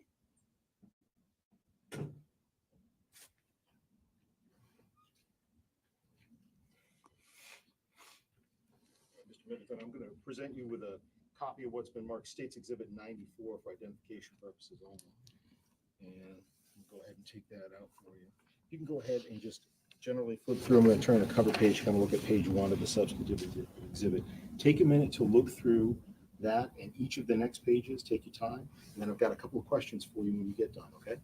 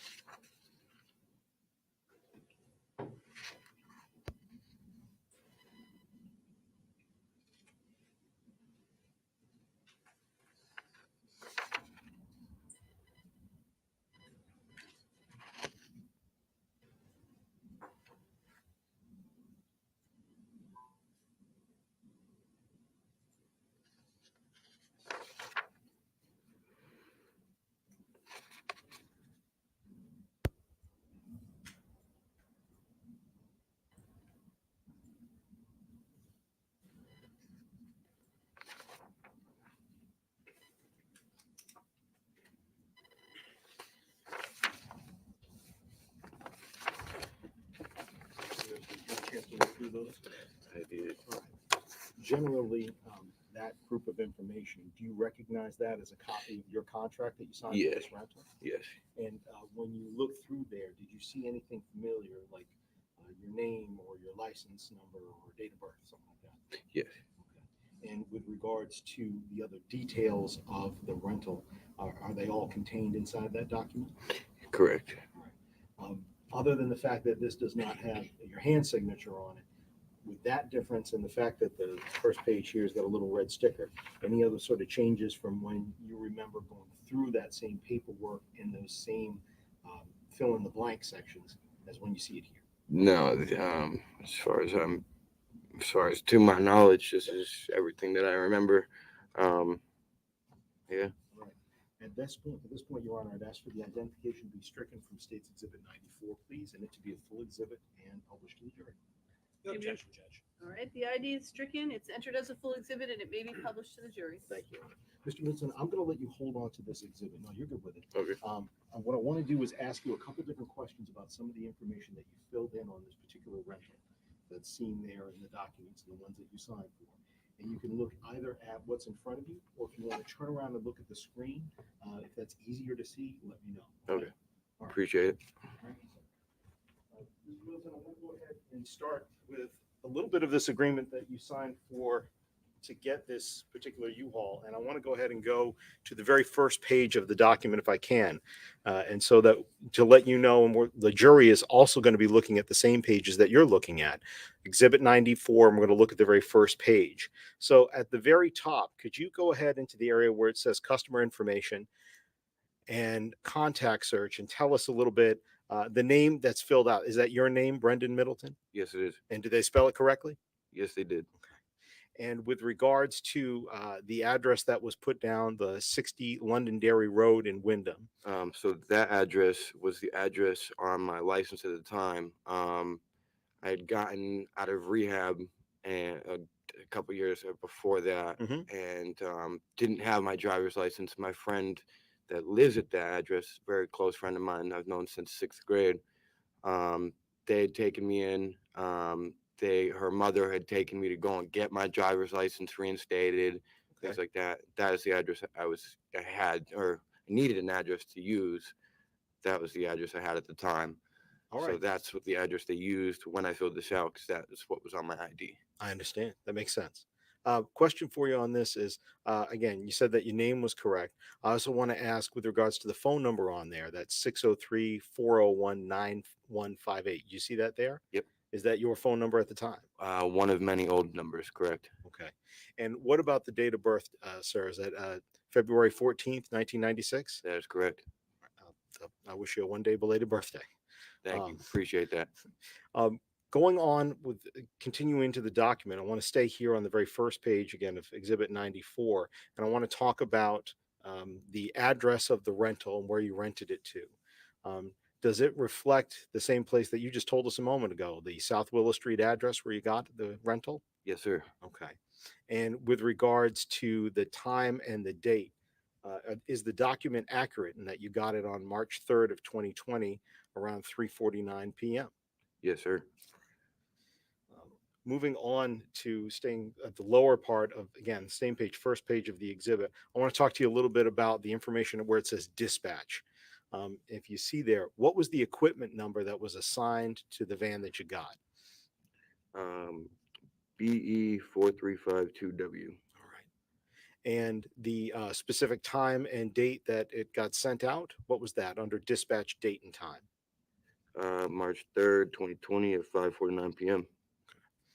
And then finally, with regards to the pickup odometer, and of course, you're familiar with what an odometer is, right? Correct. All right. And what did the odometer, what was it recorded as reading when this van went to you? 5,092. 5,092 miles? Yes, correct. Okay. What I'd like to do now is kind of stay with that first one. And I want to ask you about the difference between when the time went out and when the time went in. So you can stay with the dispatch section, or if you'd like, you can also look at the screen. I want to talk about the return just underneath. So again, are we talking, what's the return date that this van went back to U-Haul? March 4th at 1:47 p.m. Okay, so that's the following day? Correct. All right. And what was the odometer reading when the van went back? 5,225. And so, if I could direct your attention to the screen just for a minute, I want to be able to put both the out time and the back time, the out odometer and the back odometer up there for when this van got dispatched out. And just to confirm with the jury, this is the van that you rented. Is that correct? Correct. All right. So let's see, that's 19 hours, 57 minutes for a rental and what, approximately 5,225 minus 5,082, around 133 miles or so, give or take. Correct. Yeah, I would say so. Um, I'd like to now, if you would go ahead and flip over to the second page of that exhibit, again, staying with exhibit 95. I'd like to talk a little bit about, there was an additional contact that you listed with U-Haul for the rental, and who was that contact? Travis Beach. And the phone number that was put there for Travis Beach, is that you gave that to U-Haul or did Travis give that to U-Haul? I believe that Travis gave me the okay to give his name and number for it. Okay. Again, I mean, this was a few years now, but to my knowledge, yes, I had the okay to do that. And he was willing to do that as well. So. And I know you said before that, I believe you testified a few minutes ago, you met him at the gas station to get him the van. Correct. All right. Did he go into the U-Haul with you to do the rental? Or He no, might was have. at the gas I station? don't exactly remember. I just know that my vehicle was over at the gas station and I did not leave it unattended. So I don't know if one of them came with me or none of them came with me. I can't exactly remember, but I know of me personally, yes, I went into the U-Haul. Right. And when you say them, one of them came with you, who are you referring to? I Who's want the to them? say it might have been Travis, but then again, it could have been Brittany. I don't really remember. So them is one of those two, Travis or Brittany? Yes, correct. All right. Thank you. Skipping now, if you could, I'd like to go to the fourth page, if you would. Oh, you were the authorized driver on that, correct? Yes. All right. I'd like to go ahead and if you could go to the fourth page for us of the exhibit, and I've also got it up behind you. I would like to ask you a little bit about, again, the customer information. That's your name, again, being listed down there with 60 Londonderry Road of Wyndham. Is that right? Yes, sir. All right. And separate from that, also again, the rental out time, is that reflected on there? That March 3rd, 2020? Yes, sir. All right. 5:49 p.m. is when it finally went out? Correct. Right. Moving a little bit lower, the equipment, where it's listed below where it says equipment, is that same BE 4352W that you read before? That was the equipment number back on page 1? Yes. All right. And what is the string of letters underneath that? AJ78147-AZ. And are you familiar with what the license plate was on that U-Haul? No, I do not remember. Well, I'd like to go ahead and bring you through a little bit farther into the document. First of all, there is your signature block that would have been down at the bottom that you would have signed on page 4? Yes. All right. I'd like to jump now to the next page of the document, page 5. Again, it's got yourself listed as the customer. Is that right? Yes. Right. And then the phone number. Again, I want to make sure that that's accurate. That's the phone number you gave before, 401-9158? Yes, sir. Skipping along to page 6, if you would, please. I'm going to flip one more. And I want to talk about the rental date time for when it was returned. Do you see that at the top left-hand part of the screen? I'm sorry, the top left-hand part of the page? Yes. Where it says rental date and time and then return date and time? Yeah. Okay. And could you read for us what the rental date and time was, please? March 3rd, 2020 at 5:49 p.m. and the return date was March 4th at 1:47 p.m. And later on that page, if you look a little bit below there, again, down from there and slightly to the left, I wondered if you could go ahead and read us the equipment section where it says equipment before it goes MI out and MI in. What's the equipment information that was listed in your rental? BE 4352W. And the next string of numbers and letters? AJ78147AZ.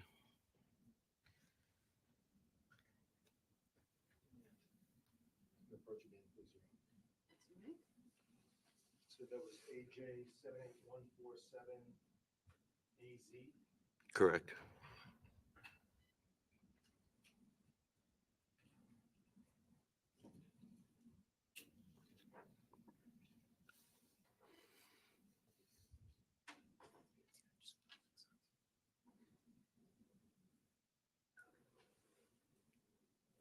Mr. Middleton, I want to show you what's been marked State's Exhibit 100B for identification purposes only.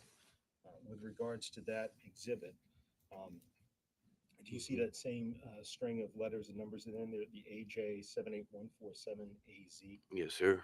You see that also on this particular document? Mm-hmm. Okay. Having seen this document, does that help refresh your recollection of what the license plate number was for that? Yes, now it does. And what was it? AJ78147.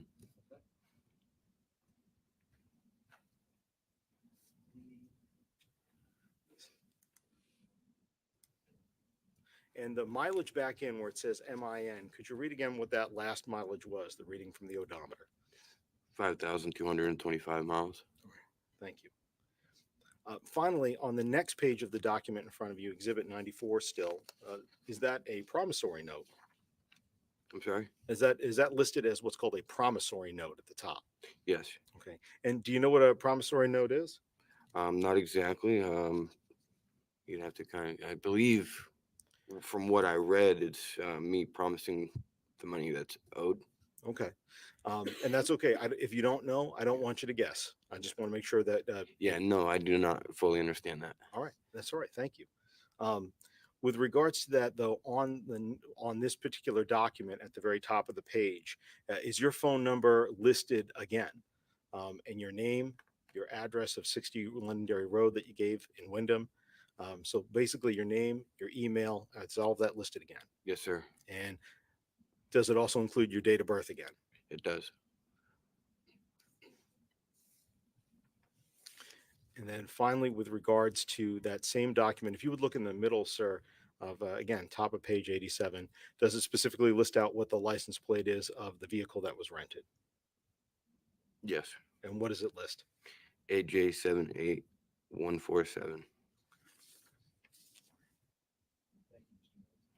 Well,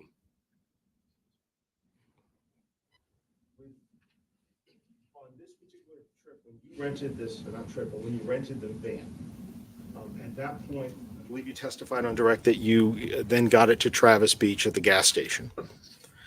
Did you ever see that van again? no, sir.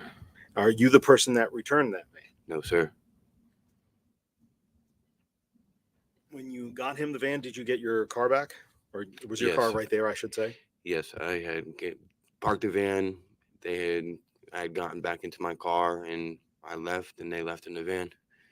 And who did you see leaving the van, just to be clear for the jurors? Travis and Brianna. Brianna, Brittany. Brittany, I'm sorry. I just want to make sure we're accurate. Yeah, and, yeah. And was that Brittany Bedard who you were talking about Yes, before? correct. Brittany Bedard. Did you know Adam Montgomery back I've then? never heard of his name at the time. And what about Caleb Montgomery back then? No, sir. Back then, did you have any idea who they were? Nope. Did Travis ever talk about the name Adam Montgomery when he asked you to get this rental for him? No, sir. Did Brittany Bedard ever talk about an Adam Montgomery or Caleb Montgomery when you were interacting with her and Travis that day to get this rental? No, sir. Just a moment, please, Your Honor.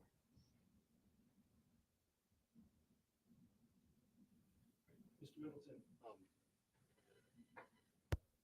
I had asked you about where you lived at a couple different times, not only back in 2020, but also on July 2nd of 2022. On that day, do you recall Manchester police officers coming to talk with you? I do. And did you agree to talk with them? I did. The rental that we just went through, is that what you talked about with them on that day? Yes, sir. And at the end of the conversation, did they tell you why they were asking? Yes, I had asked them. Well, hold on, I'm not going to go into it. I just want to know whether or not you told them. Yeah, I Or did. if they told you why they were asking. Yes, they did. Did you know Harmony Montgomery? No, I did not. I mean, at the time I had heard of what was going on, but I did not know her. And so at that time, when you rented it, you had no idea what that van was going to be used for, did you? No, sir. Thank you, Mr. Middleton. I don't have any further questions for you. I believe defense counsel may have one or two. Appreciate it. And good afternoon, Mr. Middleton. I do not have any questions. Thank you. All right, so you may sit down. Appreciate We'd it. ask for the witness to be excused, please, Your Honor. Any objection? This witness is excused. Appreciate it. Take care. State may call its next witness. Thank you, Your Honor. The state's going to call Ms. Ms. Rose Smith, please.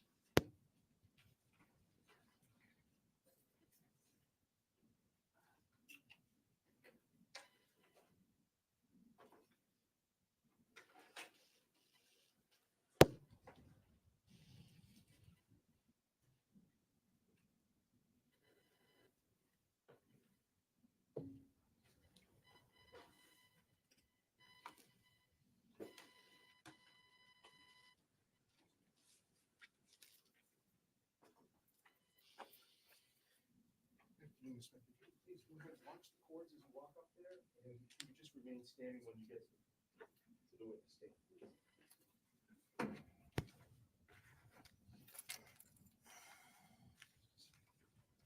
All right, thank you, Ms. Smith. Would you please raise your right hand, ma'am? Do you solemnly swear that the testimony that you will give this jury will be the truth, the whole truth, and nothing but the truth under the pains and penalties of perjury? I do. Thank you, ma'am. Please feel free to have a seat. Ms. Smith, as we're being recorded here today, would you please state your full name and spell both your first name and your last name for the record? Roseanne Smith, Roseanne Smith. Most people call me Rose. Ms. Smith, let me ask you with regards to, and are you currently a New Hampshire resident? I am. And how long have you been living in New Hampshire? Since about 1980. 1980. And how far did you go in school? High school and then some college. And with regards to work history, what are some of the different jobs you've had in your time? I was a child care provider. I am currently a yoga teacher. And I drive for a non-emergency medical transportation company. Move this just a little bit closer.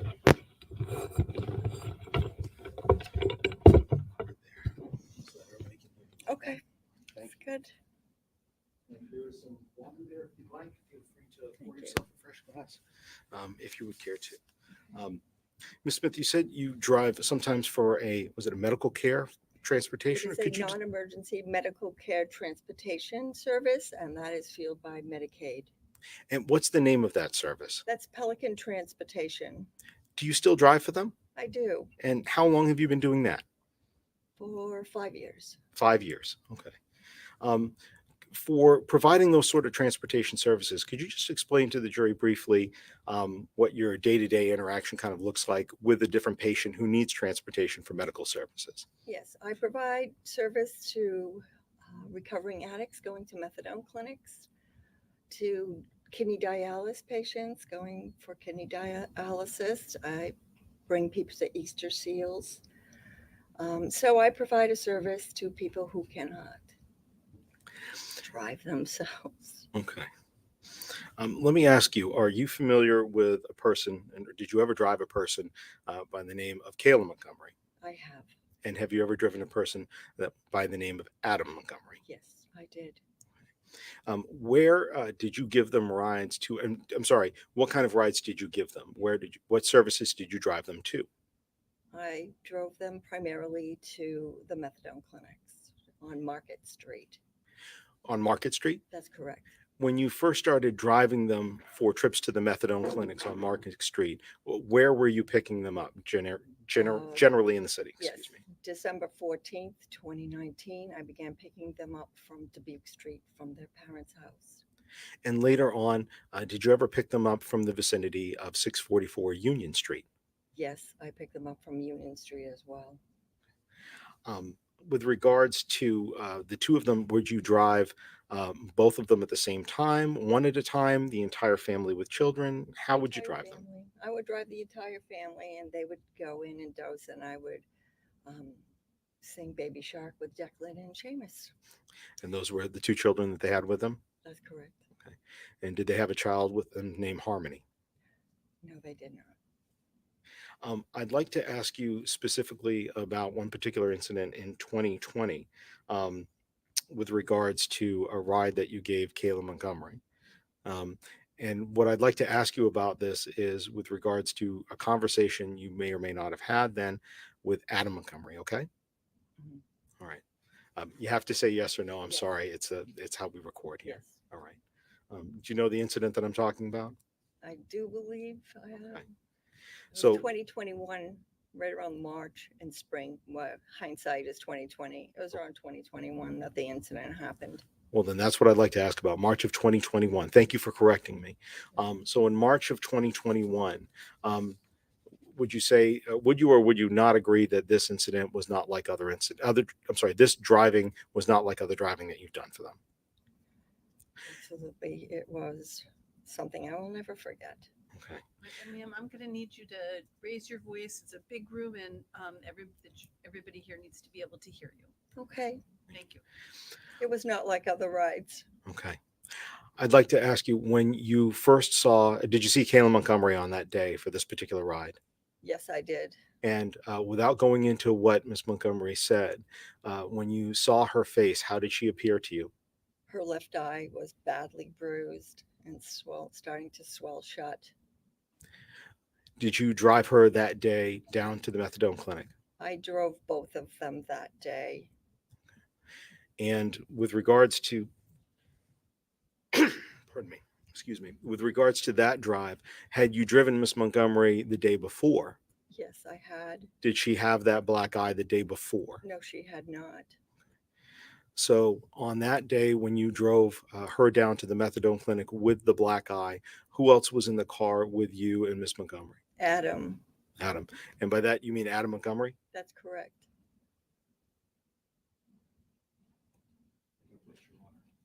Yes.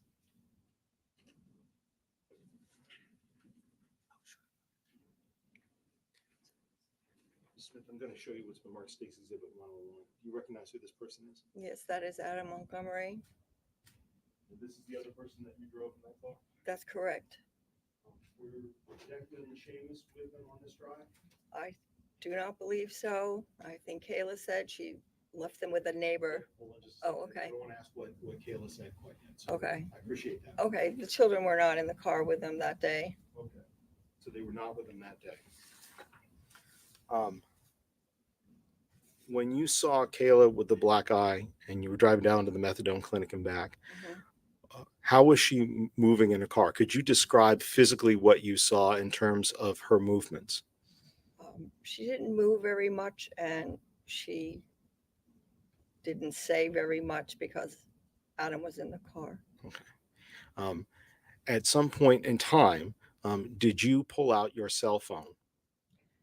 And can you She had asked to use. hold on just a minute, Ms. Smith. I'm sorry. I can't ask you what she said to you. No. So I just want to talk a little bit about what happened in the car, Okay. physical movements, okay? Yes. And I apologize, that's on me. I should ask more clarifying question or a more specific question. With regards to the drive to the methadone clinic, Yes. did anything occur in the car on the drive down to the methadone clinic? No. Okay. And then for the drive from the methadone clinic on Market Street back to Union Street, Yes. let me ask you, the event that I want to ask you about, did that occur when you were back at Union Street? Yes. Okay. When this event occurred, where was Kayla? In the front seat beside me, And where was Adam at this point? walking away from the car.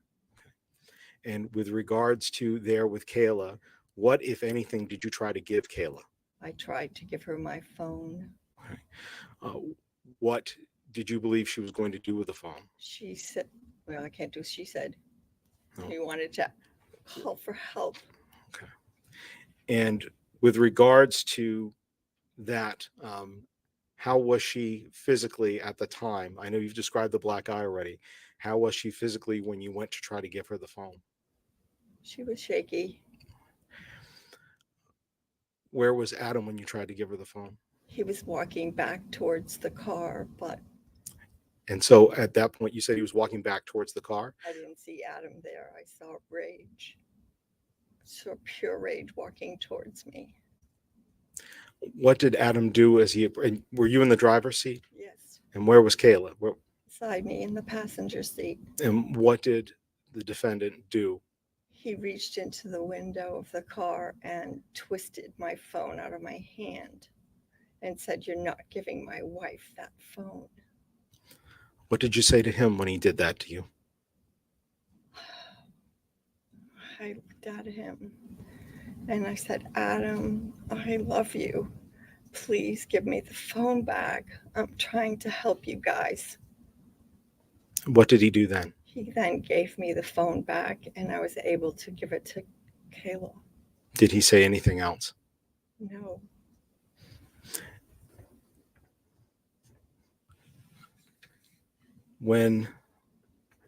So that he took, you begged him for the phone back, I begged essentially. him for the phone back. I did report that Let me ask about that. You said you reported that. to my boss, not the police. I reported that to my boss, and I told her that I didn't think I should be picking them up anymore, that I had been very frightened by what had happened. And thereafter, I carried pepper spray. Thereafter, you started carrying pepper spray because of this. Yes. Can you just have a moment, please, Your Honor?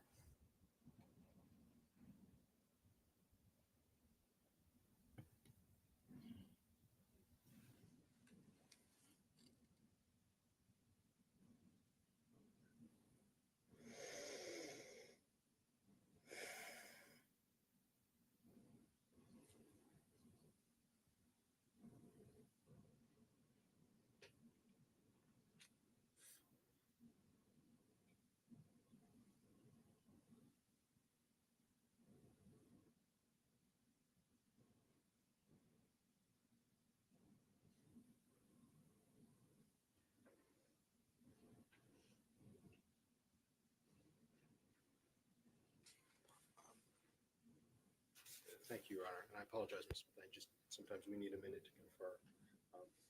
One thing I just want to clarify with you, and to make sure that I understand accurately. Attorney Agati, if you would use the microphone and keep. Sorry, your Your voice Honor, I up, thought it was please. close Thank enough.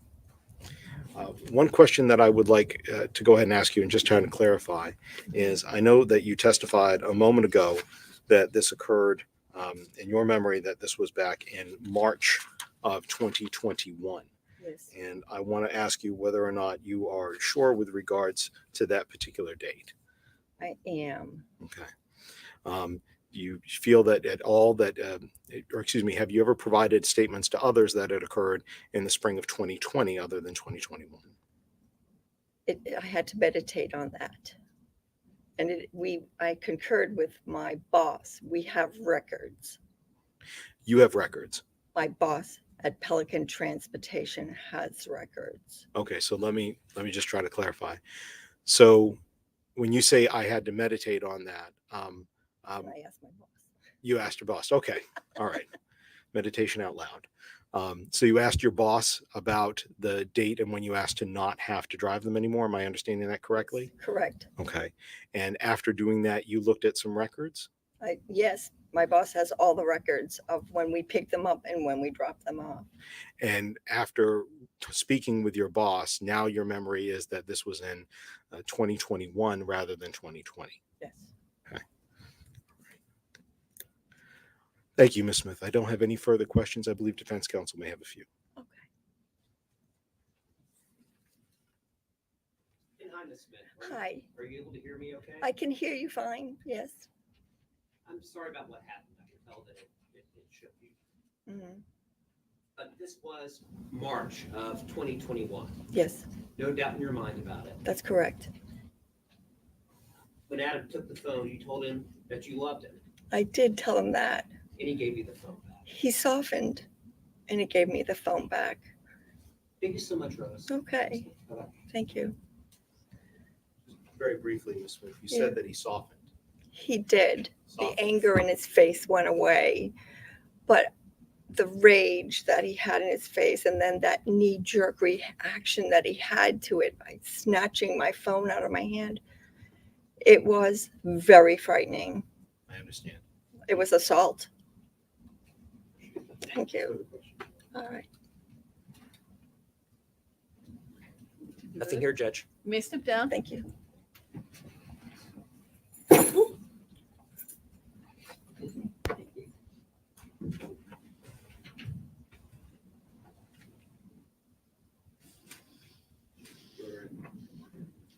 All right, ladies and gentlemen,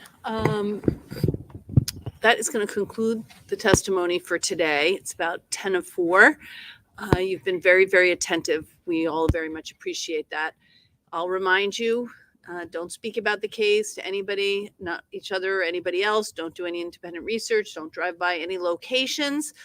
Don't look up any names or any people on social media. Please avoid all media having anything to do with this case. We'll see you tomorrow morning, 8:45 for a 9 a.m. start. Thank you so much for your time and attention, ladies and gentlemen. All rise for the jurors, please.